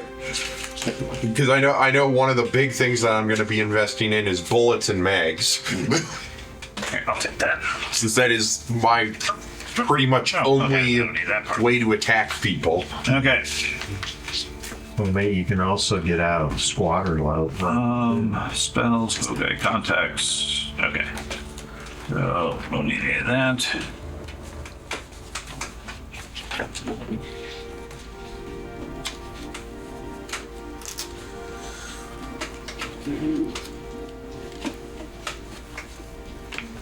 How you doing, Lon?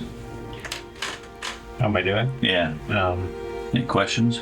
No. Or are you just trying to figure out all the options? Good man. Nah, not good. Oh, I think I'm also another thing I'm probably going to have to invest in. Am I also going to have to use the money to buy kamikaze since it's part of the? Especially if you're addicted to it. Yeah. They don't tend to sell drugs for No. free. Well, they do the first time. Well, the first time, but at this point, if you're addicted, I don't think you're So like half my gear's just kamikaze. probably. I don't know how much the drug costs, but yeah, whatever the duration is, you're going to need a fair bit of it. Yeah. What addiction level did you pick? Mild. Mild, okay. I think that's like once a month. Is that all it is? I think for mild, but it doesn't give you many points anyway. I looked at addiction possibly to like addiction to like video games or something, but I didn't do it. Don't play video games no more. Okay, so I'll give you some basics on the mechanics of the game. Okay, well, while George finishes up his advantages, since he already knows the basics of it. All skills, all tests are based off of the same basic equation. It's stat plus skill. So every skill that you have has a listed attribute. So example, automatics are agility plus firearms. Okay. Pick one of your weapon skills. For just to walk through the example in your mind. Take whatever the stat is plus your ranks. That's how many dice you're going to roll. So that's your pool. That's your pool. Okay. When you make a standard attack, you roll X number of dice. That total. Okay.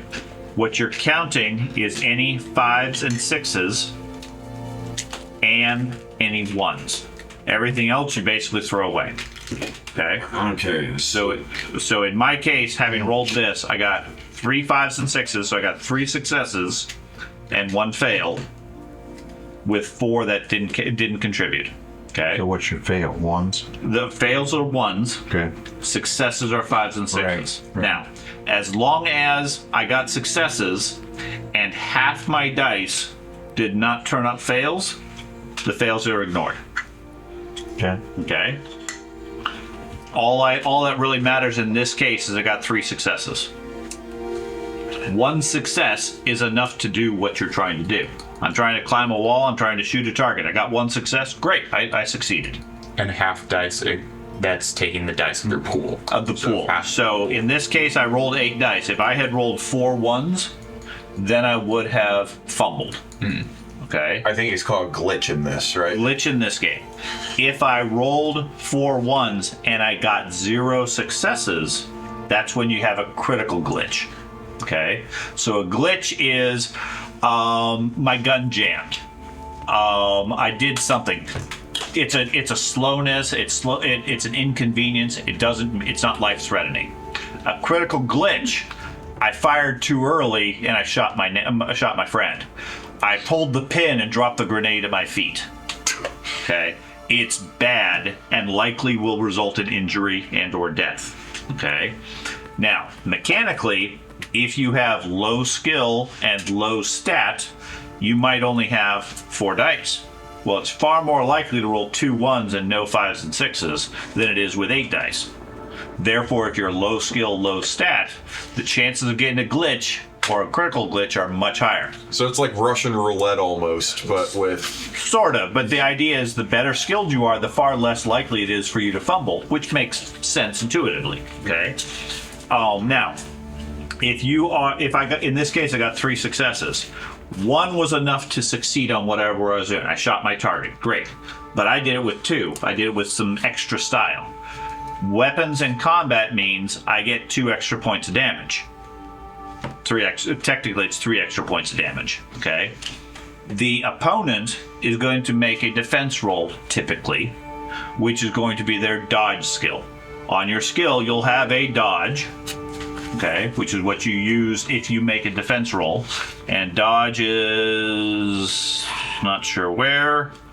It is probably... close combat. I'm pretty sure it's a skill. I don't know where it is. Not reaction. It should. Reaction makes sense. Somewhere is a dodge. Reaction. I don't know. Is that just a stat? It's probably just reaction.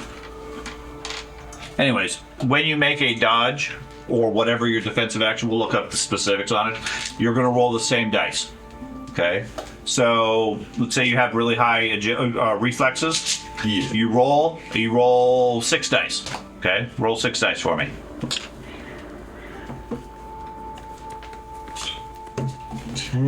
Don't go too far, Ben.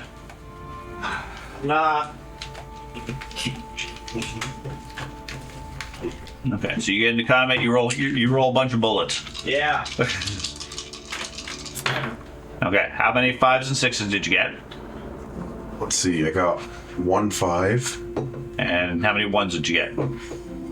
I got a single 1. Okay, so because you got a success and not more 1s than half your dice, ignore the 1. So you got 1 success. Okay, so 1 success. I shot you with 3 successes, so your 1 cancels 1 of mine. I still got 2, I still hit you. All right. If you had rolled 4 successes, you would have canceled all 3 of my successes. Now you dodge the shot. Okay? The difference, the 2 that I still got, you take the weapon damage, which is around 8 or 9 for a lot of firearms, add 2, now it does 10 points instead of 8. Okay? That then you check your armor. Everybody's armor rating has like 8 or 10 or 12, whatever. If that damage is higher than the armor rating, then you're taking lethal damage. Okay? If it's lower than the armor rating, you're taking stun damage. It doesn't get through the armor, but it just bounces you around a bit. Okay? The resistance is, I believe, your body plus your armor in dice. Okay, so for example, what's your armor rating? Let's see. Well, I currently have an armor jacket. Okay, which has an armor rating of what? Let's to look again. Anybody know what an armor jacket rating is? If anybody wrote it down? I don't know that. Okay. Probably should write that down. It goes on the front on your sheet in your defense rating section. There's a body rating and an armor rating. Defense section. All right. Yeah, only if you filled it in, which if you didn't, then we have to look up what an armored bodysuit does. Or armored jacket does. Yeah. So... Yes, we're defense rating. Let's say for speed, let's say it's an 8. All right. Okay. So I did 10 points to you. Mm-hmm. Your armor is 8 points. Mm-hmm. It's high. My damage is higher than your armor, so you take lethal damage. All right. You're rolling your armor 8 plus your body stat is 5. 5. So 13 dice. roll that. And tell me how many successes you got. You said 13 dice? Just Yep. roll 12 and then. Yeah, roll 12 and then roll another one. 12 plus 1. You can probably. So these are your maximums here. Yeah. These are your initiative. You can erase all of these because once Well, you're it done. kind of gives me how it came up with it. That's up to you. If you want the initials, it doesn't matter. It shows me how I calculate Yeah. stuff. Yeah. Nice. So roll all of those and then roll one of the. Barely roll it anymore. Okay. Okay. We got 2 6s. Just reroll one of the 3 2s or 4s. Alright, and then reroll this one. Just for one. Make Oh, another 5. okay, so 2 6s and a 5. 1, 2, 3 1s. Okay, so the 3 1s is less than half your dice. Yep. So you ignore those. And then you got 3 5s and 6s. I got 2 6s and 1 5. Right. 5s and 6s all the same, doesn't matter. Okay. Okay. So I did 10 points to you. You succeeded with 3. So you take 7 points of damage. Okay. Now, a normal person has 8 plus, I believe it's 1/3 of their body hit points. Alright. So what's 1/3 of your body? He's got 5 for Okay, so 2? probably 3 points. Alright. Okay, I got to check the exact formula, but it's so you have 11 hit points. You just took 7 Alright. from a basic shot. So I got 4 hit points left. Yes, another hit like that, and you're down on the ground dying. Wow. Okay, which is why armor is important, and being able to dodge is important. Like staying behind me that have 21 Or defense dice. or having armor of a troll in front of you. Okay. Mechanically, that's roughly how the game basically operates. Now, initiative is a different style. In Pathfinder, you roll initiative at the beginning of combat, and everybody goes round robin. Okay. In Shadowrun, you roll initiative every round, and your initiative determines how many passes you get during the round. So once we get to the formula, everybody generally has, I think it's 2d6 plus their reaction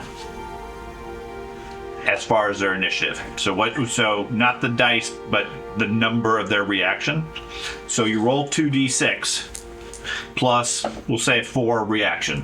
Okay, I rolled a 5 and a 2, so I have a 7 plus 4. I got an 11. Every 10 or increment of 10 gives you a pass, a round or an action within the round. So what we do is we roll everybody's number. Whoever has the highest total goes first. Okay, we count down through it. During your action, you can take a reaction, which means you're going to dodge, you're going to dive for cover, you're going to go full defense, whatever, and that will adjust your number down. After everybody's taken an action, everybody subtracts 10 from their number, and anybody that's still positive goes again. Start from the top, work your way down. Okay, so in this case, I would go on 11, and then after everybody's acted again, I'd go again on 1. And then if anybody still has a higher number, we go again. You can conceivably have initiatives up into the 30s or 40s, which means in 1 6-second round, you get to act 4 times. Okay? That's the nature of things like magic or wired reflexes or whatever. You're operating so much faster than the normal person that you're pulling the trigger 5 times for every time they move type stuff. Okay? And there's some mechanics that play into that as far as how it work. Okay, so can I use this to run through the calculations for everybody? Sure. Okay, and then we can go through the rest of your character, or you can do your talents at that point. Okay. Okay, so everybody should have most of their character done. We have some basic calculations which will fill in these blanks a bit better. So on the front of your character sheet, there is your initiative rating.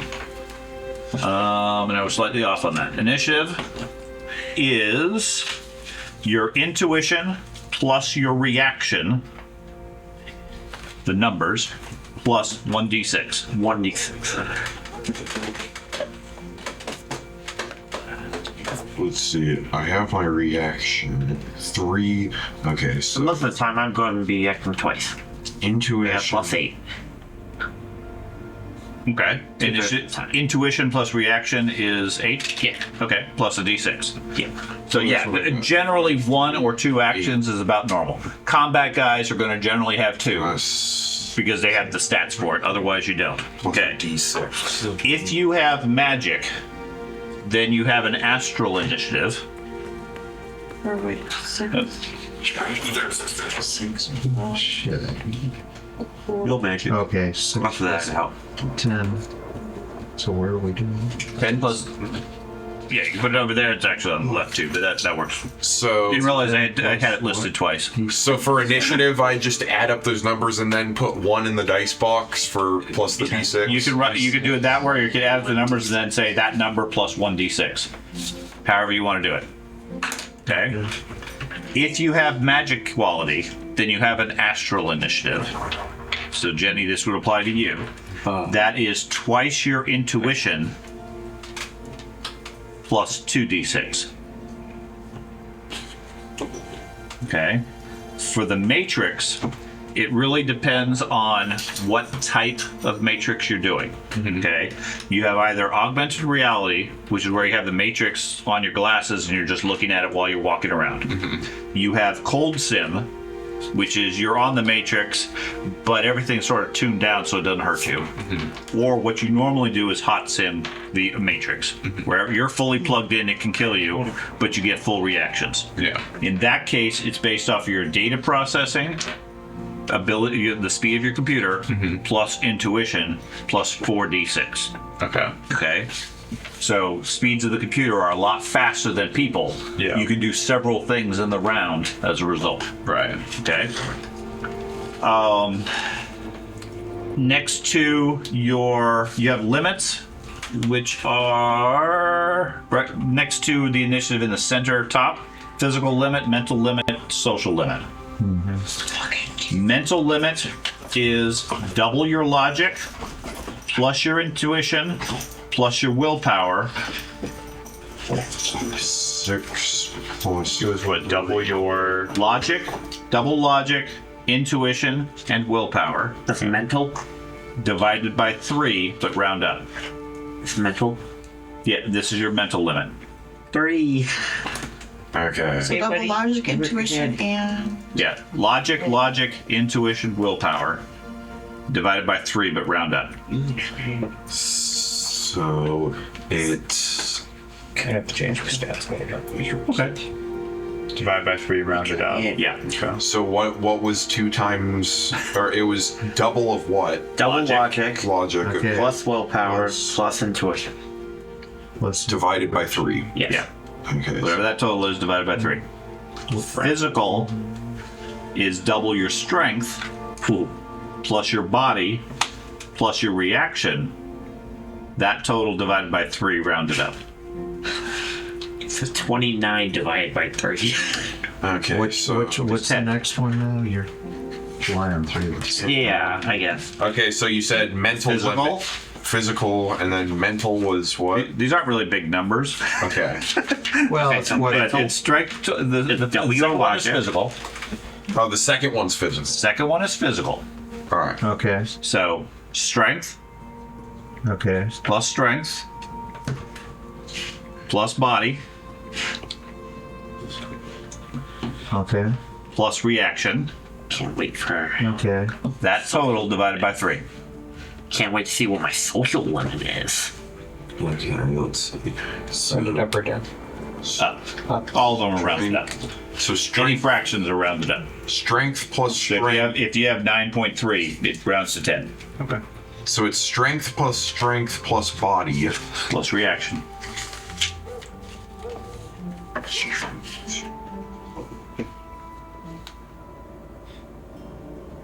And then it was divided by 3. 3. 16.666666. 17 sounds way too high. Yeah, I have a 10 and I'm an ogre. What's your strength? My strength's 5. Okay, what's your body? 5. What's your reaction? 5. So 20 divided by 3 is 7. Okay. Yeah. I probably added an extra 5 by I accident. don't know. Your physical limit is 7. All right. So Okay. So social limit is your charisma plus your charisma plus your willpower Okay. plus your essence. Divided by 3, I'm guessing. Yep, divided by 3. It's actually higher than my mental. Well, you said you were a dumb troll. Yeah. So that makes sense. Yeah.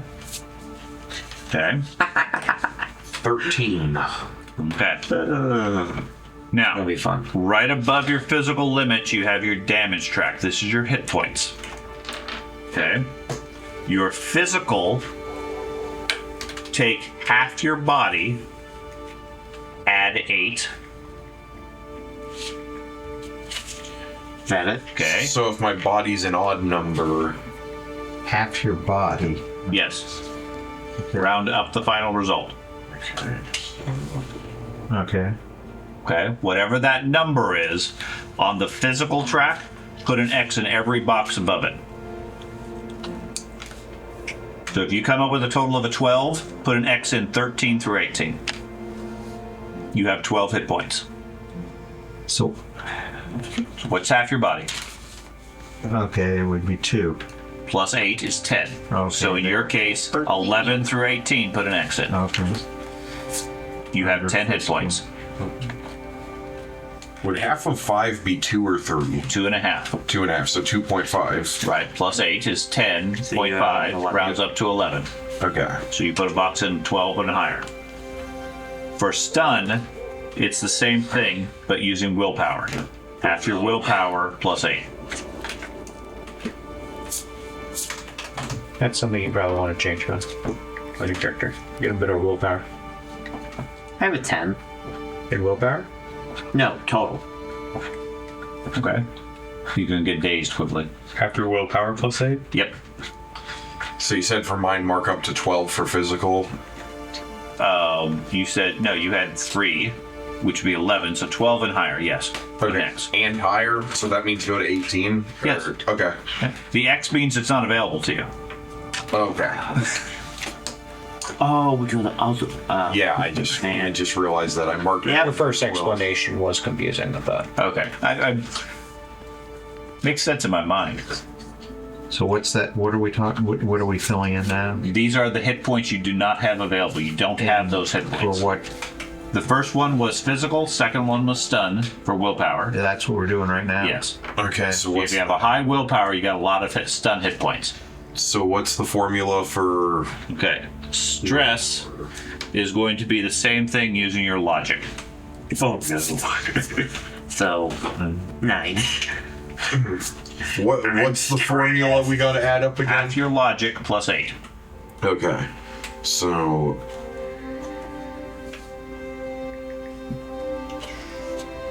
Some characters will be good at some of them, and weaker on others. It sounds like the troll is bad on stress and bad on stun, but really solid on physical. I only have 13. That's relative. That's pretty solid. So half your logic plus strength. Plus 8. No Oh, strength. plus 8. Half your logic plus 8.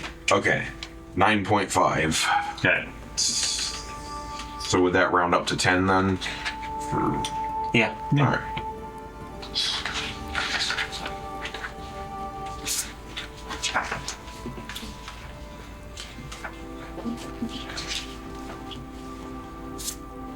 And then stun was logic. Right. So That's done with willpower. No. Stun is willpower. Oh, yeah, stun's stun is willpower. willpower. I thought you said Stress is strength. logic. Okay. Now, the way the limits apply, physical limit, mental limit, social limit. That is the maximum successes you can get on any of those tests. Okay? It's highly unlikely you will reach that. But if you have a really low mental limit and you make a knowledge check and you get 10 successes because everything came up 6s and your mental limit is 3, you got 3 successes. Oh, that's for skills. First, anytime you roll it, if it's mental, you have that limit. If it's social, it has that limit. Wait, there's no. Where's the mental then? Mine actually came out pretty balanced. It depends on what you're trying to do. Okay. So most of them generally are kind of balanced. Okay. Now the last mechanic we need to go through is your connections, and my paper papers. Okay.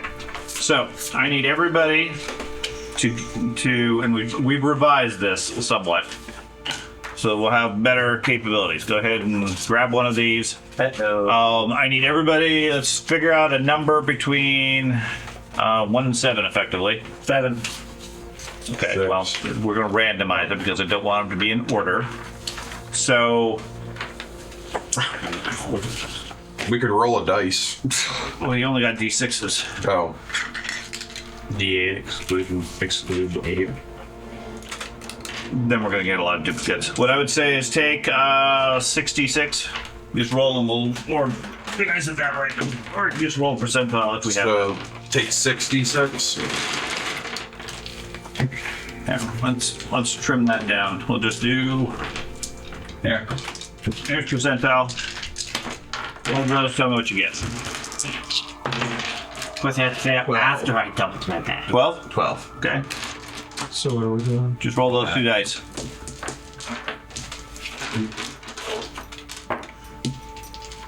$82. Next. 77. Wow, dope, man. Ben?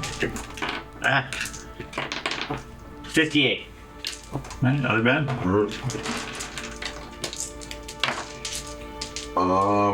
43. 3. Roll for Jason. He got 64.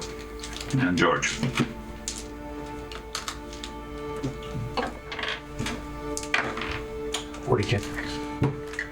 Okay, so that puts 1, 2, 3, 4, 5, 6, 7. Okay, so I'm going to read off a number for each one of you.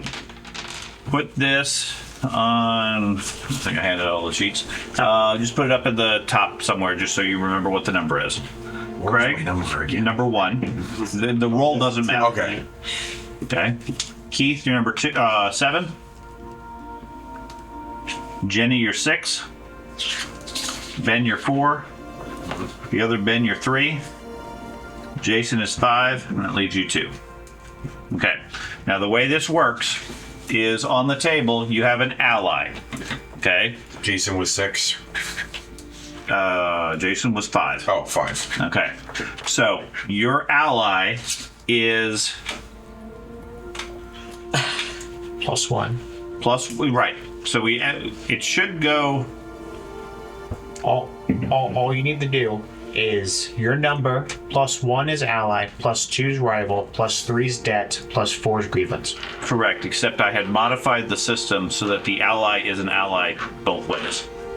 Okay, well then. Right, which changes the whole mechanic. So. Yay! Okay. This is the exact same problem. Well, no, the mechanic is 1 and 2 is an ally. Yeah, do that. 3 and 4 is an ally. 5 and 6 is an ally. 7 doesn't have an ally. Okay. And then who's 3? 6 and 7 is a rival. No, go the other way. 1 and 7 is a rival. 6 and 5 is a rival. 4 and 3 is a rival. 2 does not have a rival. Wait, 4 and 3? Writing this down. Yes. So 1 and 2 1 and is ally. right. So whatever your number is, I don't have mine. you wrote a number down. 7. He's number 7. Okay. Yeah. You don't have to worry Yeah. about you don't have to worry about an ally. Correct. Okay. That's what I meant. You are a rival with whoever number 1 is, Okay. which is Craig. We're rivals. So what do I do? Just put 1 here? So in the rival, put The only thing weird The character. is allies and rivals for me are the same. 5 and 6 and 6 and 5. are they? No, it shouldn't have done that. So it goes 1 and 7. Oh, 1 and 7. The 1 and 7 is rival. And 6 and 5. It should be offset by 1. Right. Number 3 shouldn't So have you a should be a rival with Jason. Number 2 does not have a rival because it's offset by 1. Right. 2 doesn't have a rival. 7 doesn't have an ally. Okay. Okay. So We're out. who am I rival with? You are a rival. You are number 4, so you're a rival with 5. I thought I was number 4. No, I'm 4. No.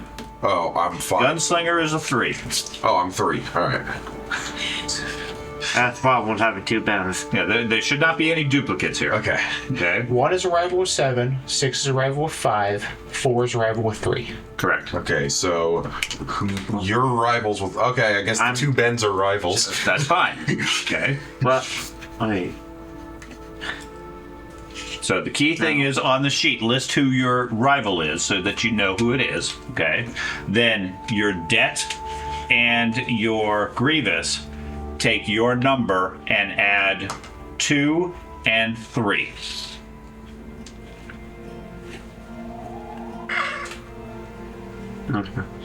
Who's 3? I'm 3. 2 would be 3 would be that Ben, and then the other one would be the other Ben. Okay. So that first, And yours was 2, so 4 and 5. 4 is Ben, and 5 is Jason. Okay. so the one that you added, Gunslinger is 3. Yeah, Gunslingers. Gunslinger's 3, yes. so 1 was my rival, so I add 2 to it. No, what was your number? Okay, 7. 7. So you add 2 to it, which goes 1, 2, Okay. and then you add 3 to it, which goes 1, 2, 3. We live around after 7. Right. So 2 is George, and 3 is Ben. I am very lost. Well, I'm 4. what The other Ben. the other Ben, the gunslinger. Yeah. George. Okay, so your number, Ben, was 3. Yeah, I have my You rival. added 2 is 5, which is Jason. Okay, so that's ally then? Sure. Oh, No. Just check. Right on George. Debt 2. Okay, Debt 2 is him. Okay. Okay. And then you add 3 to your number, which is 6, which makes Jenny your grievance. So who was 1? Rival is me. Okay. Alright. Now, Okay. Craig, who was your grievance to? Ben W. Ben W. Okay, so you write down where grievance from, put Craig. Keith, where was your grievance to? Who's Grievance Ben 2 is P. Ben P. Ben P. So you put grievance from Keith, Alright. the one below it. Jenny? Grievance to George. Okay. Ben? Grievance to 7, so keep. Whoop. Keith? Okay. So Keith writes down Ben's name and grievance from. And then mine's grievance to Jenny. Okay, so Jenny writes down grievance from of Ben P. And Jason. Jason's not filled out, so I'm Okay. working on Yeah. that. I know I have a debt to him, or I have a debt to him on mine, so I think that means debt from on that one, Yeah. right? Yes. Okay, and the idea is this gives you guys a random collection of relationships amongst it. Who Now, was ally again? who was ally? Yeah. Plus 1. Plus 1, okay, Yeah. so 4. Well, it depends. One odd numbers you add 1. Okay, I'm a 3, so that would be 1, plus 2, 1. 3, 4, etc. So who's number 4? Number 4 is Ben W. Yeah. He's the one I'm rivaled with. Let me see your sheet. I didn't think this was that complicated. I know there's lots of math and everything, but it's a matter of following along. So you're number 3. So 1 and 2, 2 and 3. Or sorry, 1 and 2, 3 and 4. So you are a ally with number 4. You are a rival with number 2. You're On the math, he is correct. It would be. it is duplicating. Ah. I knew I wasn't crazy. That's why I was thinking number 4 just wouldn't have a grievance, maybe? Let me write out the chart. 1, 2, 3, 4, 5, 6, 7. And then we I have was thinking about a number of people. 1, 7, 6, 5, 5, 4, 3, and 3. 3, 2. 7, 6, 5, 4, 3. That has 8 slots. I agree. Which it seems weird. Well, I know initially. You duplicated at 5. Oh, that's why. 4, 3. Okay. And then this is 2. Okay. So you're 3. Your ally is 4. Okay, so we're allies. Well, no. So that's right the 4, 3. there. That's why. So we need to go 7 down. Can I? So you have odd. So just. Patience. Not saying anything. So let me write out the chart because you scribbled. It's hard for me to see. So hold on a second. I have an idea for it.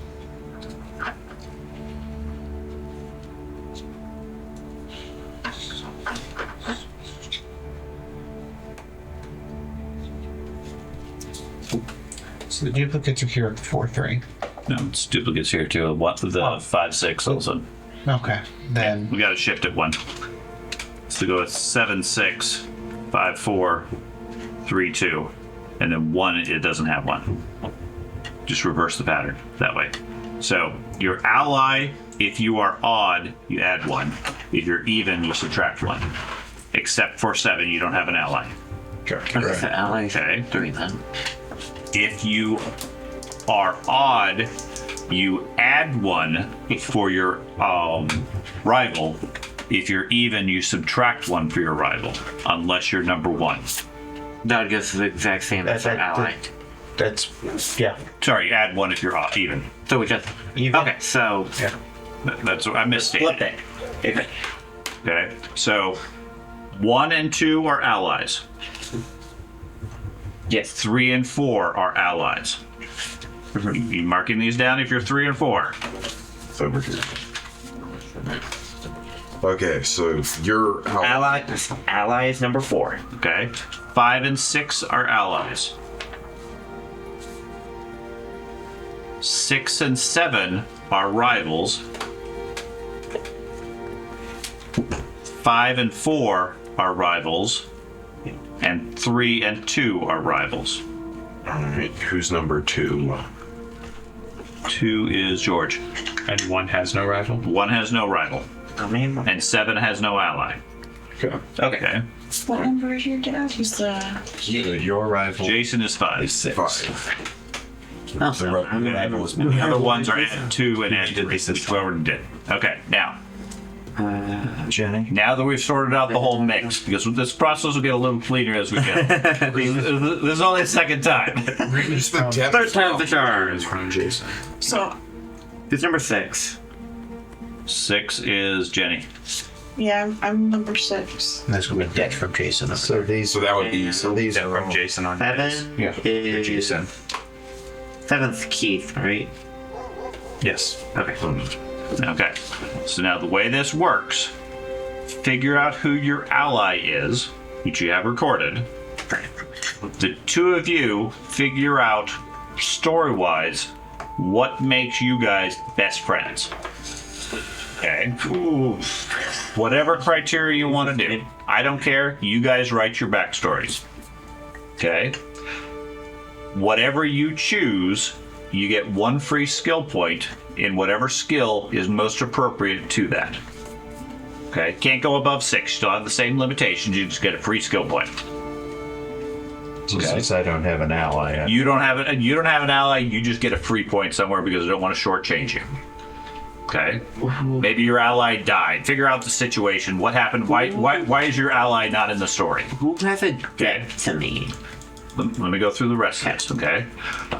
Your rival is the same thing. What makes you guys a rival? You're trying to outdo each other. It's not, he's my enemy. Okay?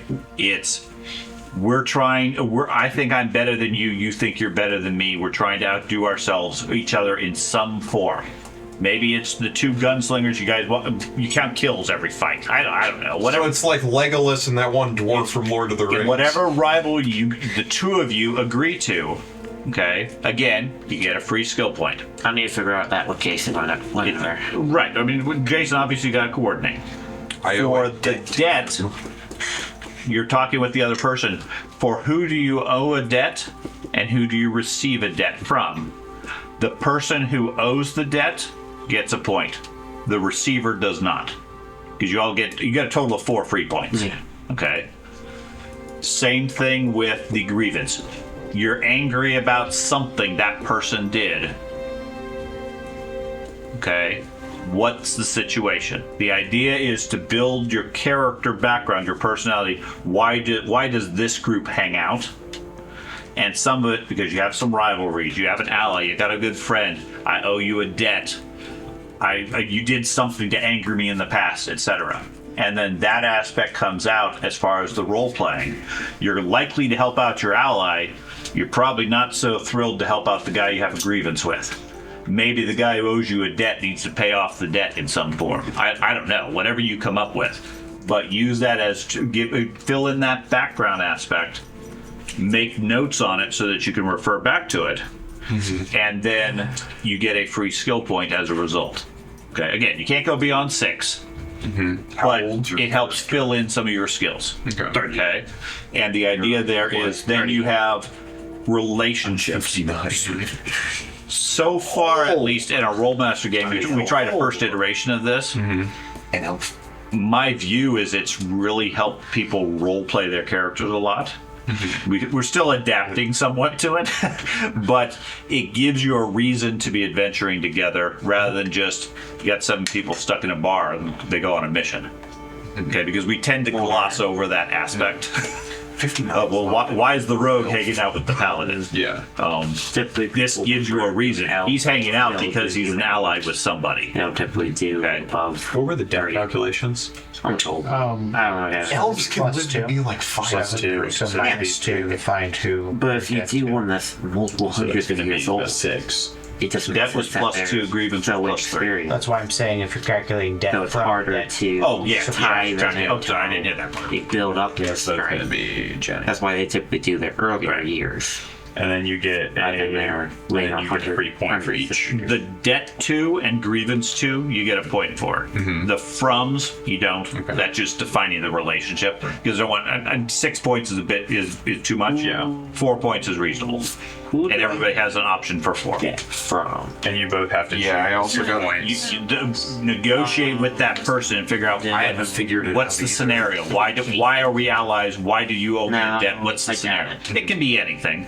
And you each get a point, get the same point, or they different? No, you can apply it to any skill that makes sense. Craig never. Okay, so would that let's say, for example, the troll and the gunslinger are rivals. They're always trying to outdo each other. They've been outdoing each other for years. Well, we're trying to outdo each other in combat. Okay, so maybe he puts it in guns and he puts it in melee. So I got 3. Because those are the skills that 3, so subtract 2. Okay, whatever you operate with. So 1 is Craig, so you have from Craig. I figured I had a hunch it was just because he didn't appear on any of the others. Yeah. So I thought by process of elimination. Again, the idea is to come up with a random connection, because the initial concept we had, or at least I had, was if I say, okay, who's your ally? People are sort of going to gravitate to sort of people already. I want it to be random because I want the characters to be interactive. Okay. The rival and the debt and the grievance is to enhance the story, not as a point to alienate another player. Okay, you don't have a grievance such that you're going to shoot this guy in the back because he angered you a year before in the story. Okay, it's I just am less likely to help you out. Go talk to your ally. Don't talk to me, sort of thing. Okay, again, it's supposed to help you role play, not sabotage the group aspect. George, you have a debt to me, right? If that's what the map came out to, yeah. I think it is. Yeah. So, How old's your character, Keith? 4. 45. Okay. No. Yeah. I'm trying to Yeah. make this work. Minus 2. Yep. My character's 59, so I'm just like. One of these times I'm going to put it into a spreadsheet and then it's calculated itself. 59. We keep changing the system. I think we got it this What way. he likes to do. Allies and rivals are supposed to be together. That's his hobby, is children. It is. Okay. So, I would spend some time looking through the PDF of the rules specific to your sections, just so you understand how they work. I'll fully admit I don't understand how they all work myself, so we will no doubt fumble them the first few times. What sections do you mean? Like in your case, the rigging, Okay. that detail. In his case, the decking. Jenny's case, Okay. magic. Magic I'm more familiar with because we've used it more. The other two we haven't really used a lot. Okay. And then we'll go from there. So From what I remember, it was you get success levels versus the difficulty. It's basically like hacking and lock clicking. It's an opposed test. yeah, you get like the And amount then of you get success. points, and then you can spend those points on different actions. And then the more tests you do, the more chances it spots you. Yeah, right. That's basically what it is. And so you spend a certain amount of points I figured out how we became level up place. in terms of So you get access to more actions you can do. Right. 26. From what I remember. I was Yeah, I started putting inside together a reference table from the cyberdeck that lists what the prerequisites are for each action, so that you can sort of say, okay, if I have no marks, this is what I'm going to do. If I have later down the line. No, it's spread out. It's very non-intuitive. Every time you like read, I know a lot of it just definitions, redirects you so I could have been a part of your Version escape. 5, yeah. Like you and me escaped together. Yeah. Because the I think that was kind of Russians gay. in Like I did the basic are premise of notoriously racist trying to get comedians. Yeah, I could. That's the idea. I managed to Like I said, rig some kind of explosive to blow up Stimulates the wall and we at a managed to very escape rudimentary into level computers, managed to which is escape obviously into their the intent. Yeah. And then we It's the challenge with the game is really figuring out out of prison together. the interpretation of things. I mean, almost everything has Wi-Fi capability. So, yes, there are physical locks. There's padlocks, etc., that don't have Wi-Fi, but there's also master locks that have a Wi-Fi key I'm dumb, but I that know will just both. unlock also. Could have got So the explosives. there's certainly the need to lock things because some people Well, are I doubt we like could have that. gone And they that do far have with the pressing that up for with how keypads and fancy. Yeah. I have all. So Yeah, you can bypass those. reason- But like, I mean, today you get a padlock. right? And if you don't have the combination of the key, you can't do it. Actually, In the future, those are reason smart I locks chose also. 64 In concept, I mean, you can get the basic ones, but in 20 you can also get a smart lock that you just walk up and your complex communicates and unlocks it because you're legal.